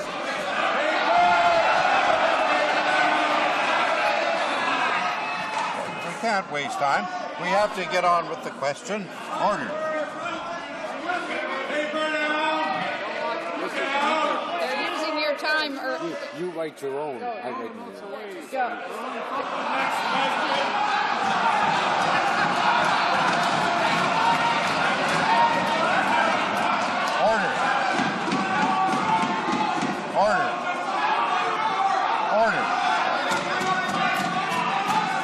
Order. We all have our text, but we have to have some order. The honourable member for Mount Royal now has the floor, and we will have some order. Mr. Speaker, I was referring to the member's own scripted answers. My question is, there have been 100 questions put this week to the government about the abuse of detainees.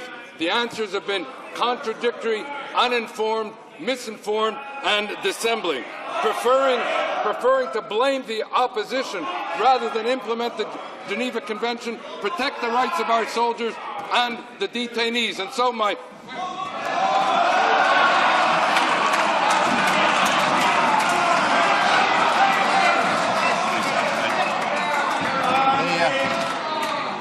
think we're going to have to guess at the question.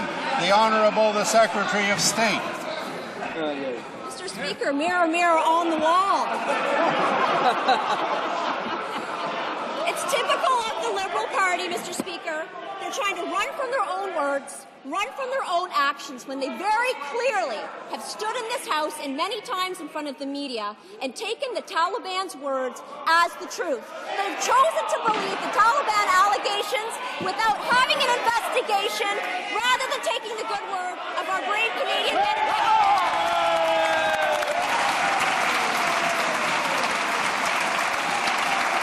The honourable member for Sarnia-Lambton. Order. The Canada-U.S. border is a part of everyday life for the residents of Sarnia-Lambton. This includes recreational boaters who enjoy cruising on the St. Clair River. Can the Minister of Public Safety please let the House know whether the federal government is doing anything to ease travel for low-risk cross-border marine travellers while ensuring the security of our borders? For the Minister of Public Safety. Mr. Speaker, the member for Sarnia-Lambton is always bringing forward good proposals related to her constituents and especially cross-border issues. The Nexus program allows people to get pre-clearance, pre-approval for rapid crossing of border points, and I would encourage constituents in her area to do that. This is a program that's been developed in Canada and in conjunction with the United States. Boaters then who have approval on the Nexus program would be able to cross the border with just by a phone call and by identification of their number with the Nexus program. It's a great initiative, and I'm glad the member is concerned about it and wants to see it grow, Mr. Speaker. Honourable member for New Westminster, Coquitlam. Speaker, the Auditor General today reported that a new NORAD computer retrofit had cost more than double its estimates. More than $156 million. Whoa. And it's years overdue, Mr. Speaker. What is the Minister of Defence doing to dig us out of this boondoggle? Honourable the Minister of National Defence. Mr. Speaker, the NORAD complex in North Bay is very important to the defence of Canada, and the initial stage of this redevelopment has been successful. However, if the member really wants to know where the money was wasted, you better check the years. It was wasted under Liberal rule. Honourable member for New Westminster, Coquitlam. Mr. Speaker, allegations of torture in Afghanistan, massive cost overruns at NORAD. This minister has lost the confidence of this House and of all Canadians. When will the Prime Prime Minister do the right thing and replace him. Honourable the Minister of National Defence.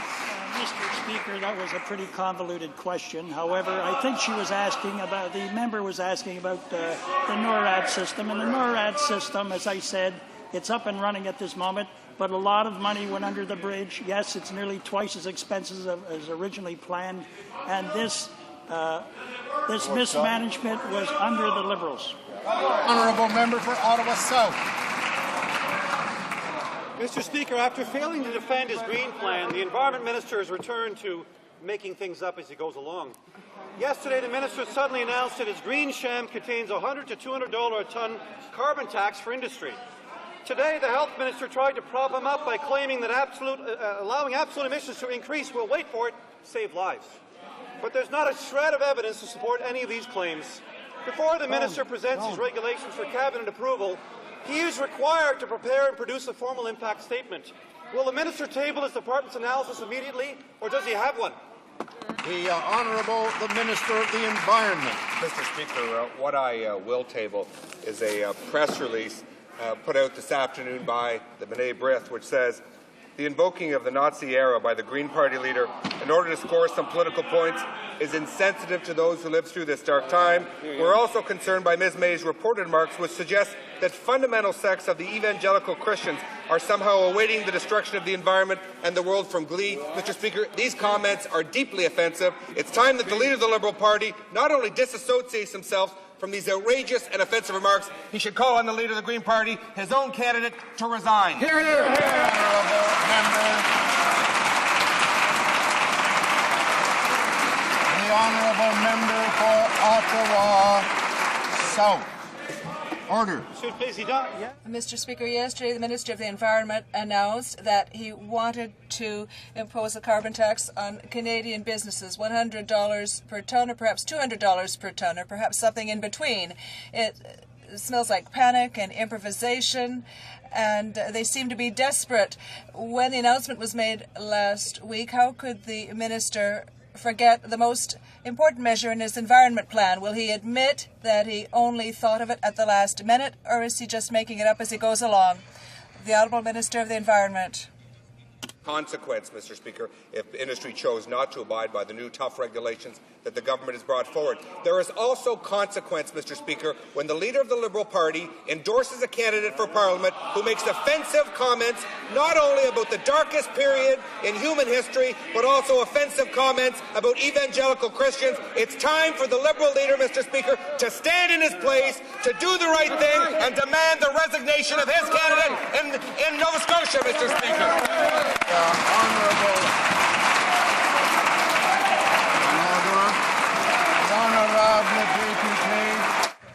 The Honourable Member for Lac Saint-Louis. Order, please. Mr. Speaker, the laissez-faire plan by this government when it comes to global warming has made Canada the object of sarcasm here and elsewhere. David Suzuki said it was fraud, and others fear that Canada will find itself among the environmental violators. It was said that intensity targets cannot reduce greenhouse gas emissions. When will the government bring back C30 and give Canada a real climate change plan? The Honourable Minister of the Environment. Where all parties can agree on important elements of Bill C30, issues like energy efficiency, biofuels, issues like important measures on indoor pollutants and provincial equivalencies. We're happy to work with members of the opposite party, Mr. Speaker. But it is time for the Liberal members opposite to stand up against outrageous, hateful, mean-spirited comments made by their candidate running in Central Nova. It is inexplicable how they could not stand up against people who bash Christians and invoke Nazi-era atrocities. It's disgraceful, it's outrageous, Mr. Speaker, and it shows what this Liberal is made of. The Honourable Member. Honourable Deputy HoC. The Honourable Member for HoC. No, I'm sorry. A supplementary. I almost forgot. The Honourable Member for Lac Saint-Louis. Thank you, Mr. Speaker. The Secretary was also surprised that Canada suddenly started setting targets significantly below our Kyoto commitments. There isn't a single Kyoto obligation this minister hasn't already broken. He won't meet the Kyoto targets, and he won't meet the Kyoto timelines. When will this minister be honest with himself and with Canadians and with the international community and admit that he has no intention of living up to our Kyoto obligations? Honourable the Minister of the Environment. Speaker, what we have an intention of doing is bringing forward a real plan to finally reduce greenhouse gas emissions in this country. We have a plan to finally do what the Liberal Party couldn't accomplish. Now, Mr. Speaker, I know it's hard to make priorities, Mr. Speaker. This government is making priorities. We're reducing greenhouse gas emissions. We will do so by more than any other country over the next 13 years. We will turn the corner. We will ensure that Canada begins to make up for lost grounds under the Liberal Party, Mr. Speaker. The honourable member for HoC. Mr. Speaker, a transition house in my riding, very close to an elementary school, is taking in sexual predators, and the National Parole Board feels that these people are very dangerous. The residents of my riding are concerned, and notwithstanding the great work being done by the professionals in this shelter, does the Minister of Public Safety not find it normal that an organization so close to an elementary school would take in sexual offenders? The Honourable Minister, that's a good question, and I agree with my colleagues' concerns, Mr. Speaker. At this time, there is a group of people who are reviewing this, and I have stated that I don't agree that certain types of offenders would be in these facilities if they are close to a school. I've also given instructions, if there is a situation like this one, to see whether or not we might put an end to our agreement with the facility. The honourable member for Martorell Forte. Mr. Speaker, this government is not terribly quick in managing crime prevention. In Quebec, a number of projects were introduced to the Crime Prevention Fund, and they were approved by the Federal Provincial Committee managing the fund, which means that these projects met the criteria of the time, but the minister has reserved his decision for months and even a year. The minister is faster in asking for more severe sentences. If he really believes in crime prevention, can he explain why he's being so slow? Because this cuts initiatives or kills initiatives. The honourable member for Public Safety, Minister for Public Safety. Mr. Speaker, I indicated that we want programs that work, programs that have proven to work, and a few months ago I did announce a few programs in the province of Quebec, programs that have demonstrated that they can improve a situation to reduce the level of crime, and particularly for youth. We have announced programs in the province of Quebec, and we will continue to do so. Mr. Speaker, the Industry Committee was warned that deregulation would result in higher phone rates for rural and small-town Canadians. The minister disagreed. He said, quote, deregulation will benefit consumers and will result in better prices. The minister was wrong. And yesterday, the CRTC confirmed that deregulation will drive rural phone rates higher. Why should rural and small-town Canadians pay more for their phone services? Why should they pay for this minister's mistake? Yeah. Honourable the Minister of Industry. Order. Mr. Speaker, I will be very clear another time in the House. It's very simple. What we did, we put customers first. That's our priorities, and we have a deregulation in urban center. And for the rural center, it will be still under regulation under the CRTC. It's very important to precise. And as the honourable member must know, because of the decision made by the CRTC, and because it can be appealed before me, so I won't comment until 90 days. Thank you. Honourable member for Brandon Souris. Mr. Speaker, after listening to Canadians, our government brought forward numerous bills aimed at cracking down on crime. Yesterday in the House, we were debating C-10, the bill to establish mandatory minimum sentences for gun crimes.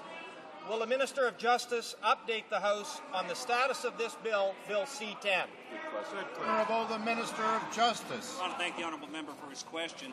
As part of this government's crime-fighting initiative, Mr. Speaker, we brought forward Bill C-10 for debate yesterday. That's the bill that would give a minimum 5-year mandatory minimum sentence for people who commit a serious crime with a gun. At the first opportunity, the Liberals interrupted with a 3-hour motion that made it impossible to discuss that important piece of legislation, Mr. Speaker. When is the Liberal Party going to figure out that it's going to take more than a press release or a press conference to get tough on crime in this country? I want to know that, and I think the people of Canada deserve the answer to that. Honourable member for Windsor West. Day after day, ordinary Canadians are waking up to find that their lives are getting more expensive all the time. Mr. Speaker, most recently across this country, gas prices have skyrocketed. In British Columbia, prices are reaching the absurd level of $1.25 per litre. And this is a result, Mr. Speaker, of gouging from American refineries. And, Mr. Speaker, it's important to note that this minister is supporting big oil and speculators in New York and Chicago at the expense of ordinary Canadians. Right. What I want to know from this, Mr. Speaker, from this minister, is when is he going to actually regulate energy prices and stand up for some fairness so ordinary Canadians have regulations that protect them as opposed to the big oil industry. Honourable the Minister of Natural Resources. Well, thank you very much, Mr. Speaker. First of all, it's important to note that the price of gas is based on market conditions. But our government has taken some action, Mr. Speaker. We committed $2 billion in the recent budget for our biofuels initiatives. We brought incentives for Canadians and purchasing fuel-efficient cars. But I think, Mr. Speaker, it's very important to note what two economists, Don Drummond and Mark Shakard, have said under the, I'm not sure if it's the 6th or the 7th or the 8th Liberal plan. We've lost track. But in one of their recent Liberal plans, Mr. Speaker, that the price of gasoline would rise by over 60%. Wow. Honourable member for Windsor West. Well, Mr. Speaker, what isn't a market condition is this government's promises, and they promised to stop taxing GST on gasoline after 85 cents. Another broken promise while standing down for Canadians. Now, Mr. Speaker, it's not just the gas issue that's affecting Canadians. Now the CRTC is piling on. They've announced that they're going to increase payphones by 100% if you're using cash and by 300% if you're going to use cards. Now, Mr. Speaker, what I want to know from this minister is why is it that every time he says he's pro-consumer, Canadians have to open up their wallets? Why doesn't he actually do something to lower prices for consumers for a change? Honourable the Minister of Industry. Mr. Speaker, we're listening to Canadian consumers, we're listening to Canadian citizens. The reform we presented for telecommunications is approved by 7 out of 10 Canadians. We are working in the interests of Canadians. Now, with regard to the CRTC decision, it's under appeal. It could be under the appeal before the government, and we will comment when the time comes. Mr. Speaker, this minister has cut the Community Access Program, which connected rural and small-town Canada to the world. His government's deregulation scheme is raising phone rates in rural Canada. Will the minister restore CAP funding? Will he take action to ensure that rural and small-town Canadians do not pay more for their phone services? Will he implement a national broadband strategy? Or will he explain to this House what exactly he has against Canadians living in rural and small-town Canada? The Honourable the Minister of Industry. I thank the honourable member for this question because I want to precise here in the House that we didn't cut the CAP programs. That's not true. We have funding for another years, and it's very good. It's very important for rural Canadians, and we listen to rural Canadians. The Honourable member for Lancaster, Dundas, Flamborough, Westdale. Mr. Speaker, it has been 15 months since Canadians decided to choose a Conservative government to provide the leadership they desire and deserve. One very crucial area where this government has demonstrated the importance of innovation and leadership is health research. Can the Minister of Health inform the House what our government is doing to support health-related research in Canada? The Honourable the Minister of Health. Well, of course, Mr. Speaker, health research is absolutely fundamental to this country, and here are some examples of some additional funding in the budget. Canadian Institutes for Health Research got an extra $37 million, Genome Canada an extra $100 million, and Canadian Institutes for Health Information an extra $22 million. Heather Monroe Bloom, a very esteemed researcher and principal and vice chancellor at McGill University, said your government has consistently expressed its conviction that Canada's future health and prosperity will require significant and sustained investment. You have acted on that conviction. That's what she said. She said this government is getting it done for Canadians. The Honourable Member for Rimouski, Neigette, Témiscouata-les-Basques. Mr. Speaker, for a few months now, the Regional Office of Service Canada for Lower St. Lawrence in Rimouski is under the authority of acting managers from Gaspé. Nothing indicates that the minister responsible intends to change that situation. Does the minister intend to allow the Rimouski Regional Office without management, or does he have any other plan, like the abolition of some positions or reduction of service or what have you? The Honourable Minister of Human Resources. The member for a question. Mr. Speaker, the Service Canada network is actually expanding across Canada, but with respect to her particular question, I'm happy to receive any information that she has, and I'll get back to her, Mr. Speaker. That will conclude the question period for today. Un instant.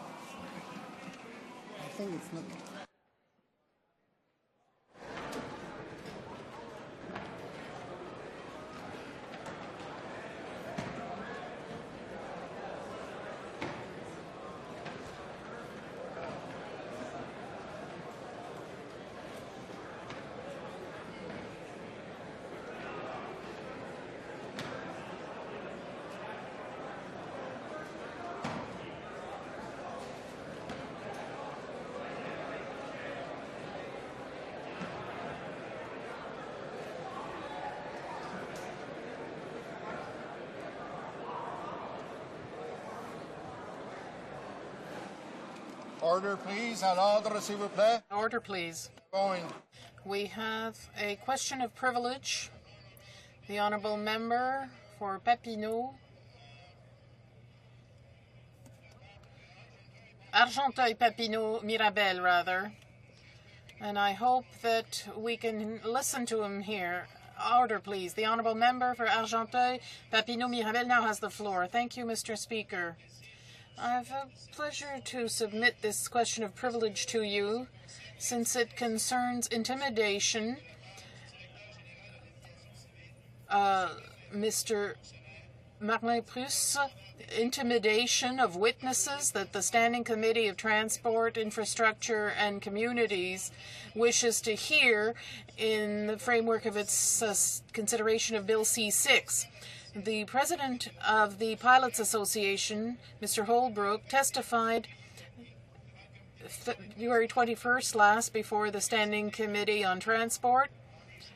In the days that preceded Mr. Holbrook's testimony, someone called Mr. Holbrook, and in a conversation with his assistant, Mrs. Kathy Markey, regarding the testimony he would to make before the committee. Ms. Markey says in an affidavit under oath that Mr. Marlin-Prusse mentioned during that conversation, and I quote, "Have any Transport Canada employees with him, I will have an issue with it." Moreover, she also states regarding that phone call, from the words and tone of Mr. Prusse, communication was that he wished to discourage Transport Canada inspectors from testifying before the Standing Committee. Therefore, Mr. Speaker, I feel that this situation is extremely worrisome, since under the circumstances I allege that there is a violation of parliamentary privilege. So I draw to your attention comment 8665 of Beauchesne, which reads as follows. It's a violation of privilege if one suborns a witness regarding the testimony to be made before the House or the committee to try directly or indirectly to deter or prevent someone from testifying without necessarily engaging in corruption or intimidation, and to attempt by persuasion or any other type of solicitation to incite a witness not to appear, to hide something in his testimony, or to make false testimony. So the situation is all the more worrisome, Mr. Speaker, because this is not the first time that Mr. Marlin-Prusse, a senior official, behaves this way.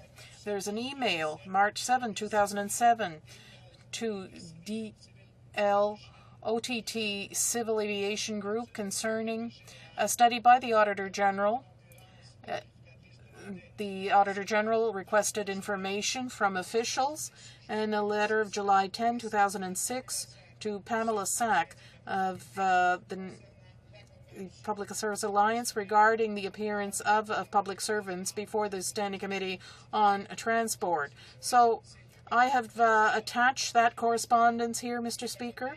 It should be noted that Marlot Montpetit, on page 88 of Chapter 3, Privileges and Immunity, said intimidation of a witness who appears before a committee has also been considered by Speaker Fraser in December 1992 as constituting a prima facie case of contempt of the House, and sent this to the House Proceedings Committee. The committee stated when it produced its report the principles of parliamentary privilege and how it extends to witnesses before committees. Protection of witnesses is a fundamental principle in privilege of Parliament or persons participating in that process. It's been well established here in Canada and in Britain that witnesses before committees have immunity and freedom of speech equal to that of members of Parliament.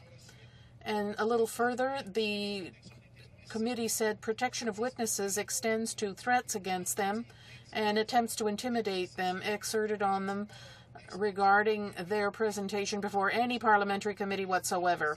And that is what Mr. Purse tried to do with several witnesses before the Standing Committee on Transport, Infrastructure and Communities and before the request by the Auditor General. Page 863 of Marlot Montpetit, Chapter 20, Committees. It says that bribing a witness or trying in some way whatsoever to discourage him from testifying before a committee can constitute an attack on privilege, as well as any statement made to a witness who has appeared or any threat against them can be dealt with by the House as an attack on privilege. Therefore, I would like to bring this question of privilege to your attention. I also like to draw your attention to the fact that I'm raising this on the first available opportunity. I'm aware of the fact that this goes back 2 months, but allow me to explain on that matter. Following the events mentioned earlier, the committee discussed this and adopted a motion to have Mr. Marlon Purse appear before the Standing Committee on Transport. He appeared twice before the committee, the first time March 28th, the second time April 23rd. The transcript of the April 23rd meeting was sent to the committee members this morning, so I felt it was necessary to have all the transcripts of Mr. Marlon Purse's testimony before I raised my question of privilege. I did it as soon as possible, as soon as the testimony was available. Lastly, Mr. Speaker, if you feel that my question of privilege is well grounded, I intend to propose a motion once you have ruled on my question of privilege. Thank you, Mr. Speaker. Sur le même point. On the same point of order, the Honourable Government House Leader. Mr. Speaker, I listened with interest to the point of order being raised by my friend. I'm unfamiliar with the particular circumstances in question, which were new to me, or the individuals in question, and we would certainly appreciate an opportunity to investigate the matter a bit further before we comment, and would like to reserve that opportunity to do so. That's fine. I'm quite prepared to defer consideration of the matter to a later date. Je remercie l'honorable. I thank the Honourable Member for Argenteuil-Papineau-Mirabel for having raised this point, and we can continue this discussion on the subject later on.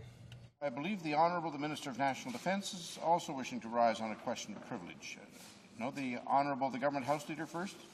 I did wish to rise on a point of order related to a private member's bill, if I could at this point in time. This is a point of order regarding Bill C-415, which is an act to amend the Canada Labour Code replacement workers. Mr. Speaker, I'd first like to point out that bills to ban the use of replacement workers have been introduced 6 previous times since 2004 and defeated twice. In this Parliament alone, it's the 3rd attempt at similar legislation, and this House has already voted against this idea. Given that this bill is virtually identical to Bill C-257, with only one new clause and one new subsection, I would ask that you, Mr. Speaker, clarify 2 points. First, I would ask for you to clarify whether it is in order for Bill C-415 to have been introduced. Standing Order 86 sub 4 provides that the Speaker is responsible for determining whether two or more items that are similar can be placed on notice. Speaker Fraser noted on November 2, 1989, that a bill would not be placed on notice if it had the same purpose as another private member's bill before the House, and if it met this purpose by the same means as that other bill. C-257 and C-415 clearly have the same purpose, namely to ban the use of replacement workers. They also seek to meet this purpose by virtually the same means. They both amend the Canada Labour Code and are identical apart from one clause and one subsection. They contain the identical paragraph in their summaries stating that their purpose, and I quote, is to prohibit employers under the Canada Labour Code from hiring replacement workers to perform the duties of employees who are on strike or locked out, end of quote. So there you have a quote that is exactly the same in two bills as to its purpose. Since Standing Order 86 sub 4 does not specify that bills must be identical, but they must be, and I quote, so similar as to be substantially the same, unquote, I submit that Bill C-415 is so similar as to be substantially the same as C-257, and I would ask that you clarify this issue for the House. The second issue on which I request your ruling is whether this bill can be called for debate and vote. Marleau and Montpetit indicate at page 495, and again I quote, a decision once made cannot be questioned again, but must stand as the judgment of the House. Thus, for example, if a bill or a motion is rejected, it cannot be revived in the same session, end of quote. Allowing C-415 to proceed to a vote would be inconsistent with this rule and with the rule of anticipation. As Marleau and Montpetit note at page 476, and I quote, two bills similar in substance will be allowed to stand on the order paper, but only one may be moved and disposed of. If the first bill is withdrawn, the second may be proceeded with. If a decision is taken on the first bill, the other may not be proceeded with, end of quote. On November 7, 2006, respecting Bill C-257 and Bill C-295, you ruled that the second bill could not proceed because, I quote, a careful examination of both bills reveal that they have exactly the same objective, that is to prohibit employers from under the Canada Labour Code from hiring replacement workers to perform the duties of employees who are on strike or locked out, end of quote. So there we were dealing with a question of similar legislation, C-295, C-257, also as is C-415, aimed at the same objective on replacement workers. So I would argue to you and suggest to you with respect that your ruling on November 7, 2006 applies equally in this case to 415. You indicated that you were at the time ruling on the issue bearing in mind Speaker Fraser's ruling on November 2nd of 1989. Mr. Speaker, I reiterate, C-415 has exactly the same objective as 257, which the House rejected at report stage on March 21st. As a result, allowing C-415 to proceed would mean that the House would reconsider its decision with respect to C-257. C-415's purpose is exactly the same as that of C-257, namely to prohibit employers under the Canada Labour Code from hiring replacement workers to perform the duties of employees during a strike or lockout. C-415 seeks to do the same by the same means as C-257, namely by amending Section 94, sub 2.1 of the Canada Labour Code. Members opposite may suggest that the bills are not similar and that C-415 differs because it refers to the preservation of essential services during a strike. However, I submit to you that is not the purpose of this bill. The purpose of this bill is to ban replacement workers. The apparent difference from C-257 is not in fact a material one. C-415 would not create a new category of essential services, nor would it designate a group of workers to perform this work. Rather, it simply recasts essential services as the essential services existing provisions in the Canada Labour Code, which obliges services to be maintained during a strike or lockout in order to, and I quote, prevent an immediate and serious danger to the safety or health of the public, unquote. Since C-257 would not have affected these existing protections in the Code, simply adding a provision about essential services to Bill C-415 does not make it substantively any different from Bill C-257. Therefore, the purpose of both these bills is simply to ban the use of replacement workers. And as I already indicated, C-415 does not alter the means to use to achieve this purpose, which is primarily by amending Section 94, sub 2.1 of the Canada Labour Code. Mr. Speaker, by allowing 415 to proceed, He will be asking this House to revisit its decision on Bill C-257, which is not permitted. I submit that it should not be called for debate or for a vote, and would ask that you rule on that question. Thank you very much.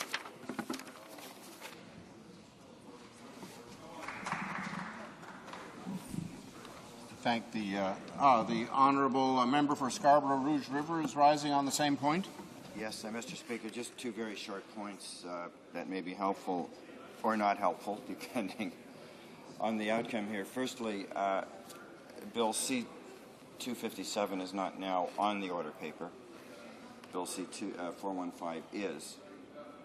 So there is not on the face of the order paper, a conflict between these bills. Secondly, you will probably be aware that the private members' business bundle that C-415 forms a part of is still yet to go through a private members' business subcommittee, a procedure that would look at all private members' business for votability. And it might be that your decision could await the outcome of that procedure, which I believe is imminent,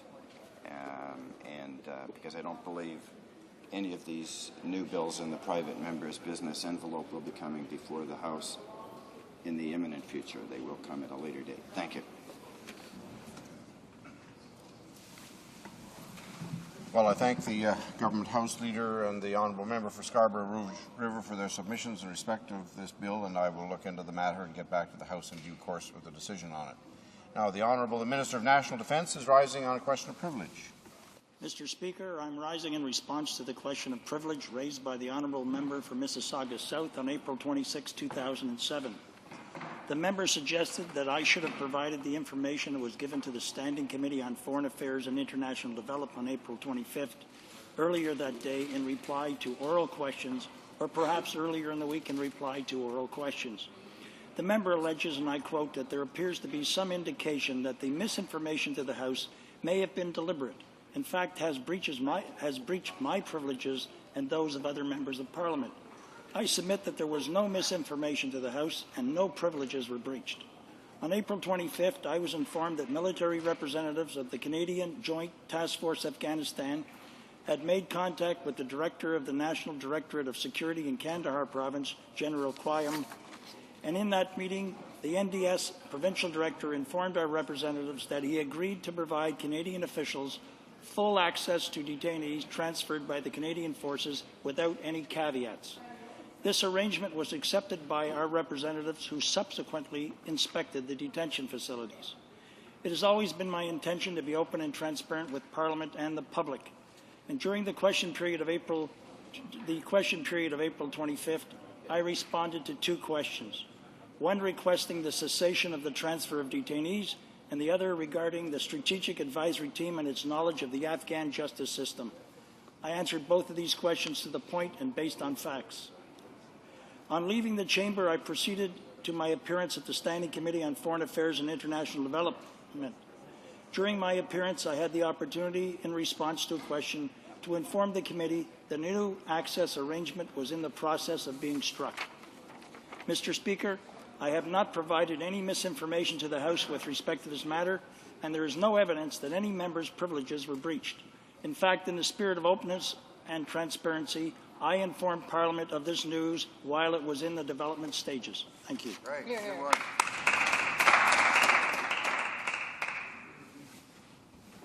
The Honourable the Government House Leader is rising on the same question of privilege. Rising on the same question of privilege, and I just wanted to comment on some of the procedural aspects of the question of privilege that were raised by the member for Mississauga South on April 26, 2007.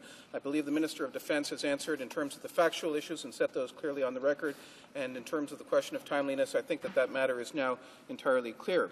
But there are still some other procedural issues that I would like to pursue further. I submit that this is not a valid question of privilege. At most, the member may have a grievance. However, he has not demonstrated that the information provided by the Minister has in any way impeded or obstructed any member of the House in the performance of their duties. In order for there to be a valid question of privilege, there must be evidence that the Minister intended to mislead the House. Page 234 of the second edition of Joseph Mango's Parliamentary Privilege in Canada states that before the House will be permitted by the Speaker to embark on a debate on a question of privilege, there must be, quote, an admission by someone in authority, such as a Minister of the Crown, either that a member of the House of Commons was intentionally misled, or an admission of facts that leads naturally to the conclusion that a member was intentionally misled, unquote. I submit that the member has not provided any evidence to this effect. There is no evidence that any minister has misled or misinformed the House at all, whether deliberately or not. And in fact, what we hear from the Minister of Defence's statement is in fact that his facts are entirely accurate. Citation 31 of the 6th edition of Beauchesne provides a lengthy list of issues that are not questions of privilege. Some of these include, and I quote, "A dispute arising between two members as to allegations of facts does not fulfill the conditions of parliamentary privilege."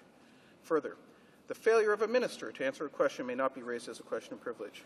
And Beauchesne cites a Speaker's ruling from October 30th, 1969, which states, "The question has often been raised whether parliamentary privilege imposes on ministers an obligation to deliver ministerial statements and to make announcements and communications to the public through the House of Commons, or to make those announcements or statements in the House rather than outside the chamber.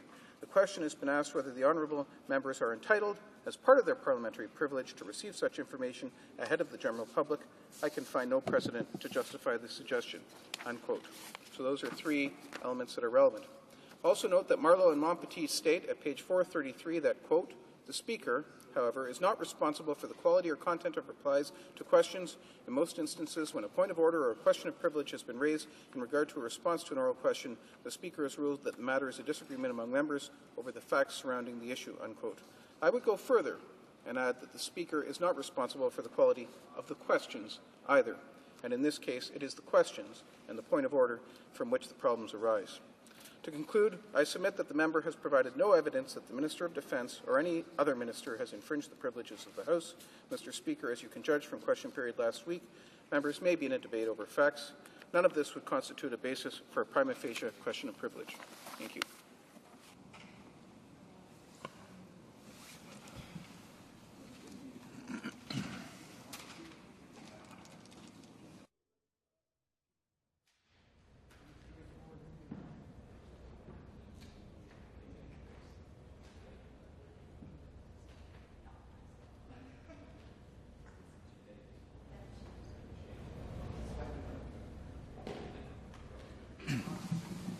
The Chair has heard the arguments advanced by the Minister of National Defence and reviewed the arguments advanced by the member for Mississauga South initially in this matter. And I've heard now from the Government House Leader, and I'm satisfied that in my view there has not been a case of breach of privileges here made out in the arguments advanced to me, and accordingly I'm not going to proceed further with this, and there will be no motion permitted at this time. Orders of the day, ordre du jour. Ordre du jour, ordre émanant du gouvernement, reprise du débat. Government orders, resuming debate on the opposition motion concerning Indian residential schools. Reprise de débat. The honourable member for Winnipeg South Centre. Thank you, Mr. Speaker. Mr. Speaker, I'd like to note that I'll be splitting my time with the member from Brampton Springdale. Mr. Speaker, I rise to speak on the motion from my colleague, the honourable member from Desnathay, Mississippi, Churchill River, which indeed calls on this House to apologize to the survivors of the Indian residential schools. Mr. Speaker, I want to advise the House that yesterday I attended the Residential Schools Survivors Conference and workshop in Winnipeg, where over 1,500 survivors from across the country gathered together to prepare to move forward. Aboriginal leaders, Mr. Speaker, from across the country all called for an apology for the residential schools' legacy. One of the speakers, Mr. Speaker, characterized the need for an apology in the following context. His perception of it is, he said that Aboriginal peoples in this country are still in bondage, and an apology is necessary for the final redress from this bondage. He spoke of the need for more than a physical release, but the need for a spiritual release. And with a spiritual release, an apology is needed in order to forgive. And I bring this to the attention of the House, Mr. Speaker, so that members have some understanding of what is happening there. The legacy of the residential schools, we all know, is a shameful part of this country's history. Over the years, Aboriginal children in the tens of thousands endured years of abuse and neglect. These children were physically, sexually, and psychologically brutalized. The Canadian government aimed to eliminate Aboriginal people's cultures and language. The government aimed to assimilate First Nations, Inuit, and Métis children. Mr. Speaker, apologizing to the survivors of these residential schools is simply the right thing to do. What we've heard here today, Mr. Speaker, is that members opposite will vote for today's motion. And for that, I say thank you. I commend them. But that no apology will be forthcoming until the executive branch determines in 5 years that this can be done. This mean-spirited Conservative government's refusal to apologize now to the victims of the tragedy is simply incomprehensible. It's part of a pattern this government has established as they continue to show their lack of concern, and I would say their lack of compassion towards Aboriginal issues. This pattern started with the cancellation of the Kelowna Accord. Mr. Speaker, we've heard the minister give two main messages in regard to the residential schools legacy and why that it can't be honoured. Firstly, he says that there can't be an apology because there was no agreement to apologize by the Government of Canada. And secondly, we can't apologize because the purpose of the schools were to provide an education to Aboriginal children. Given that, there's no need to apologize because it was simply education.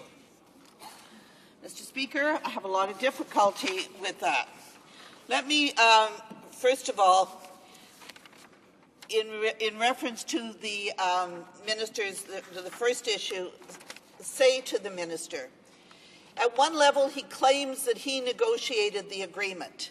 What he actually did was he concluded the final agreement that was agreed to by the previous government in a residential schools political agreement agreed to and signed on May 30th, 2005. What he ratified was that agreement was a court-determined settlement. A court-determined settlement can't dictate an apology. But the residential schools political agreement, Mr. Speaker, said quite clearly, and I'm going to ask for it to be tabled here in the House, Mr. Speaker, so that all members have it. It says clearly, whereas the Government of Canada is committed to a comprehensive approach that will bring together the interested parties and achieve a fair and just resolution of the Indian residential schools legacy. It also recognizes that there is a need for an apology that will provide a broader recognition of the Indian residential schools legacy and its effect on First Nation communities. And so the minister can't play with semantics both ways, Mr. Speaker. He can't say that he negotiated an agreement and there wasn't anything in it, when in fact he didn't. He really didn't negotiate the agreement. It was there by the previous government, and it's clearly stated for all to say. So he has to take responsibility. It's not a political party, Mr. Speaker, that negotiates with the Assembly of First Nations. It is the Government of Canada. And it is quite clearly here, and as I say, I will table this document for members who have not had opportunity to look at it before. Then, Mr. Speaker, we've heard the minister speak at length and said that an apology is not necessary because the schools were, and I quote, set up to provide an education to Aboriginal children. Well, Mr. Speaker, let me give you some background on what was said in a report in 1897, the sessional report from the Indian Commissioner who spoke about the residential school system. And he said, this branch of the Indian Service has ever been recognized as one of the most, if not perhaps the most important features of the extensive system which is operating towards the civilization of our native races, having its beginning in small things. And it goes on to say, until today, the Dominion has had at its command a system which provides for its Indian wards a practical course of industrial training fitting for useful citizenship, the youth of a people who one generation were past were practically unrestrained savages. A second Indian commissioner goes on to say, in the year 1896, he says, the year has just passed has shown the department that the Sundance has become an Indian ceremony almost, if not quite, of the past. For a long time, the departmental policy has been in the direction of suppressing. By moral suasion and step by step, it's been robbed of its most revolting ceremonies. He also goes on to say the policy of the department as to the retention of pupils has been that boys should remain in industrial schools until their characters have been sufficiently formed as to ensure as much as possible against their returning to the uncivilized mode of life. Mr. Speaker, the Indian Affairs Minister has said an apology is not necessary because of education. I'm not sure that many people today would view that as the purpose of education.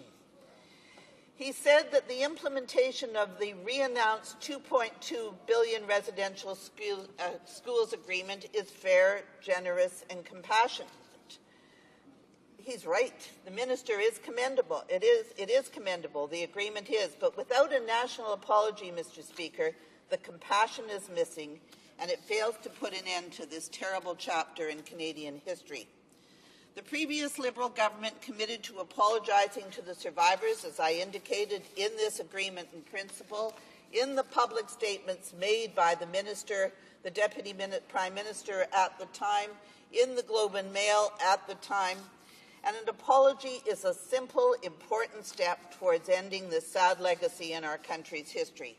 It would cost nothing, and it goes a long, long way to help the survivors in their healing process. I guess one can ask why this government will not stand up and apologize right now. The churches involved in the tragedy have apologized. They've realized the wrongs they've committed. The United Church, as we've heard, has found it completely unacceptable, in quotes, that this government did not include a separation agreement. The Roman Catholic administrator, along with the Bishop of the Anglican Diocese of Ontario, found it totally incomprehensible that this government would not offer an apology. The Anglican Church of Canada has also come out to express its disappointment and sadness that this government will not apologize for the legacy of residential schools. Mr. Speaker, I believe that Canadians across the country want their government to apologize. It is through their government that the people give voice to this. The churches are sorry, but for some reason that none of us can understand, this government is not willing to give a formal apology. In recent reports, we've seen archival records that show that as many as half of the children who had attended early years of residential schools died of tuberculosis. The government had been warned that the inhumane living conditions these children had to endure helped lead to the spread of the disease, which caused the death of these children. Despite the evidence of the government's knowledge of this injustice, this government refuses to apologize. Again, I ask, what will it take to get this government to apologize to the legacy of residential schools? We know that survivors are dying, Mr. Speaker, at a rate of as many as 5 a day, it's been estimated. How much longer will it take for this mean-spirited government to apologize? The minister wants to wait for the conclusion of the Truth and Reconciliation Commission before determining whether an apology is necessary. Mr. Speaker, I submit we all know that an apology is necessary. Don't use smoke and mirrors to avoid it. Questions and comments. Questions and commentaires. The Honourable Parliamentary Secretary to the Minister of Indian Affairs. Thank you, Mr. Speaker. After listening to the member from Winnipeg South Centre speak about the time that she had in government negotiating this settlement, I have to ask the question, why did they wait until they had lost their political power in a minority government? Why did they wait so long to the end of their tenure before bringing this about to the point where they actually couldn't complete this important agreement? In fact, we had to, and we did with haste. We did it immediately upon taking power. That's the way they did it with everything. But unfortunately, it's true. They did wait so often on matters that related to Aboriginal people right until the end of their tenure, because unfortunately, in my opinion, they did not really care about it. They really didn't. And so I have to ask the question, did we not act? Did we not move forward as soon as possible? What fault can she find with the actions that we've taken? We've brought forward this agreement, we've ratified it. These are the things that are called upon us as a government to do, and we've acted in good faith towards the First Nations people that were affected by the Indian residential schools. The honourable member for Winnipeg South Centre. Again, Mr. Speaker, another misrepresentation of the truth. Mr. Speaker, this political accord was signed May 2005. I hardly think that's at the end of the last mandate of it. And this government the previous Liberal government was clear and articulated unequivocally its willingness to give an apology. And if you read the former Deputy Prime Minister's comments in the Globe and Mail, you will find that she said at the time that they were waiting for the appropriate time and the appropriate place. It's to the great disadvantage of Aboriginal peoples from coast to coast to coast that the previous Liberal government, which did so much for Aboriginal people around this country, was defeated, because this government took their sweet time in negotiating and coming upon this, and only did it because of the pressure exerted from this side. Questions and comments? The honourable member for Nanaimo, Alberta. Thank you very much, Monsieur le Président. Mr. Speaker, all members of the House identify with the hurts of First Nation people related to residential schools, but I hear this member acknowledges that the government members are going to support this motion, and yet she stands in her place and has the audacity to, she just declared that the parliamentary secretary just asked the question, had a misrepresentation, yet she stands in her place and declares some fabricated notion about a date some 5 years in the future when she alleges the executive may decide to apologize. Now, Mr. Speaker, there are people in this House who want to exploit the hurt of First Nations people for their own political purposes. And I think they're as bad as the separatists who would take La Belle Provence and replace it with Je me souviens in order to exploit an ancient hurt to advance their own political purposes. What gives this member the right to stand in her place and exploit the hurt of First Nations people? Does she not know the government apologized in 1998, the churches apologized, and what gives her the right to stand and exploit the hurt of the First Nation people? The honourable member for Winnipeg South Centre. Whatever right I have, Mr. Speaker, comes because of the representations of Aboriginal people who come to me on a regular basis to ask me what I can do to ensure that an apology will be forthcoming from this government. And I can tell you, Mr. Speaker, they come in large numbers because they do not believe it. And when the member opposite talks about 5 years, Mr. Speaker, the Truth and Reconciliation Commission has a mandate of 5 years. And my understanding is that the minister this morning said that he will only consider an apology after a report of the Truth and Reconciliation Commission report. So that's where the 5 years comes from, Mr. Speaker. And I suggest to the member opposite that he meet with some of the survivors, that he listen to some of the stories, that he hears the pain, that he hears from the leader yesterday who spoke about the suicide of a child and blamed himself because of his legacy from the residential schools and his inability to respond to his child. So I have the same right or a greater right because of the numbers of people who have come to me and who have spoken to me. We're going to move on with resuming debate. The honourable member for Brampton Springdale. Thank you, Mr. Speaker. We are here in this House today to discuss an important motion, a motion which impacts thousands of Aboriginal Canadians across this country. The motion asks for the House to apologize to the survivors of Indian residential schools for the trauma that they have suffered as a result of policies intended to assimilate First Nations, the Inuit and Métis children, causing the loss of Aboriginal culture, heritage and language, while also leaving a very sad legacy of emotional, physical, and sexual abuse. Mr. Speaker, an apology is the right thing to do, but we must ask ourselves as parliamentarians, why are we here today? Why are we here in this House discussing this motion brought forward by the Liberal Party? Well, Mr. Speaker, we are here in this House discussing this Liberal Opposition Day motion because this government has refused, they have refused, Mr. Speaker, to apologize to the thousands of survivors who were affected. They have refused to apologize to the thousands of survivors who were affected with trauma, with suffering, and with the embarrassment when they attended residential schools. Mr. Speaker, these survivors deserve an apology. Mr. Speaker, it is unfortunate that since taking office, this Conservative government has actually turned its back on Aboriginal Canadians across this country. They did it when they cancelled the Kelowna Accord, and they did it by refusing to apologize as a government to the survivors of those who attended residential schools. And we all know of the facts that these residential schools were actually places of disease. They were places of hunger. They were places where there was overcrowding and where there was despair. Mr. Speaker, many children died as a result of this suffering and this trauma and the embarrassment that they endured. And it is unfortunate that this government has refused. They have refused to step up to the plate. They have refused to take action and show any leadership since coming into government and actually do the right thing and apologize to our survivors.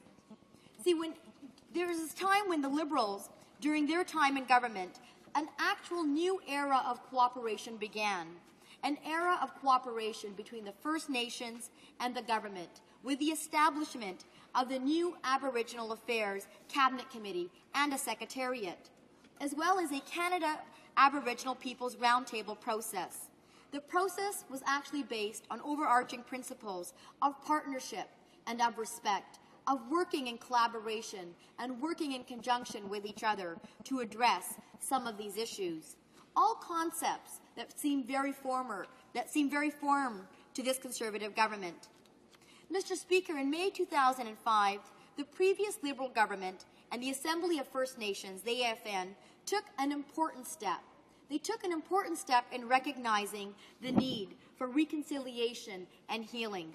They signed an accord that actually outlined their joint commitment to compensate for abuses in Indian residential schools.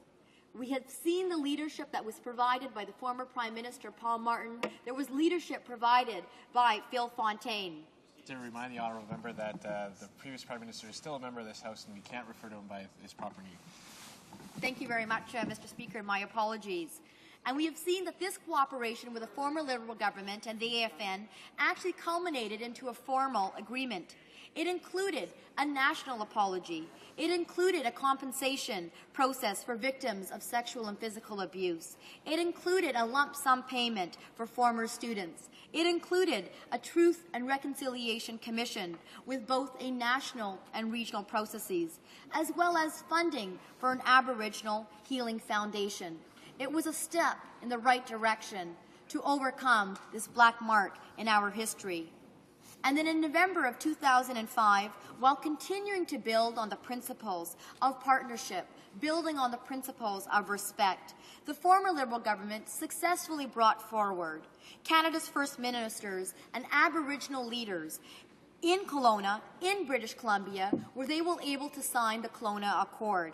An historic $5 billion investment, which included monies for education, which included investments for housing and infrastructure, which included investments for healthcare, which included investments for economic opportunities for the Aboriginal and First Nations communities, which included investments for relationship building and accountability. Then, in addition to the Kelowna Accord funding, there was a variety of funding mechanisms and initiatives and resources that were provided to ensure that we would actually provide compensation for direct benefit of former students towards a fair and lasting resolution of the legacy of Indian residential schools. There was investments to ensure that Aboriginal communities would benefit for early learning and childcare programs, that we would invest in national housing on reserves, that we would ensure that we build relationships to allow Aboriginal and First Nations children and young people the opportunity to go to school to get post-secondary education, that we would ensure that they would actually share in the gas tax monies and revenues, that we would also invest in Aboriginal businesses and housing. Mr. Speaker, the initiatives were many, but unfortunately, one of the first acts of this Conservative government was to turn its back on the Aboriginal Canadians of this country by ripping up the Kelowna Accord. They failed as a result to invest in healthcare, to invest in education, to invest in opportunities for our Aboriginal Canadians. Mr. Speaker, the after effects of the suffering that has been endured by the survivors of Indian residential schools children has continued to plague Aboriginal people in this country. Being born and raised in Winnipeg, Manitoba, I have seen firsthand, I have heard stories firsthand from some of these survivors. We have had a chance to see the impact that these survivors have resulted in as a result of being in the residential schools. Each and every one of them has been impacted. And we have seen that this painful legacy in our country, in our nation, continues to affect the over 80,000 survivors to this date. The years of scarring, of emotional, of physical, of sexual abuse remain for many of those who attended these schools. The shame, the embarrassment, the nightmares. And Mr. Speaker, we only need to take a look at some of the issues and challenges that plague the Aboriginal community across the country, where we realize that there is widespread alcoholism, that there is drug abuse, that there is violence, and that there is high suicide rates amongst these communities. Issues that they are still struggling with as a result of the impact of being survivors of the trauma that they suffered in residential schools. And what's more, Mr. Speaker, is that the policies of assimilation that were adopted by many of these schools have actually resulted in diminishing important cultural traditions that the Aboriginal community had. It's diminished valuable aspects of the Aboriginal culture, of heritage, of language. And rather than encouraging a sense of pride, a sense of confidence in their cultures and their traditions of their communities, they have actually, by going to these schools, resulted in being demoralized, of being ashamed of their culture and their traditions. So you see, Mr. Speaker, a simple apology is not a lot to ask for. But for the survivors of these residential schools, it is an integral part of their healing process. You know, and after much stalling and after much persistence by some of the opposition parties, the Conservatives finally agreed to implement the $2.2 billion residential school agreement that had been reached by the former Liberal government. And they refused to issue a national apology after it all. Now, the Minister of Indian Affairs claims that after the Truth and Reconciliation Commission, he may decide to issue an apology. Mr. Speaker, that is 5 years from now. So I would urge the government to do the right thing, to show some leadership, to take some action, and not only stand in this House and support this important motion, but do the right thing as a government and as a minister and apologize to all survivors of residential schools in this country. Thank you. Questions and comments. The Honourable Member for Edmonton Centre. Thank you very much, Mr. Speaker. And I, too, grew up in Winnipeg, and I've lived around Aboriginal communities all my life, too. And, you know, the motion is calling on the House to apologize. And I believe we've said that the House is certainly prepared to do that. Certainly we are. The Government of Canada has apologized. It apologized in 1998. Apparently that apology isn't good enough for this member, and I can understand that. It was an apology from a Liberal government at the time, and I probably wouldn't be satisfied with that either. But I'd just like to point out that, you know, it would appear that all of these troubles started on January 23rd, 2006, and I think they've been going on for quite a while. And I think if one looks at the record, they'll find there's probably more years of shame under a collection of Liberal governments than there ever has been under Conservative governments. So I'd just like to ask the Honourable Member, does she acknowledge the fact that the Government of Canada has apologized in 1998? Does she understand that the House is being asked to apologize, not the Government of Canada? We're willing to go along with that. And that there's enough shame to go around in all governments throughout the history of Canada in this whole file. The Honourable Member for Brampton Springdale. Mr. Speaker, I I thank the member for his question, but I think if we go down back into memory lane and realize in 1998 it was actually a statement of reconciliation, and it was done. Those initiatives were undertaken by a former Liberal government. But we must realize that this new Conservative government is now in power. It must do the right thing and honour an agreement that was made with the AFN and the previous Liberal government. It must do the right thing, honour that agreement in its entirety, and issue an apology on behalf of the government. I think that the minister, if he was listening to the survivors of these schools, if he was listening to Aboriginal Canadians, one would realize that all of them want him to keep his word, to have the integrity and do the right thing and actually apologize on behalf of the government, which is the Conservatives. Because if the Liberals were in government, they would be issuing an apology because they would be honouring and fulfilling their word. Questions and comments? The Honourable Member for Skeena-Bulkley Valley. Thank you, Mr. Speaker. I thank my colleague for her comments. My riding in northwestern British Columbia is about 35% First Nations. Many, if not all, families in my region are touched by this issue, either descendants or people immediately affected by the travesty of residential schools. And I think one of the things Canadians find most distasteful about politics are when serious and complex issues are brought in for partisan reasons, and when attacks are made at a partisan level. We see that in the debate today going on in the House that there is and I will cast aspersions in both directions on this, that there is a temptation within the political sphere to continue to attack your opponent while using an issue that should never be used for such purposes. The fact of the matter is, in this country today, that First Nations people who are surviving from the effects of residential schools are surviving under a burden that under no circumstances should we ever find tolerable. We need in this House to find a place where that we will see substantive and quality improvements in the quality of life for First Nations people from coast to coast to coast, particularly those that were most affected by this tragedy of our collective national history. Not any one party's, our collective national history. I would ask her to speak for a moment on the need for that type of depth in the debate that we see before us. The Honourable Member for Brampton-Springdale. Mr. Speaker, I couldn't agree with the Honourable Member more. I think that it is really important that as all parliamentarians that we put aside our partisanship and we all do the right thing and issue an apology to these survivors who have suffered the physical abuse, who've suffered the trauma, and who've suffered the embarrassment. And I can tell you, being born and raised in Winnipeg and having attended an inner-city neighbourhood, I have heard some of the stories firsthand from some of these parents, from children that I went to school with whose parents went to residential schools, and the stories are absolutely heartbreaking. And I think when we speak in this House today, it is with that passion and with that voice. And I can tell you, many of the members on this side of the House, and I'm sure within our House here, have that same passion and that commitment. And that is why I think it is important that all of us work together to ensure that this government and this Minister of Northern and Indian Affairs steps up to the plate, does the right thing, and issues an apology. It's a matter of integrity, of ensuring that we close one of the darkest chapters in our history as a country. I don't think we have time for another question, so we'll have to move on to resuming debate. The Honourable Member for Okanagan-Shuswap. Thank you, Mr. Speaker. I'll be sharing my time with the member from Nanaimo, Alberni. Mr. Speaker, I am pleased to have this opportunity to rise to speak to the motion of the Honourable Member from Disney Missinippi, Churchill River.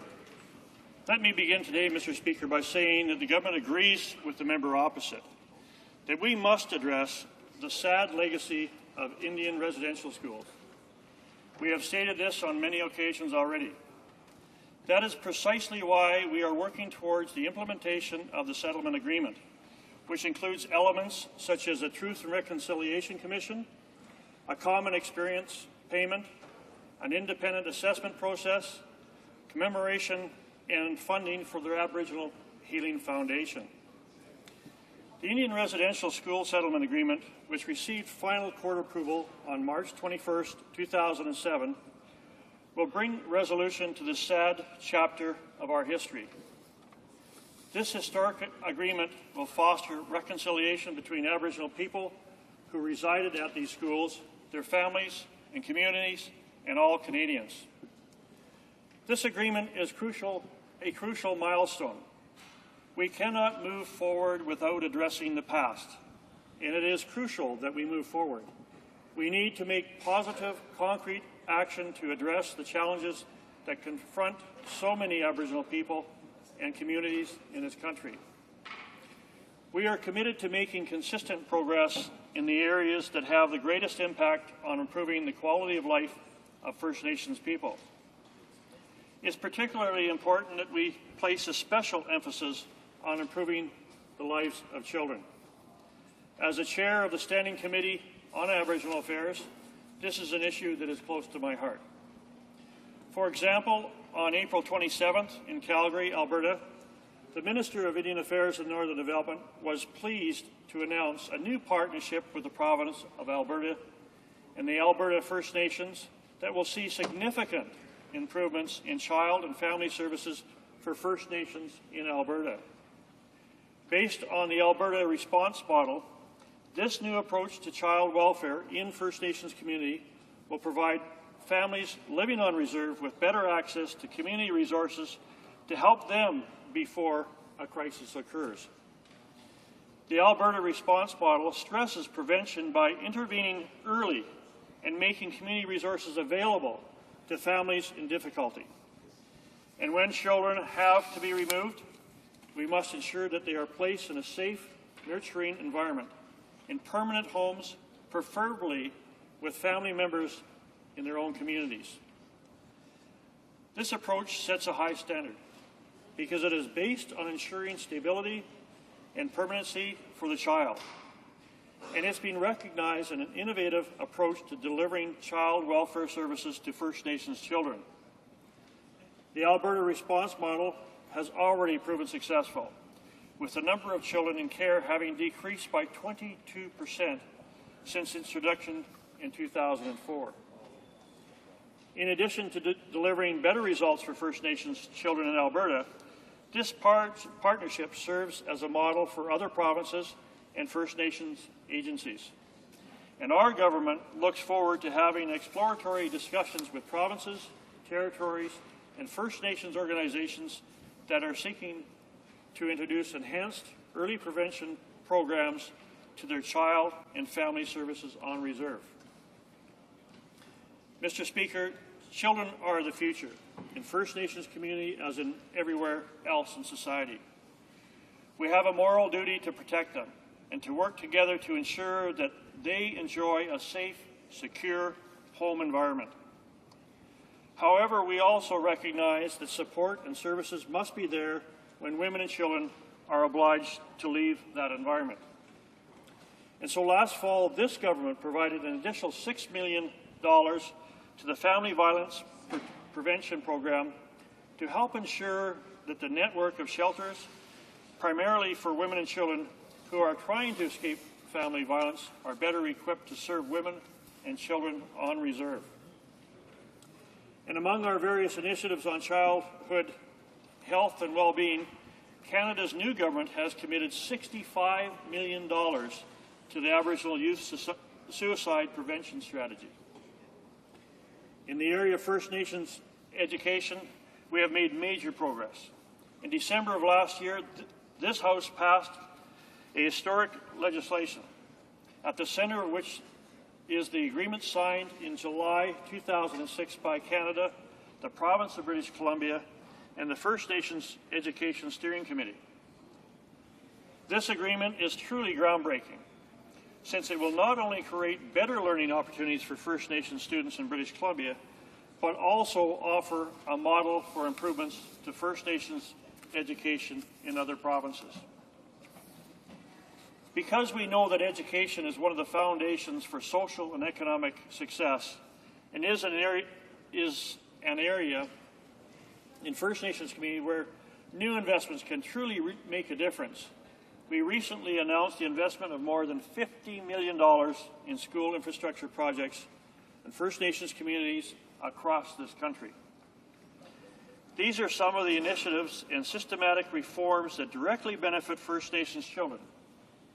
But, Mr. Speaker, this government recognizes that children are also affected in one way or another by the pressures that face their families and their communities. For this reason, Canada's new government recognizes the need to act on a wider issues that have a real impact on the day-to-day life of Aboriginals. Therefore, we have taken action to advance legislation solutions to two important issues: discrimination permitted under Section 67 of the Canadian Human Rights Act and on-reserve matrimonial real property. Bill C-44, introduced last December, proposes to repeal Section 67, which currently prevents First Nation citizens from bringing forward a human rights complaint. We believe that Aboriginal citizens are entitled to the same access to rights protection as is every other Canadian citizen. This government also strongly believes that Aboriginal women should have access to the same rights as every other woman in Canada when a relationship breaks down. This is why our Minister of Indian Affairs and Northern Development completed a consultation process and intends to bring forward legislation to resolve the difficult question of matrimonial real property this spring. There can be no question that this government is acting vigorously and in partnership with First Nations, Inuit and Métis, to build a more hopeful future for Aboriginal children across this country. Through the Indian Residential School Settlement Agreement, we have come to terms with the past. And through our initiatives to further the interest and well-being of Aboriginal women and children, we are looking to the future, a brighter and more positive future for First Nations, Inuit, and Métis peoples of Canada. Thank you, Mr. Speaker. Questions and comments, questions and commentaires. The honourable member from Winnipeg South Centre. Thank you, Mr. Speaker. And I thank my colleague opposite for his presentation. He did not speak to the issue of residential schools and the apology, but he did give us a listing of what his government has proposed over the past number of months. My question to him is, as he is identifying all of these initiatives that he's putting forward, can he speak to the consultation processes that have gone on with First Nations people, both in arriving at the legislation and at the projects where monies have been deemed appropriate? Mr. Speaker, we know that the Kelowna Accord was a comprehensive, integrated approach that came about after 18 months of consultation, collaboration, and building a new relationship with Aboriginal communities across the country. So I'm interested in knowing, in the list of many initiatives that he has identified, what the processes and of consultation have been. Have they been more than a telephone conversation, or, as one member of the community said to me, a discussion in the airport? Can he describe the consultation? Honourable member for Okanagan-Shuswap. Well, Mr. Speaker, of course, there's a process that we follow, and the consultation happens at the committee level, as we have witnesses to come forward to speak on issues.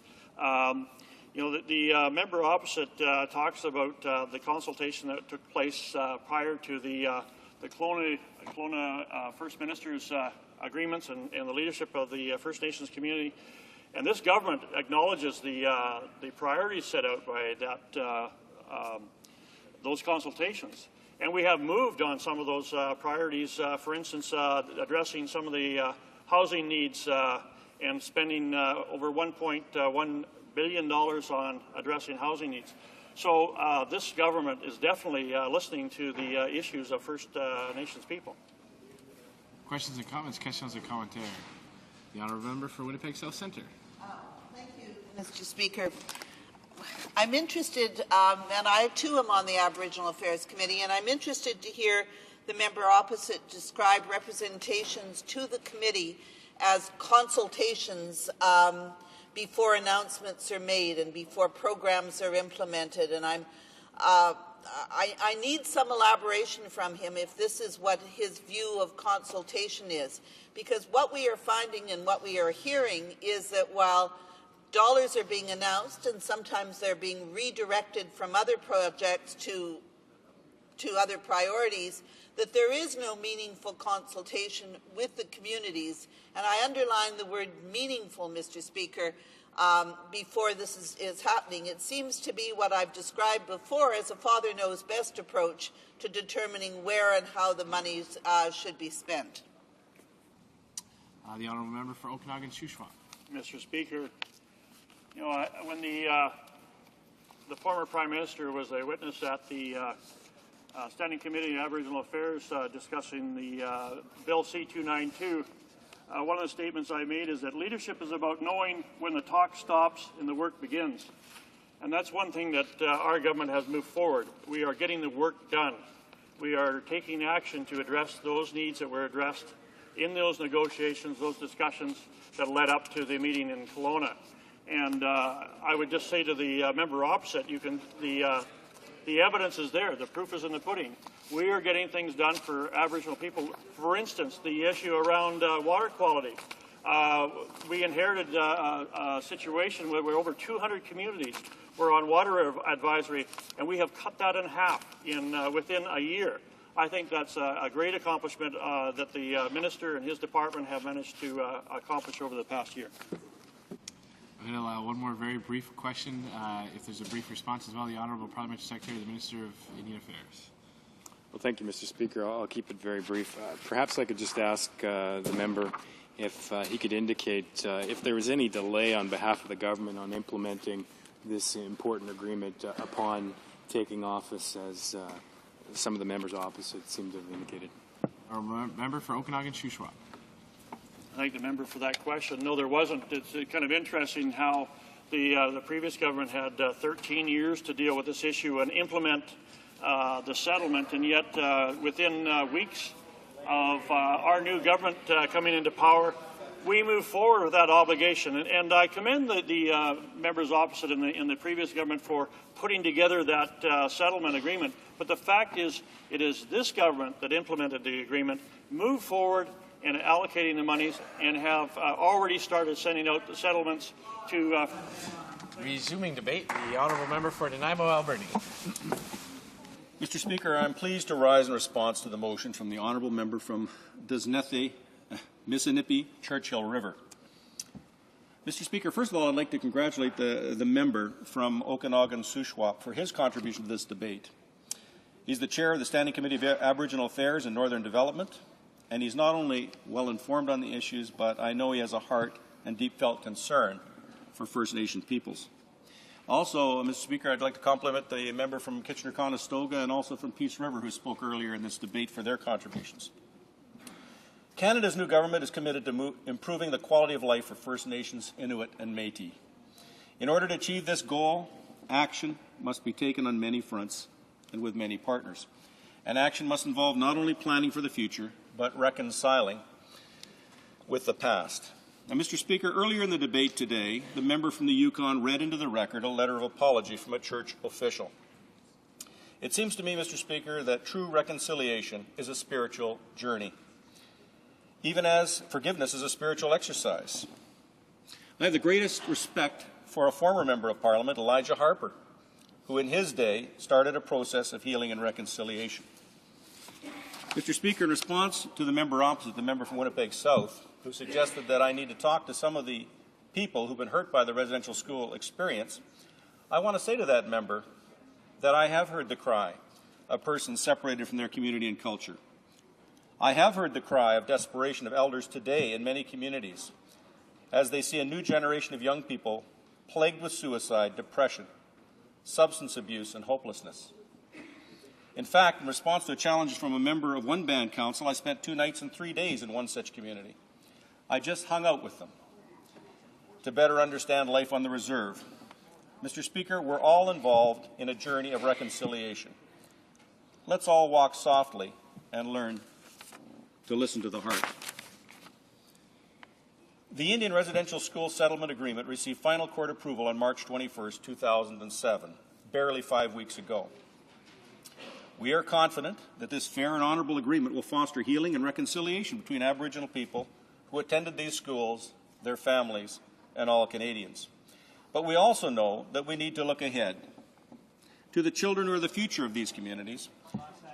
But the quality of education that's been available in on-reserve schools is often inadequate, and First Nation students suffer the consequences.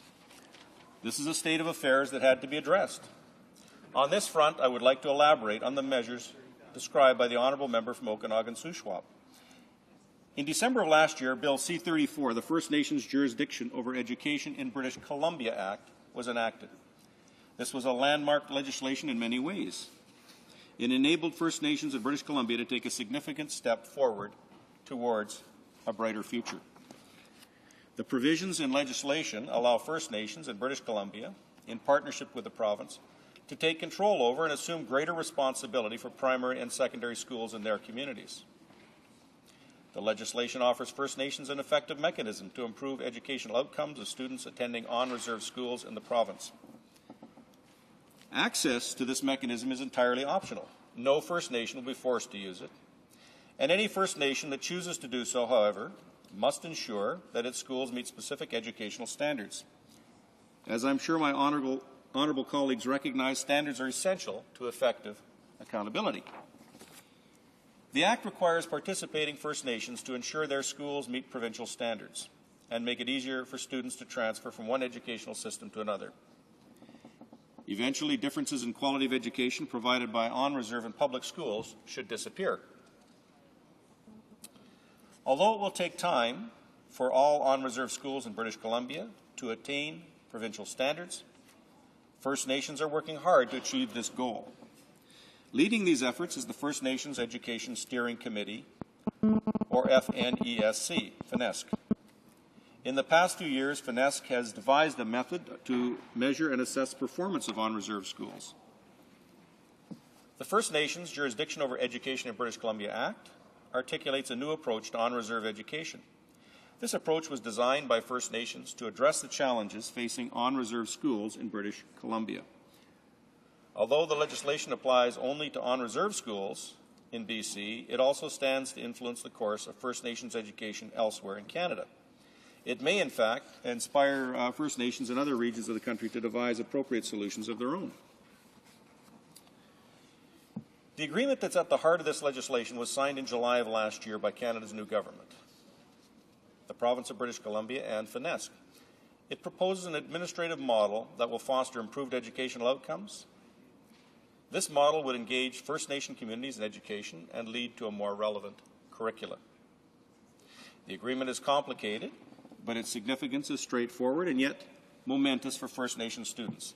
Simply put, it will enable them to acquire a quality education that will meet provincial standards and will also have cultural depth and resonance.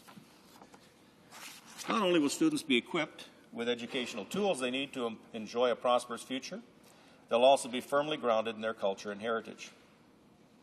The First Nations Jurisdiction over Education in British Columbia Act is the product of an initiative led by First Nations to address this particular circumstance of on-reserve schools in British Columbia. It's a prime example of the success that can be achieved by governments and First Nations working in partnership toward a worthwhile end. First Nations students in British Columbia will reap the benefits of this approach. It's hoped that more First Nations across the country will follow suit with their own strategies. We've often stated that only by working in partnership with Aboriginal people and communities can real progress be made. In my own riding, Mr. Speaker, the vanguard of a new generation of educated young First Nations individuals are already coming back to their communities to strengthen a new generation of leadership. Malaspina University College in Nanaimo has a total student body in excess of 10,000 students and one of the largest Aboriginal student populations in the province. Quality education is at the heart of what makes individuals and communities strong. It's a basic requirement for prosperity and self-sufficiency. Canada's new government is determined to continue working with our partners, Aboriginal and non-Aboriginal, to promote the means for improving the quality of education available to Aboriginal people. It's one of the basic and essential components of quality of life. With the final court approval of the Indian Residential Schools Settlement Agreement in March, we've moved towards reconciling with the past. With the First Nations Jurisdiction over Education in British Columbia Act, we're looking to the future. Canada's new government is confident that working with our partners, yet more progress can and will be made. I thank you very much, Mr. Speaker. All Questions and comments. Questions and commentaires. The honourable member for Winnipeg South Centre. Thank you very much, Mr. Speaker, and I'm pleased to hear that the member did end his comments speaking to the residential schools agreement. He spoke about the BC Education Act at some length, and it's an act that went through this House very quickly and was supported by all parties, and it is a good model of education that has been worked on for many years in British Columbia, and a cooperative venture. The unfortunate piece of it is that there's been no funding attached to it, and there are many concerns around that. One of our very real concerns, Mr. Speaker, and I ask him whether he sees this as a template for education across the country, or does he believe that education agreements should be developed appropriately with individual jurisdictions to meet the needs and the requirements of individual jurisdictions, or does, as I asked earlier, does he see this as a template to be put upon for all jurisdictions? The honourable member for Nanaimo, Alberni. Thank you very much, Mr. Speaker, and I thank the member for the question. And I know that this member is a member of the Aboriginal Affairs and Northern Development Committee and does have a heart for the issues related to First Nations. The question of education in British Columbia was worked out in cooperation with First Nations representatives, leaders, chiefs from many bands, the regional chiefs, and with the provincial authorities. And I think it was the choice for certainly the community of First Nations in British Columbia, of whom we have a very large representation. I have a large representation in my own riding. Recognized the need for an upgrade in the standards, and the province in British Columbia is very much engaged and willing to take on responsibility and expand in partnership with First Nations, bringing the standards of the province into the First Nations communities. And I think it's the right kind of partnership, certainly for British Columbia. But again, that was a decision that willingly was entered into by the First Nations representative and provincial representatives, in as much as the provinces bear the responsibility for the education of the rest of the community. It seems like a very good and workable model, and it's one that other communities will have to appraise for themselves and willingly enter into such agreements if they seem appropriate. And I would certainly personally have a hope that it's a model that may very well work in many other jurisdictions. Thank you. Questions and comments. Questions and commentary. The Honourable Parliamentary Secretary to the Minister of Indian Affairs.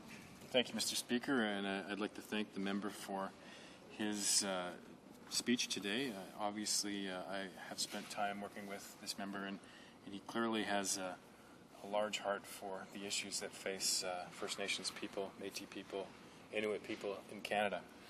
I would like to ask the member what his thoughts are in relation to the Truth and Reconciliation process that has been undertaken and will be initiated in the near future. And perhaps I know that he is quite a knowledgeable individual in relation to other jurisdictions. I talk perhaps in relation to South Africa. If he could speak a bit about how this process has worked in other jurisdictions. The Honourable member for Nanaimo, Alberni. Well, I thank the member for his question. Certainly the Parliamentary Secretary has a wealth and a depth of experience in these matters, and I probably wouldn't put myself forward as an expert by any means on these issues, but I have certainly taken an interest in genuine reconciliation. And I think there certainly is a model in South Africa of what people went through. I don't know if the circumstances are exactly the same here, but I think we've been on our own spiritual journey in Canada with our First Nations people, and I certainly want to acknowledge, I did earlier, Elijah Harper and the leaders from First Nations community who went through that process of bringing politicians and non-Aboriginal communities together to address some of the hurts of the past. I know that there's a tremendous movement amongst First Nations who have a genuine heart to express forgiveness for things of the past and to put some of those issues behind and to find and embrace together a future that we can all walk together in a different way. And I like that concept of learning to walk together. I think it involves a sensitivity, first in recognizing past failures, but also in having a genuine heart to listen and to engage and to help one another. And I think that's frankly where good neighborliness comes out of. Good community can be built that way, and it's a dynamic that I'm not sure government has all the tools to employ, but I'm hopeful. Resuming debate, the honourable member for Brant. Thank you very much, Mr. Speaker. I will be splitting my time with my colleague, the member for Etobicoke North. Mr. Speaker, I am pleased to speak in support of the motion brought by my colleague, the member for Disnethe, Mississippi, Churchill River.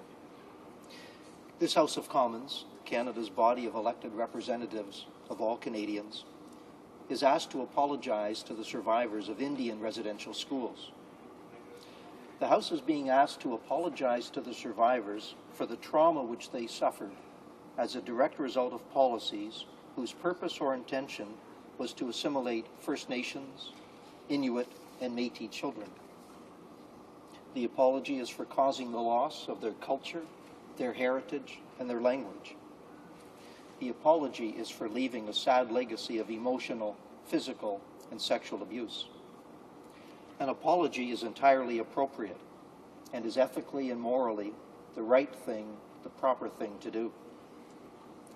For several decades, the Government of Canada was complicit with certain churches in implementing a policy toward Aboriginal children and their parents, which was cruel, mean-spirited, racist, and contrary to the principles which govern our nation, and certainly contrary to the moral and ethical fiber which Canadians of good conscience possess. I was pleased to hear earlier today the Minister of Indian Affairs and Northern Development say, and I quote, "The House should apologize, and I am confident at the end of the day that the House will apologize." He was further correct when he stated, in response to a question, and I quote, "Frankly, there are members in every single party in this House of Commons that deserve some credit for bringing this matter forward through to the resolution of the May 8, 2006 agreement." Mr. Speaker, as was the Minister of Indian Affairs, as well as the now Minister of Natural Resources and the now Minister of Revenue, I was a member of the Standing Committee on Aboriginal Affairs and Northern Development, and I heard stories from survivors which were jarring in their impact and absolutely convinced me that the manner in which young children were treated was despicable and remains arguably the largest single blight on Canada's essentially unblemished record as a beacon of decency toward and respect for all citizens. Mr. Speaker, I have the privilege of representing the most populated First Nations community in Canada, the Six Nations of the Grand River Territory. Within my riding of Brant was a residential school, the HoC Institute. I have spoken to many survivors of that facility. Mr. Speaker, the HoC Institute was one of several residential schools for Indian children in Canada and was part of the Indian education system administered by the Department of Indian Affairs. The HoC Institute was founded by the New England Company in the period 1824 to 1834. The New England Company was originally known as the Company for Propagation of the Gospel in New England and the parts adjacent in America. Its mandate was to propagate the Christian religion to and among heathen natives, and to civilize, teach, and instruct the said heathen natives and their children. The New England Company operated the HoC Institute residential school until 1922 with financial assistance from the Department of Indian Affairs. And in 1922, the company entered into a lease agreement with the Department of Indian Affairs, whereby the department agreed to continue and maintain the institute as an educational institution for Indian boys and girls. Paul Dixon is a survivor of the HoC Institute. Paul Dixon tells his story. "I remember getting on the bus the first time we were taken to the HoC Institute residential school in Brantford, Ontario. I was 6 years old, had no idea where I was headed. Some of the kids only had an apple or a sandwich for the 24-hour journey. We were hungry. Some kids were crying. It was sad right from the beginning. My father was told by the Indian agent that our welfare and family allowance would be cut off if he didn't allow us to go. He was also forced into sending us to learn the white man's way when he was told by the Indian agent that if he didn't, we would have no future. I learned in residential schools to love and trust nobody.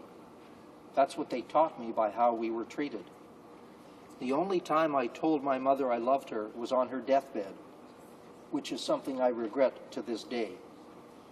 When you go through something like that, you become very scared of intimacy or sharing your feelings. I didn't know right from wrong as far as sexual abuse. How was I supposed to know what an adult can and cannot do to me as a child? Keys were thrown at us. We were beaten with thick black straps, along with fists.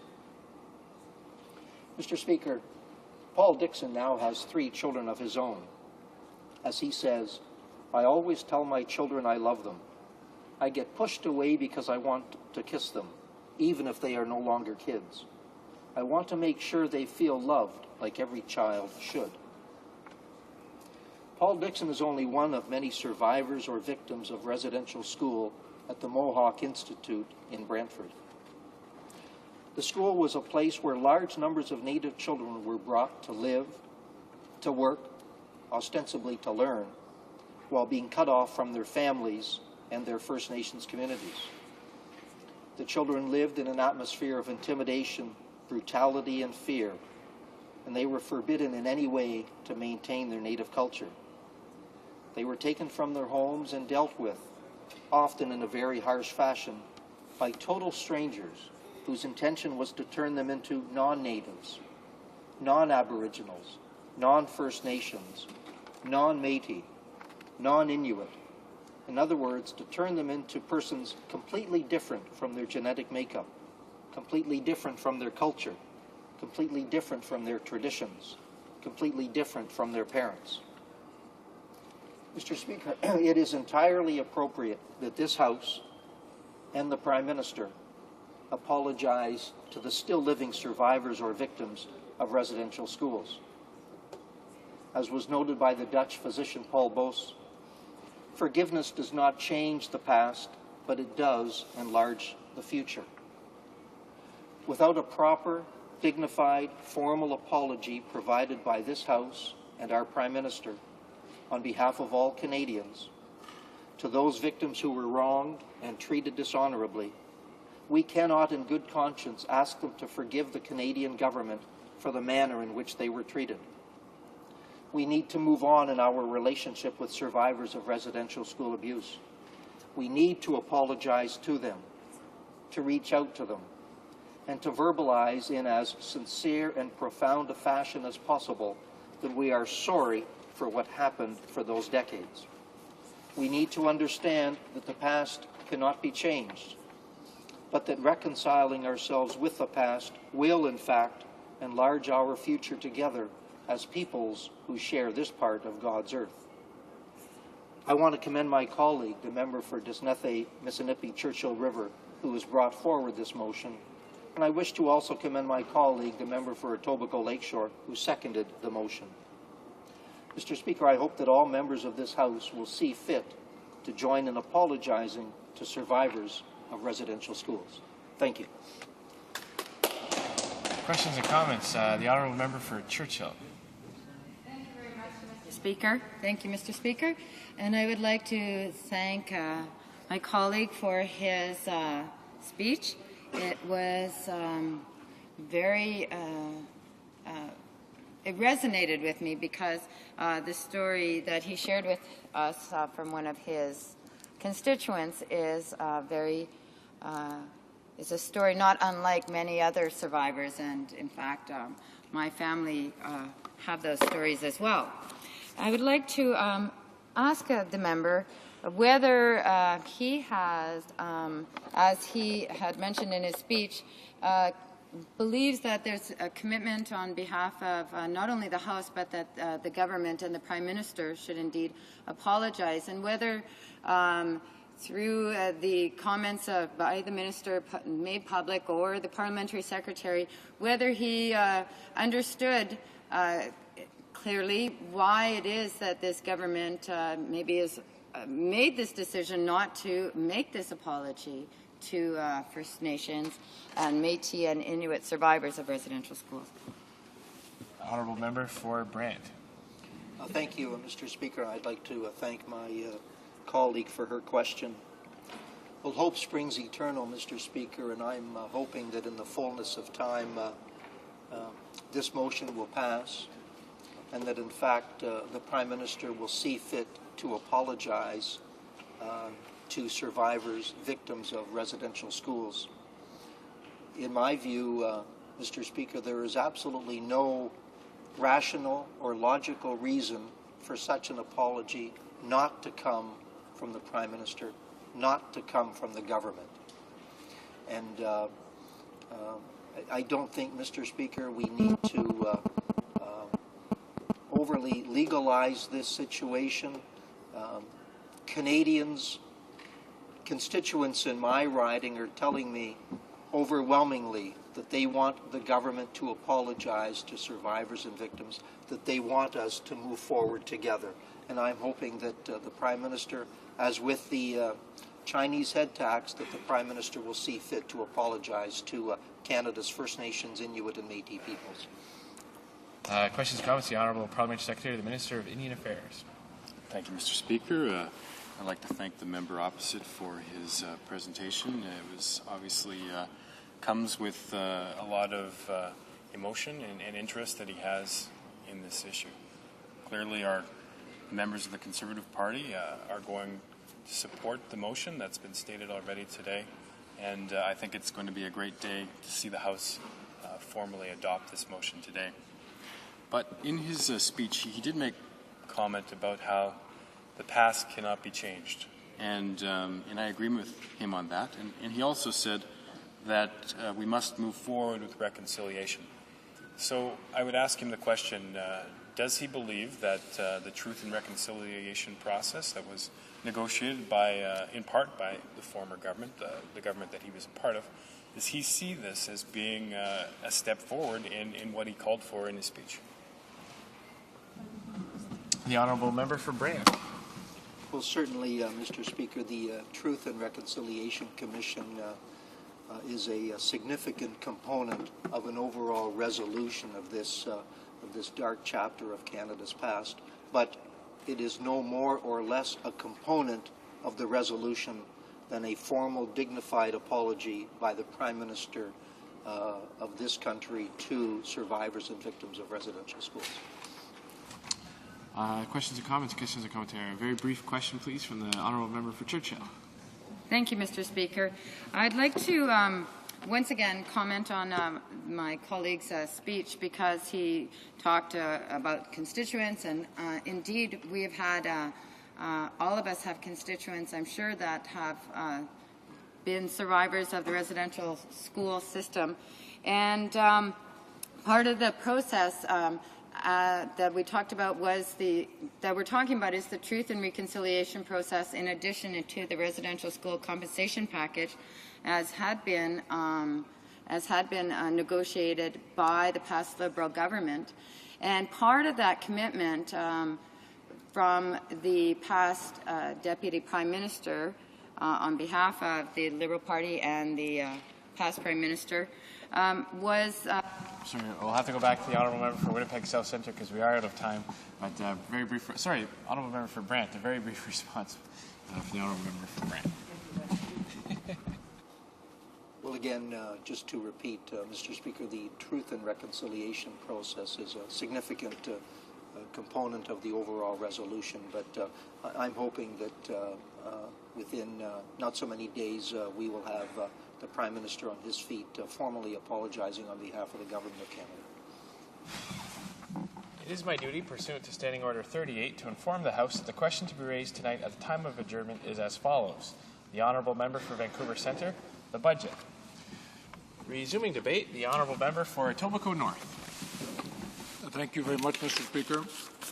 I'm pleased to participate in this debate today, which seeks, it's a motion by our party, my colleague, proposed by my colleague, from Desneti, Misnipi, Churchill River, that this House apologized to the survivors of Indian residential schools for the trauma they suffered as a result of policies intended to assimilate First Nations, Inuit, and Métis children, causing the loss of Aboriginal culture, heritage, and language, while also leaving a sad legacy of emotional, physical, and sexual abuse. And it's somewhat reassuring to hear the members opposite, and hopefully all members of this House will support the resolution. But the question has arisen, why will the Prime Minister and his government not apologize for this, as my friend from Brant mentioned, this serious blight on the reputation that Canada has in its stance against human rights, indeed around the world. And in fact, we have observer status, Mr. Speaker, in the Parliamentary Assembly of the Council of Europe. And the Council of Europe is focused on human rights, democratic institutions, and the rule of law. And it's unfortunate that from time to time, when we have these debates, members from legislatures in Europe cite Canada's treatment of its Aboriginal Canadians, and not in a very positive light, I must say. And I think it's timely, and in fact, it might be, it's never too late, but the Prime Minister of this country and the Minister should have and should apologize to our Aboriginal Canadian friends for this terrible injustice that was done. You know, some months ago, Mr. Speaker, I thought, well, the government is not apologizing because they're waiting for the compensation agreement in residential schools to be finalized and their legal issues, et cetera, but even that is a stretch.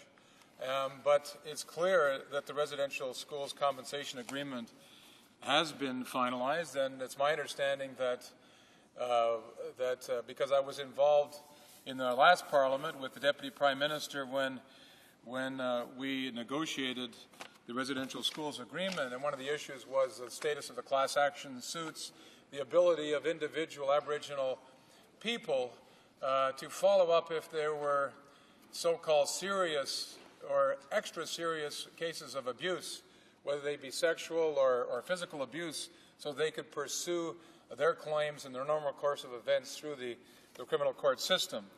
But my understanding is that those elements, the class action lawsuits and those other individual matters were part of the agreement, and so I can't for the life of me understand why the Prime Minister or the Minister of Indian and Northern Affairs would not apologize to our Aboriginal Canadian friends for this terrible thing that happened, which was an attempt, a feeble attempt, a hopeless attempt, and obviously an unsuccessful attempt to assimilate Aboriginal Canadians. And it shows you what happens when people that are put in positions of trust, unfortunately, can abuse that trust. And we have some horrific tales of physical abuse, of sexual abuse, and from mental abuse in the sense of trying to deprive people of their culture, their heritage, their values, and their pride. And I know that in negotiating the residential schools agreement, our government asked Mr. Yakabuchi to work with the various stakeholder groups, and I must say he did a fine job because it was a very complicated file.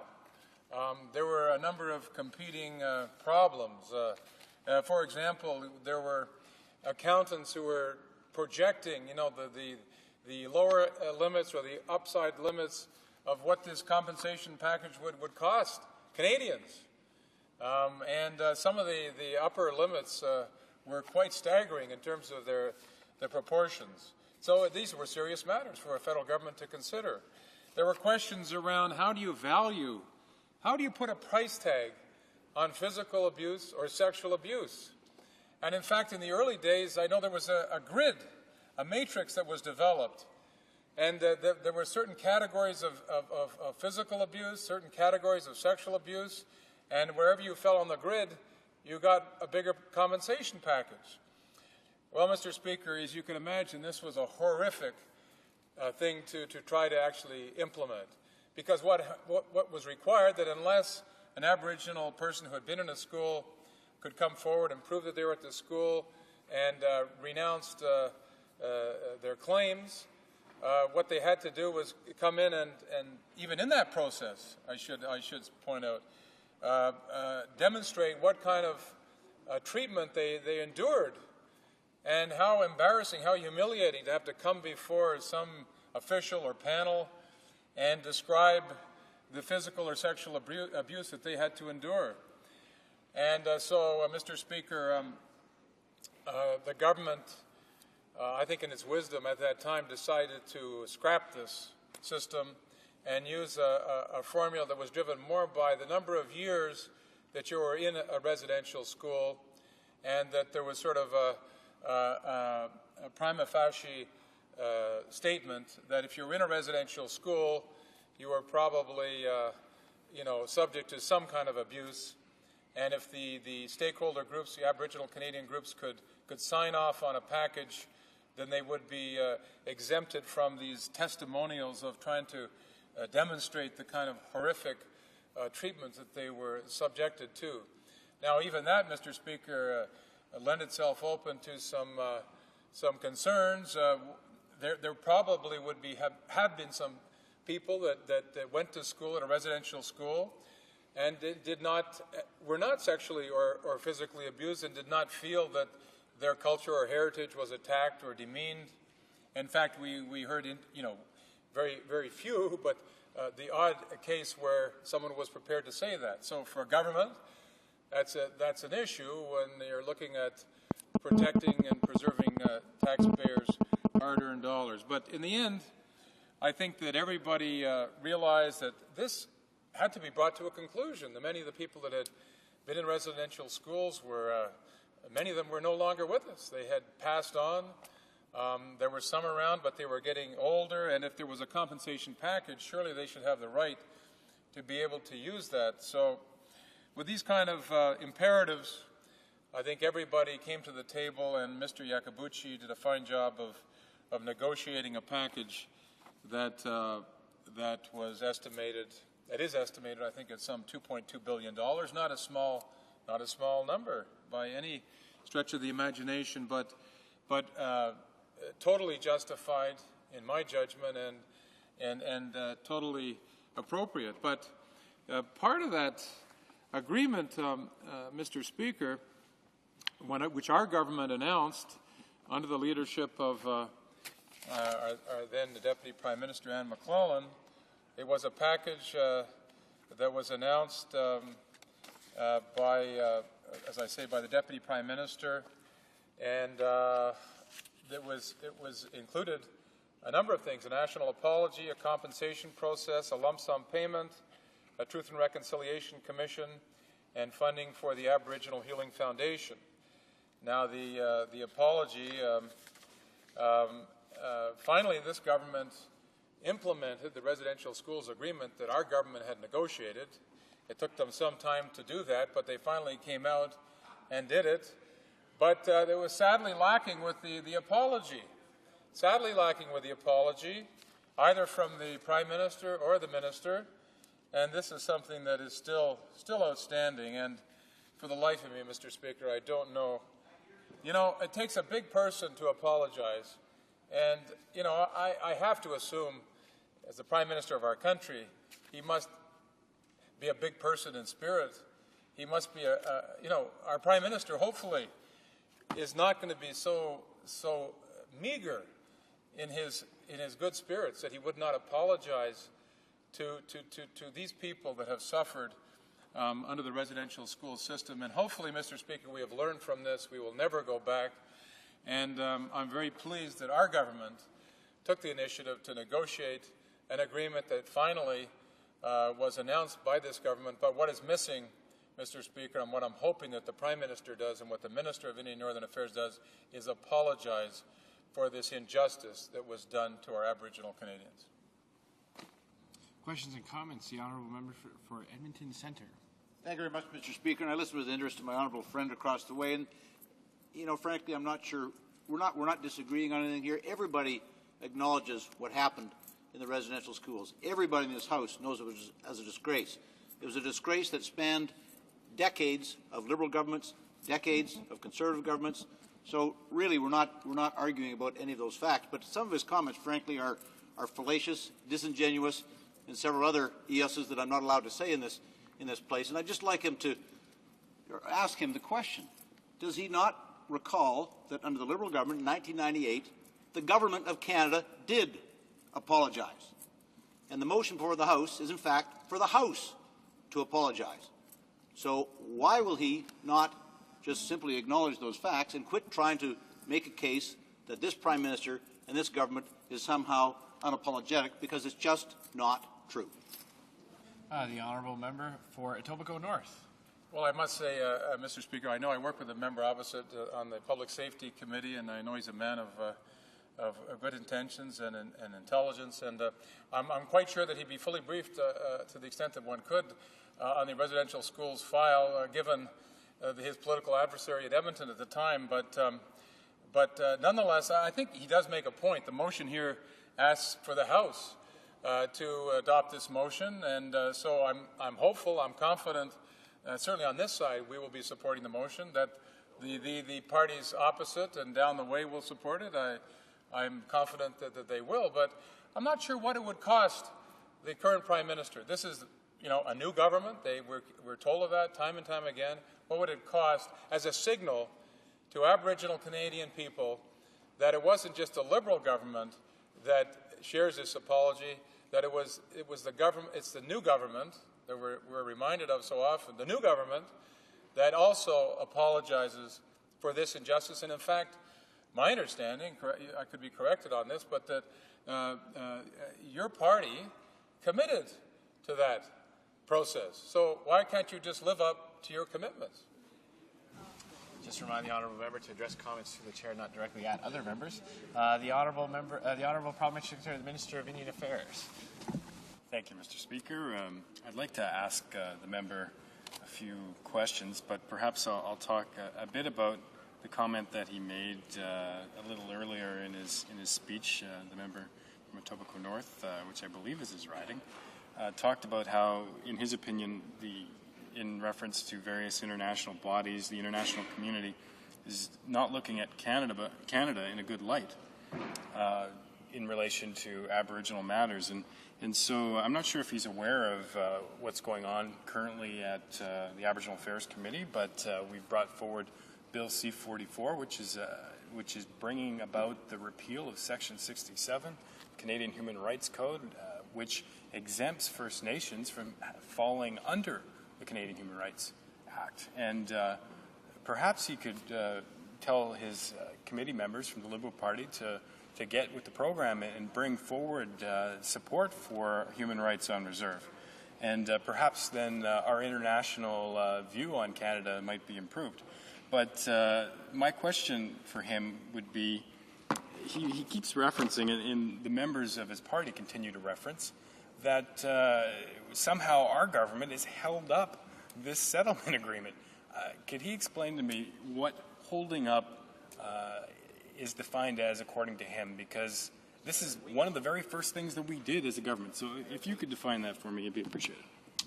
The honourable member for Etobicoke North.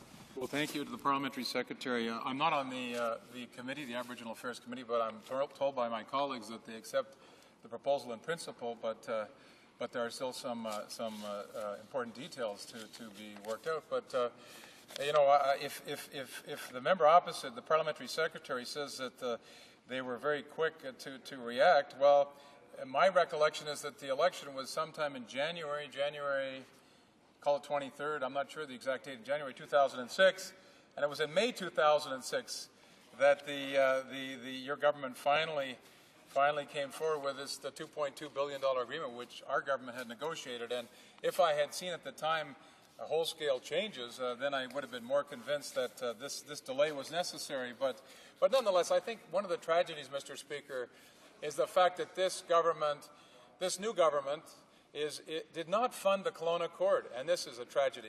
We hear that it takes more than money, but, Mr. Speaker, it also takes money to deal with these problems. Debate. The honourable member for Winnipeg Centre.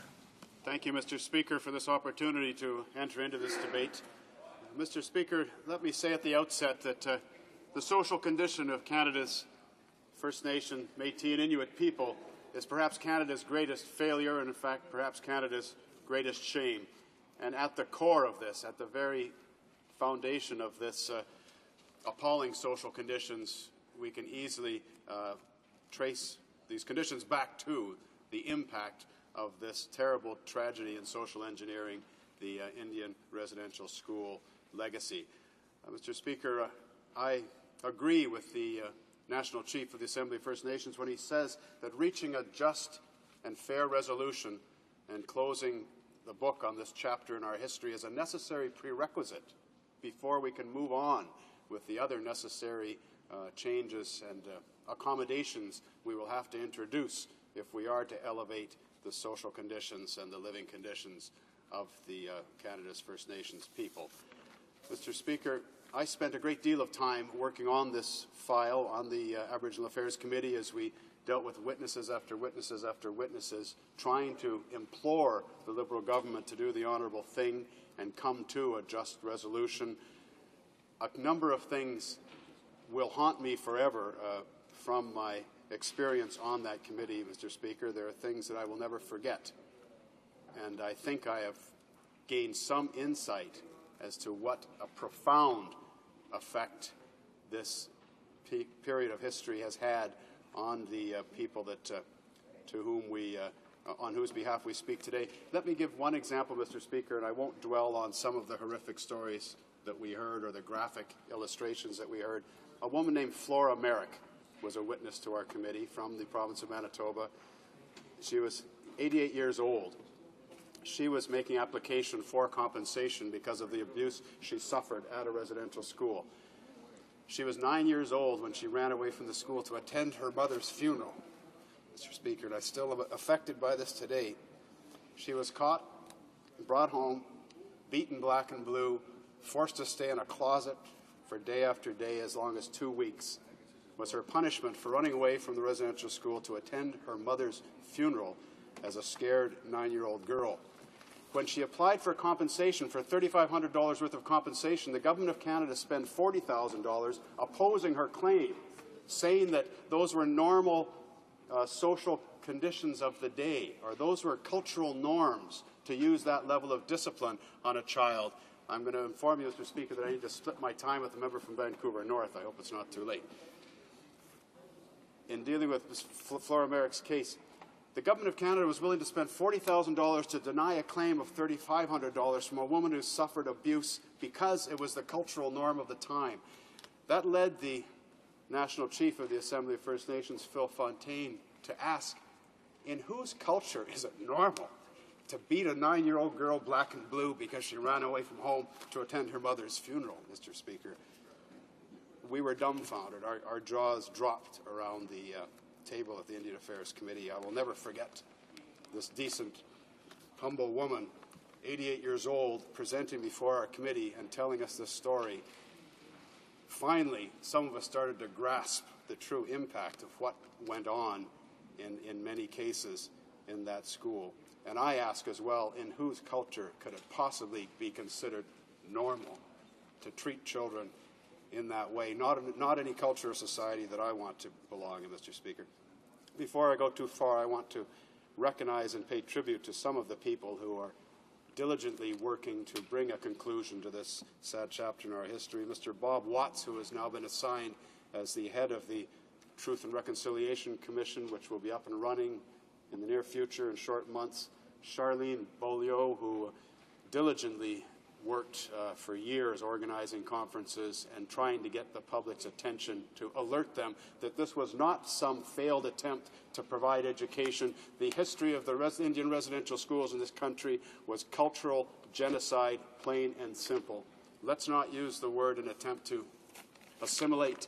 Let's call it what it is. It was to beat the Indian out of these kids, and they went on for year after year after year, and the Government of Canada knew, the Government of Canada directed it, and they contracted this work out. And the sooner we all look at the truth of what happened there, the sooner both sides can begin to heal. And it's a necessary prerequisite not only for First Nations people, but I believe for white society to come to grips with our relationship with First Nations, Mr. Speaker. That's necessary. I'd also like to recognize an organization on Vancouver Island at Nanoose Bay called Southern Laleham, a residential school survival treatment center, Survivors Treatment Center, that I attended and spent time with some of the elders there, all of whom were survivors of the Port Alberni School, one of the residential schools with the most appalling history of pedophilia and sexual abuse. These survivors deserve our apology, our collective apology, and that will never be enough, Mr. Speaker. A second thing that haunts me from my experience, and I still have a hard time thinking about it, Mr. Speaker, it's an image left with us by another elder, a woman who was saying that when the RCMP came and took the children away, because in her village they decided no more, they're not going to send their children to these schools anymore. They come back with stories of being beaten and abused. We're not going to let them have our children anymore. Well, when the RCMP came and literally ripped the children from their homes and seized them, that the most memorable thing about that was the silence in the community. The eerie silence left behind when the children were no longer in the community, when no children were playing, there was no laughter, no children playing anymore, just the sounds of the parents weeping as their children disappeared again, because some of them knew the reality of what was happening in those places. They were chambers of horror. Some were educational institutions, some were chambers of horror, generation after generation, where the older brother would come home and tell the little brother how he was beaten and abused, and the little brother would then get sent to this place. Can you imagine the fear of being sent to these places, father to son, intergenerationally, year after year, and you can't say no, you can't not send your children because the RCMP would come and rip them from your home, and then the eerie silence in the community with no children left in it. Mr. Speaker, the witnesses told us the third, perhaps, thing that I will share with you that will stay with me forever is how witnesses told us that they themselves bore intergenerational guilt for not knowing how to love their children, for not knowing how to hug their children or nurture their children, because the intergenerational communication of those parenting skills had been interrupted by being ripped out of your home and sent away for 10 years in a row. Let's not forget, this is not summer camp for 2 months or 3 months. This is all year, every year, for 10 years in a row for many of these children. They now don't know how to show affection or to nurture or to parent their children, their own children. So their own children are emotionally starved, even though they've never seen a residential school. Their parents were damaged. And that's the intergenerational damage, Mr. Speaker, that I see every day on the streets of the inner city of Winnipeg. I represent the largest off-reserve population in Canada. I see it every day, how dysfunctional people trace many of their social problems to their intergenerational damage caused by the interresidential schools. Mr. Speaker, it costs nothing to apologize, but let me tell you what professionals and researchers say. The co-author of a recent report to the World Health Organization says that acknowledging the wrongs done to Aboriginal people would significantly improve their health. Mr. Speaker, the world realizes that an apology is healing and that the truth must be revealed. There must be truth and reconciliation.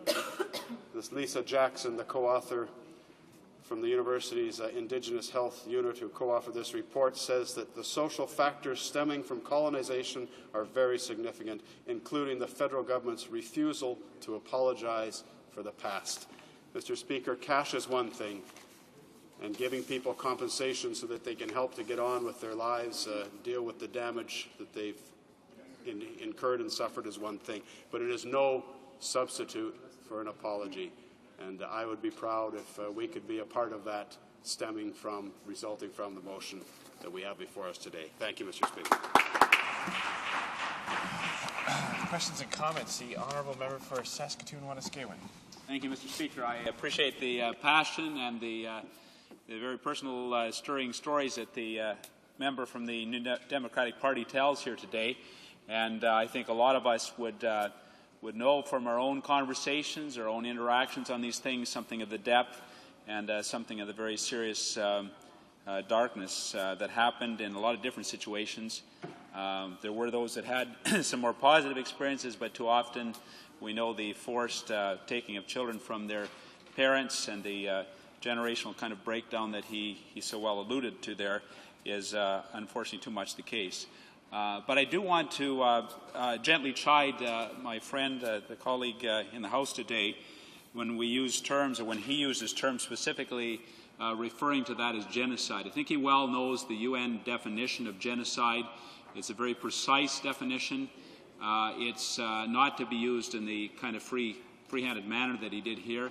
I don't think we want in any way lessen the travesty that occurred in terms of the residential schools, but nor do we want to play loose with the language and make it out to be and describe it as something which, according to the UN definition, is a different category. And so I would ask the member's response on that, and I think he's probably a modest enough, humble enough man to acknowledge that maybe he went a little too far at that point, because we don't want to play loose with these words and in any way diminish the meaning of these words that are used on the international scene. The honourable member for Winnipeg Centre. Mr. Speaker, I will not modify remarks one iota. The term cultural genocide is entirely appropriate. In fact, cultural genocide is a systematic pulverization of a people's culture, and it's a methodology, frankly. I mean, those who study these things can point out that there are deliberate steps to be taken. If you're trying to stamp out a culture, here's what you do. You send in missionaries first and you undermine their religion. You outlaw their language.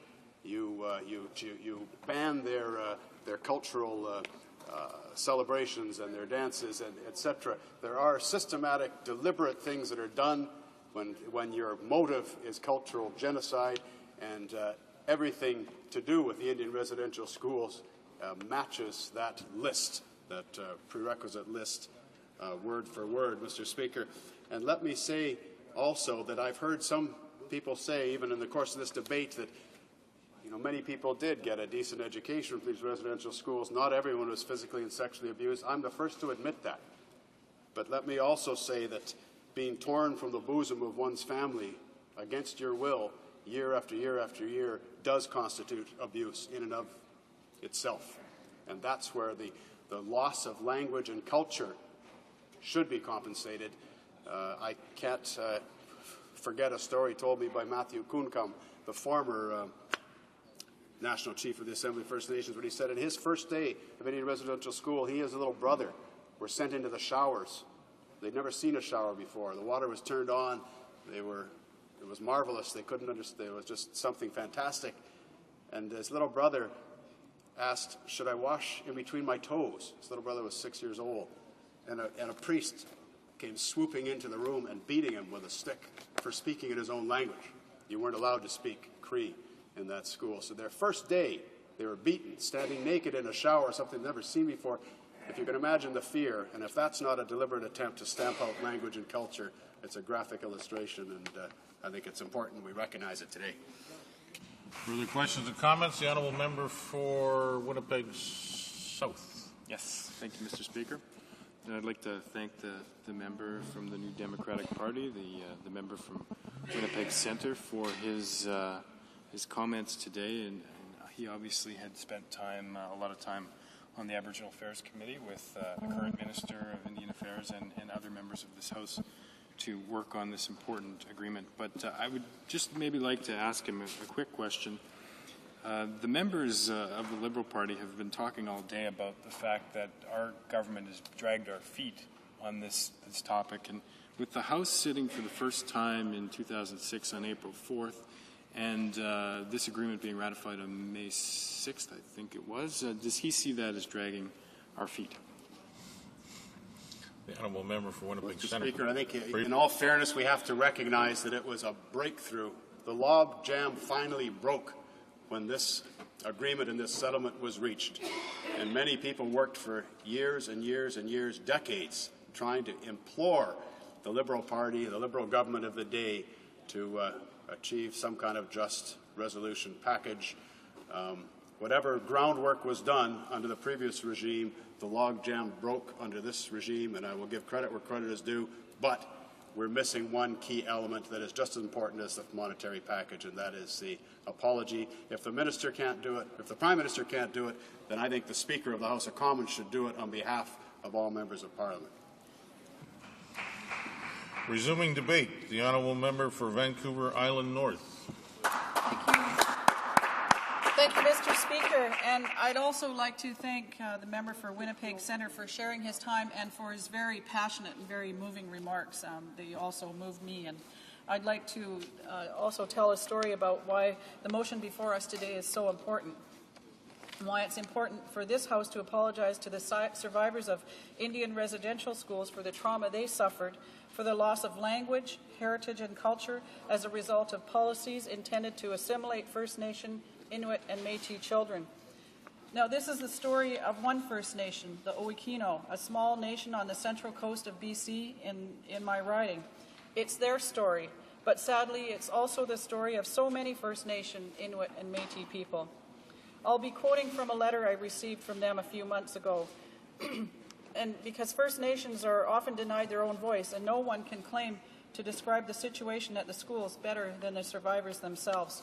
This is their story. What I remember about the school was being hungry all the time. We used to eat what was growing wild in the ditch or field just to get enough to eat. We went to school half a day and worked half a day. He was about 6'4" and 250 pounds. He would put all his weight behind hitting you. The shoes were rationed and given out on specific dates. If you grew out of your shoes or they wore out and had holes, you had to still wear them. My sense of family was lost.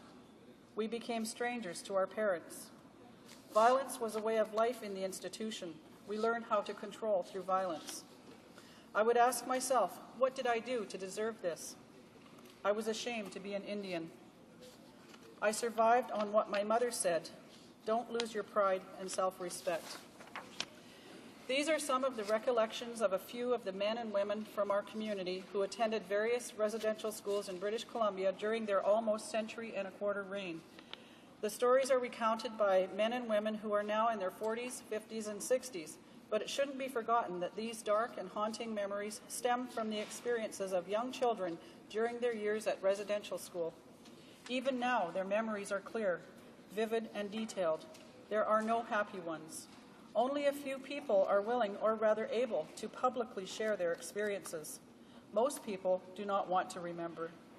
It is important to note that what is disclosed at this gathering only touched the surface of what happened to the children, their parents, families, and community. Our community, the Owikino First Nation, is located at Rivers Inlet on the central coast of British Columbia. We are a very small, relatively isolated community with a population of approximately 300 people. This number includes any and all people who can trace their ancestry back to us. Our language, Oikiala, is part of the Northern Wakashan language family that also includes Haisla, Hiltsuk, and Kwakwala. Prior to contact, our population was estimated at over 5,000, making us the most numerous of the Central Coast tribes. Our deep connection with nature and its abundant natural resources allowed us to prosper, acquire, and distribute resources. And distribute wealth was the source of our independence and allowed us to develop a rich and complex cultural heritage. Times, however, have changed, and numerous societal and historical events led to the rapid deterioration of our cultural heritage and identity. In an effort to deal with what had become known as the Indian problem, several pieces of federal legislation were passed from the mid to late 1800s, dealing with the advancement and civilization of the Indians. In 1863, St. Mary's Mission, the first residential school in BC, was opened to begin the civilizing process. And in less than a century, our complex social system was decimated. After thousands of years of development, we were left with only the vestiges of an ancient system that enhanced, protected, and ensured our survival.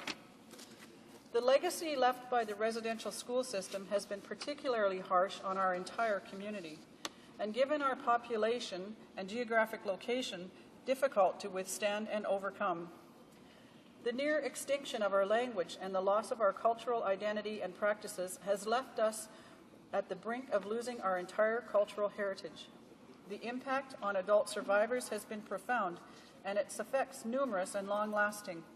Many turn to alcohol to cope with and ease their pain. They've experienced intense feelings of isolation, felt loss and had no one or nowhere to turn. They've struggled through every aspect of their daily lives because of very low self-esteem. Their years of being away from their parents and living an institutionalized existence left them without parenting and social skills. Additionally, we are left to deal with issues such as apathy, dysfunction, trauma, multi-generational grief, family violence and breakup, suicide, abuse, and alcohol and drug addiction as a result of generations of our people being forced to attend residential schools. At the workshop held in September, the participants identified through memory alone 115 people who had attended residential school. A couple of the participants were third-generation attendees, and this from a band of only 300. Those who had not attended felt as though they had, because of the intergenerational impacts they had suffered through, such as being taken into foster care, where their situations and treatment were not much better than residential school. And it's very evident from their statements that at a personal level, there is still a tremendous amount of emotional pain, sadness, and anger attached to this issue. One of the most compelling outcomes of the workshop was the identification that the rebuilding of our cultural heritage was essential to our individual healing needs, our overall community wellness, and future development. Cultural renewal was seen to be an effective and holistic approach to addressing the legacy and helping to facilitate healing and reconciliation. The revitalization of all aspects of our cultural heritage will greatly assist in the restoration of our pride, power, and self-esteem. Our cultural heritage includes our language, dances, songs, social practices, our potlatches and feasts, our totem poles, and other artifacts, our sacred and cultural sites, our ancient knowledge and skills. The return of our culture will provide us with a sense of identity and community. It will reconnect us with our past and provide us with a firm grounding in the future. Mr. Speaker, the people of Oikino want to be able to access and receive treatment, want to be able to heal fully and holistically, want to restore their cultural heritage and identity, and they want to be adequately compensated for the legacy left by the residential school system so that they can begin the process of rebuilding. I'm done. Well, I was going to give you a chance to kind of wind up in one sentence, but you're done. Yep.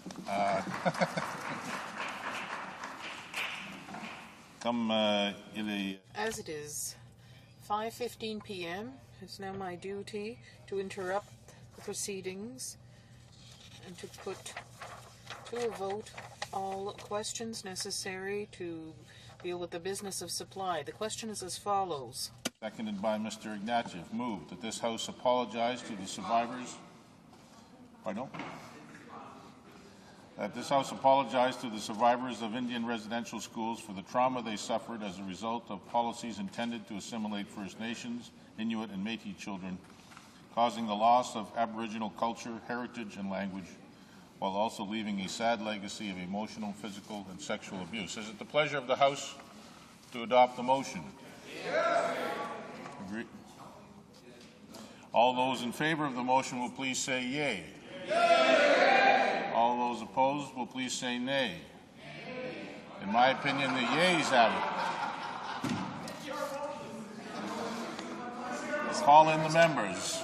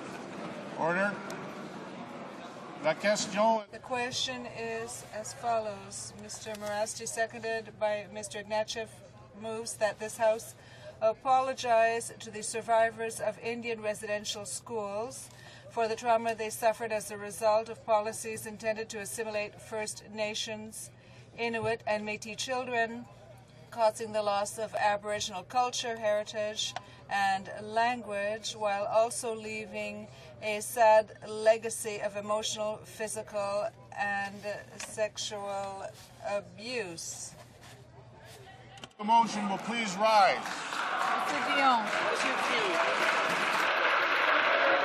Graham. Mr. Graham. Mr. Peterson. Mr. Peterson. Mr. Volpe. Mr. Volpe. Ms. Fry. Ms. Fry. Ms. Bennett. Ms. Bennett. Madame Robillard. Madame Robillard. Mr. Goodale. Mr. Goodale. Mr. Ignatieff. Mr. Ignatieff. Mr. Dryden. Mr. Dryden. Ms. Guarneri. Ms. Guarnieri.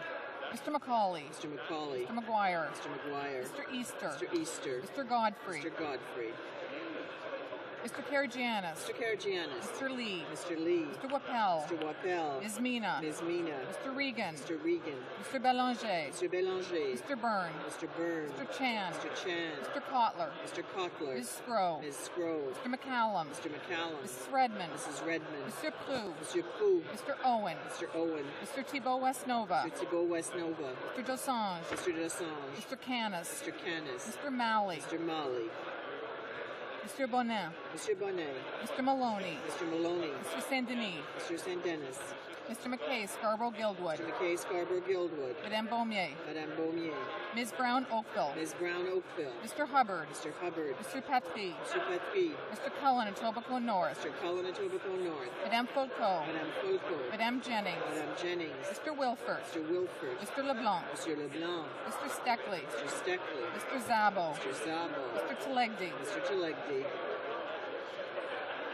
Mr. Cusner. Mr. Cusner. Mr. Murphy, Charlottetown. Mr. Murphy, Charlottetown. Mr. Tonks. Mr. Tonks. Mr. Zed. Mr. Zed. Mr. Bagnall. Mr. Bagnall. Mr. Eiking. Mr. Eiking. Ms. Neville. Ms. Neville. Mr. Baines. Mr. Baines. Mr. Bell, North Vancouver. Mr. Bell, North Vancouver. Mr. Damour. Mr. Damour. Ms. Dalla. Ms. Dalla. Mr. Holland. Mr. Holland. Mr. McGinty. Mr. McGinty. Mr. Rodriguez. Mr. Rodriguez. Mr. Savage. Mr. Savage. Mr. Pachetti. Mr. Pachetti. Ms. Ratanzi. Mr. Ratanzi. Mr. Rhoda. Mr. Rota. Mrs. Cadis. Mrs. Cadis. Mr. Scarpaleggia. Mr. Scarpaleggia. Mr. St. Amand. Mr. St. Amand. Mr. Temelkovsky. Mr. Temelkovsky. Mr. Valley. Mr. Valley. Mr. Russell. Mr. Russell. Mr. Sims. Mr. Sims. Mr. Rojnevsky. Mr. Rojnevsky. Mr. Algabra. Mr. Algabra. Mr. Dallywall. Mr. Dallywall. Ms. Keeper. Ms. Keeper. Mr. Morasti. Mr. Morasti. Mr. Murphy, Moncton Riverview, Dieppe. Mr. Murphy, Moncton Riverview, Dieppe. Mr. Wilson. Mr. Wilson.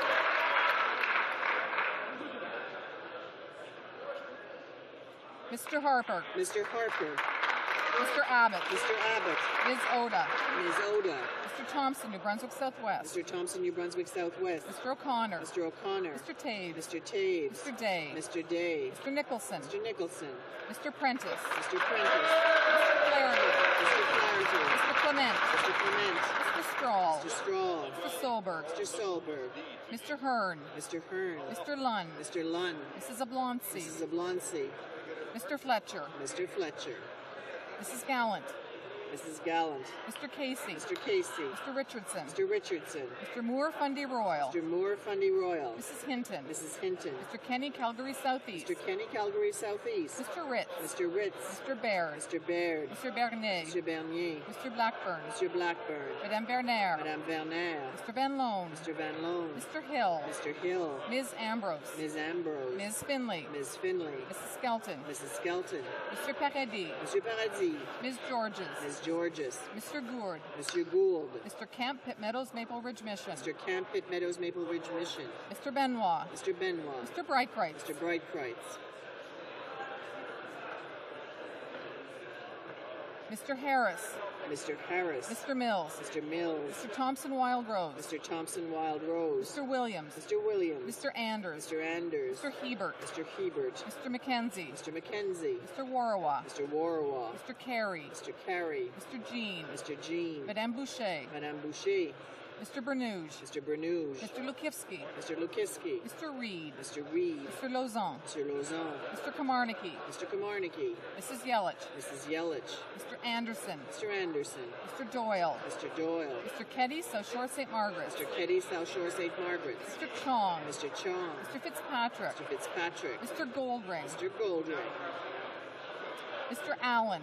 Mr. Allen. Mr. Lunny. Mr. Lunny. Mr. Merrifield. Mr. Merrifield. Mr. Sorensen. Mr. Sorensen. Mr. Vellicott. Mr. Vellicott. Mr. Schellenberger. Mr. Schellenberger. Mr. Batters. Mr. Batters. Mr. Bazan. Mr. Bazan. Mr. Jaffer. Mr. Jaffer. Mr. Brown leads Grenville. Mr. Brown leads Grenville. Mr. DeVolin. Mr. DeVolin. Mr. Goodyear. Mr. Goodyear. Mr. Kahn. Mr. Kahn. Mr. Miller. Mr. Miller. Mr. Preston. Mr. Preston. Mrs. Graywall. Mrs. Graywall. Mrs. Smith. Mrs. Smith. Mr. Tilson. Mr. Tilson. Mr. Trost. Mr. Trost. Mr. Tweed. Mr. Tweed. Mr. Brown Barry. Mr. Brown Barry. Mr. Cannon, Kelowna Lake Country. Mr. Cannon, Kelowna Lake Country. Mrs. Davidson. Mrs. Davidson. Mr. Del Mastro. Mr. Del Mastro. Mr. Dykstra. Mr. Dykstra. Mr. Fass. Mr. Fass. Mr. Harvey. Mr. Harvey. Mr. Hahn. Mr. Hahn. Mr. Lake. Mr. Lake. Mr. Lemieux. Mr. Lemieux. Mr. Manning. Mr. Manning. Mr. Epp. Mr. Epp. Mr. Mays. Mr. Mays. Mr. Norlock. Mr. Norlock. Mr. Petit. Mr. Petit. Mr. Shipley. Mr. Shipley.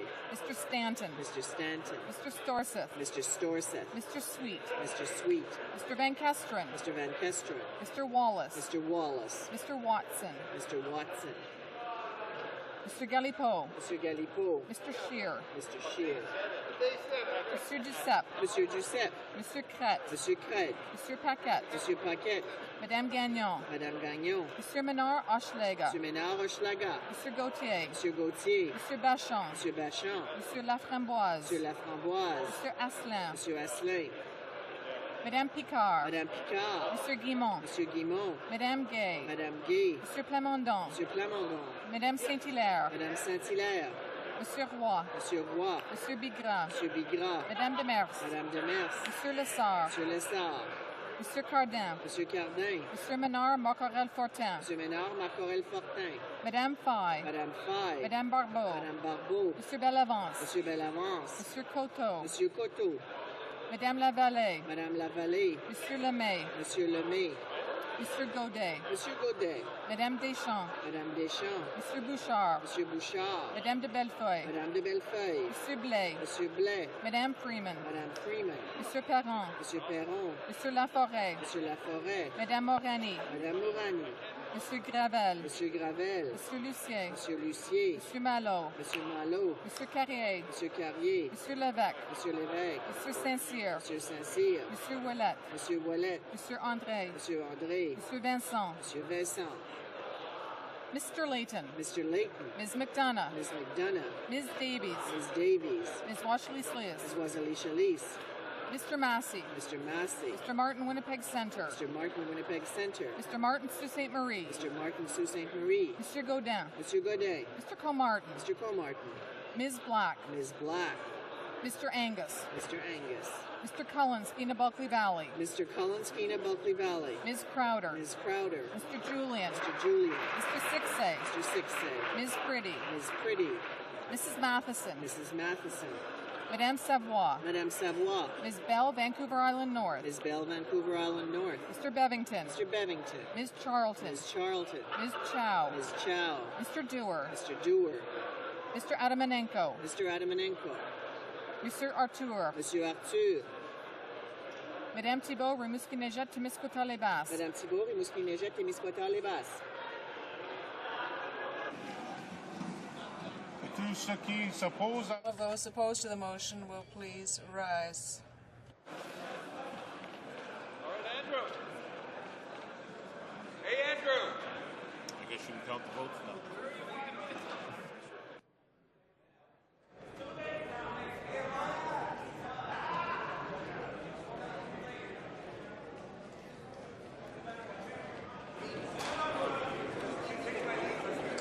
Yeas pour 257, 257. Nays contre, none, aucun.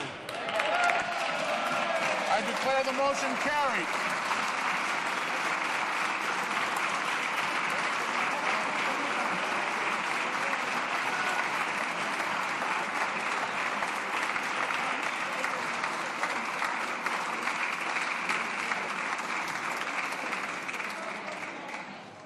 The House will now proceed to the taking of the deferred recorded division on the motion to concur in the 16th report of the Standing Committee on the Status of Women in the name of Ms. Ratanzi. The question is as follows. Ms. Ratanzi, seconded by Mr. Zabu, moved that the 16th report of the Standing Committee on Status of Women presented on Wednesday, April 18th, 2007 be concurred in. All of those who are in favor of the motion will please rise. Order. The Honourable Government Whip. Thank you, Mr. Speaker. Mr. Speaker, I think were you to seek it, you'd find unanimous consent to apply the results of the vote just taken to the motion presently before the House, with Conservative members present this evening voting opposed. Is there a unanimous consent to proceed in this way? Agreed? Agreed. The Honourable Liberal Whip. Thank you, Mr. Speaker. Liberal members will be voting in favour of this motion. However, I would like to point out that the member for Scarborough Southwest has left the chamber. The Whip, the Bloc Québécois. The Bloc Québécois Whip. Thank you, Mr. Speaker. The Bloc Québécois will be voting in favour of the motion. The NDP Whip, the members of the NDP will be voting in favour of the motion.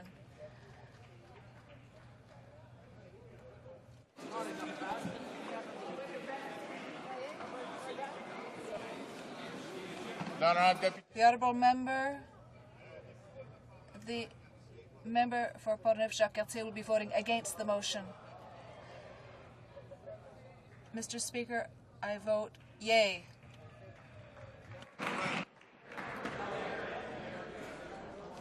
The Honourable Member from Pallister.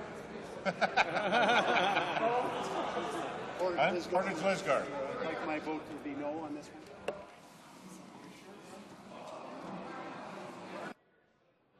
The Honourable Member from Calgary. Mr. Speaker, I will be voting against this bill. Motion.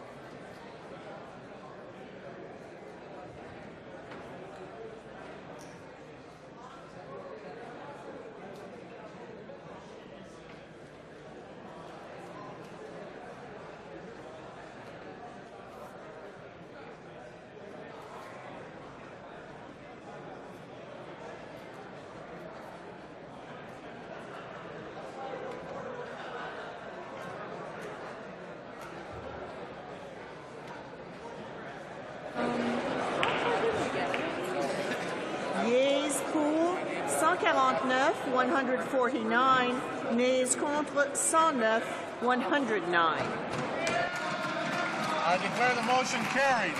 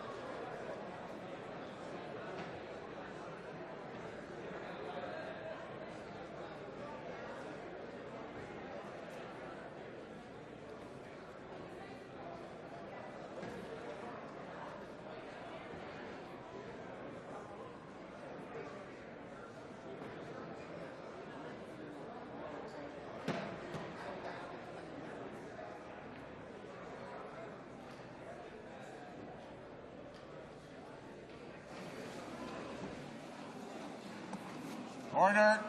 I would ask honourable members to take their conversations outside the chamber, as we do have business left to proceed with.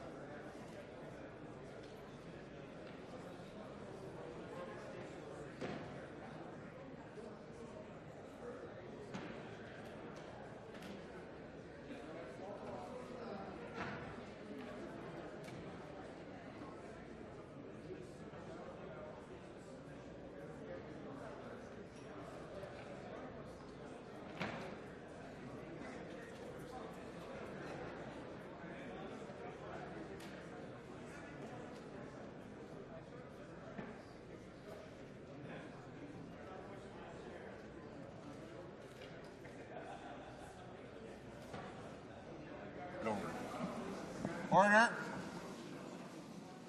I wonder if the House would provide unanimous consent to see the clock as 6:30 so that we could proceed with the adjournment debate immediately and therefore adjourn the House earlier than we otherwise might. Is there unanimous consent? Agreed? Agreed? In accordance with Standing Order 38, a motion to adjourn the House is deemed to have been made and seconded at this time. Therefore, the question is that this House do now adjourn the Honourable Member for Vancouver Centre. Thank you very much, Mr. Speaker. Mr. Speaker, in this House, I asked a question of the Prime Minister, who had spoken so very eloquently about his budget being one that would bring peace to the provinces forever. Well, Mr. Speaker, this was not even close to the truth. We have seen since then that many provinces did not agree with the budget, that many provinces have in fact spoken out very vocally against the budget. We know that in terms of this Peace Forevermore budget, we have seen, Mr. Speaker, that there have been 4 provinces that have been opposed, and we've had one province that even threatened to take this government to court on the budget. So, Mr. Speaker, I was actually just a little bit concerned about the flippancy with which my original question had been greeted. You know, I wanted to ask the questions because the response from the Finance Minister about the lack of enthusiasm for his budget was a non-answer. Mr. Speaker, I and my fellow MPs in the Liberal Party are not actually the only ones who lack enthusiasm for this budget. On the very day that the peace amongst provinces budget was announced, many premiers let their anger at its unfairness be known. The Premier of BC accused the government of breaking promises with regard to the Pacific Gateway, to the pine beetle infestation and to childcare. BC was so badly treated with regard to equalization payments that one had to wonder whether the BC Conservative ministers actually had any input into the budget. BC was denied equalization payments for the first 2 years because this government added property values to the formula. Well, Mr. Speaker, BC is known to have the highest property values in Canada. But property values are no indicator of a province's wealth. And unless BC sells all of its crown land, the wealth is illusionary. As the Premier of BC himself said, and I quote, "Property values went up 24% last year in BC, but incomes did not go up 24%. So housing and homelessness are major problems in BC, even though this government had nothing in their budget about housing." You know, Mr. Speaker, the risk of flooding in the Fraser Valley is the highest in 200 years. The threat of flood could damage farms, livestock and homes, not to mention the public health risk of sewage contamination of drinking water. The province has put up $33 million and municipalities have put up what they could afford, Mr. Speaker.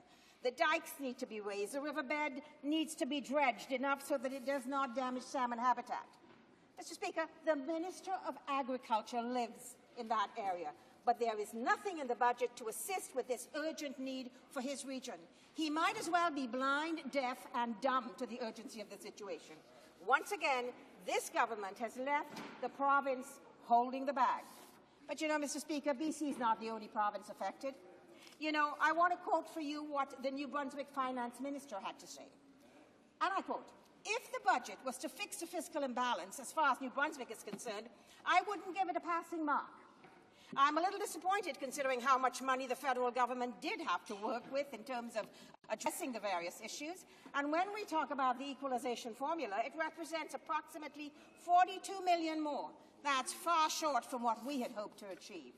And of course, Mr. Speaker, Lorne Calvert, the Saskatchewan Premier, had this to say: "What we have here is a broken promise. What we have here is a betrayal of a promise made to the people of Saskatchewan." And of course, Rodney MacDonald, the Nova Scotia Premier, had this to say: "It's almost as if they wanted to continue giving handouts to Nova Scotians rather than us keeping our offshore accord, and that to me is fundamentally unfair." You know, Mr. Speaker, I'm asking a question here about the fact that this budget was supposed to be the end of fighting amongst premiers. What we see is that this budget has divided Canadians. It's divided provinces and The Honourable Parliamentary Secretary to the Minister of Finance. Yes, thank you, Mr. Speaker. Well, I understand that it's a job of the opposition to to try to stir up dissatisfaction with what the government does for electoral purposes, but I think a few facts would be helpful in this situation. I think it was not contemplated that every province would agree 100% with everything in the budget. That's not the way Confederation works, Mr. Speaker. And of course, we know with respect to the fiscal balance and equalization that the provinces didn't agree among themselves even about what should be done. But what the government did do was to put the equalization program and the transfers to the provinces on a predictable, principled, sustainable, long-term track that will give closure and certainty to this important aspect of consideration. Mr. Speaker, the member opposite shows a lack of understanding of the budget process when she says certain monies were not transferred for programs. In fact, Mr. Speaker, the budget is for a 2-year time frame. Some of these programs are over a longer period. These amounts that have been promised for things like pine beetle have been fully booked and will be budgeted on an ongoing basis on the life of the program, Mr. Speaker. With respect to property values, this was an important element of moving to a simplified system with a 10-province standard, and it was recommended. We took the recommendations of the independent panel, which was set up by the Liberals themselves, Mr. Speaker. In fact, BC is the single biggest winner on the infrastructure front, which will help them deal with issues such as the need for water and dikes and other infrastructure. The province, in fact, will receive almost $5 billion over 7 years to deal with these issues.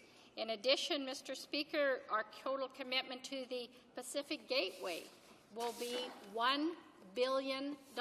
These are huge amounts, huge wins to deal with issues in the province of British Columbia, where my honourable friend comes from. And Mr. Speaker, the budget also provides $4.7 billion and another almost $5 billion for federal support for British Columbia for things like health care and the social transfer.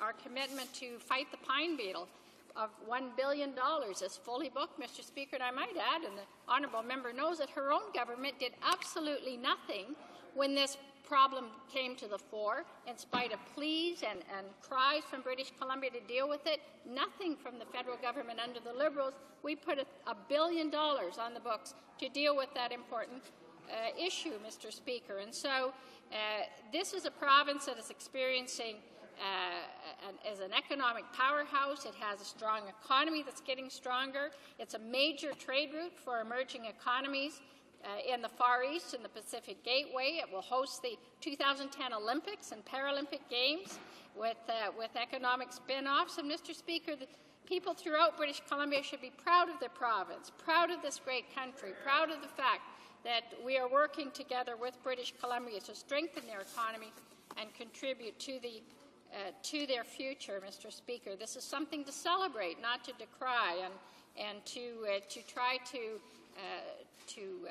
cast a negative light on, Mr. Speaker, because under our government, British Columbia has prospered and will continue to prosper, Mr. Speaker. I might point out that under the leadership of one of the member's colleagues, the member from Vancouver South, in fact, the province of British Columbia, times weren't good under that leadership. The province had to rely on equalization. The honourable member for Vancouver Centre. Mr. Speaker, that's hilarious because you don't have to take my word for it. I guess the premiers don't understand the budget process either, because here is what the Premier of Newfoundland and Labrador had to say. The day after the budget, he said, the Prime Minister came to our province and made a promise that natural resource revenues would be removed from the equalization formula. Yesterday, the day before, after the budget, he told the people of Newfoundland and Labrador that his promises do not count. You know, here's another promise. Mr. Speaker, this government claims to be tough on crime, and yet promised 2,500 new police officers to municipalities across Canada. When they complained that there was nothing in the budget, the Minister of National Security told them to go to the provinces, the same provinces that have been shortchanged. You know, Mr. Speaker, the minister's response to the real needs of communities reminds me of Marie Antoinette's infamous response to the people of Paris when they were begging for bread, let them eat cake. It was that same kind of shrug that insensitive answer that the Minister of Finance gave to my serious question. When will this government turn off the smoke machine, turn down the carousel music and the laugh track? The Honourable Parliamentary Secretary to the Minister of Finance.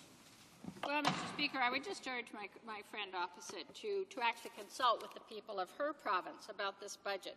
People like the Chief Executive Officer for the Olympic Organizing Committee, who praised the budget and said it was a great reminder of how the Government of Canada, along with the Province of British Columbia, are working together to guarantee Canadian athletes the support they need. She should listen to the President of the Mining Association, who called the budget, quote, a huge boost for British Columbia. Maybe she should listen to the Vancouver Sun, who is her own local newspaper, which heralded the budget and said, quote, clearly it has principles and vision. Mr. Speaker, this is a tremendous budget for BC. It's a tremendous budget for all the provinces, Mr. Speaker.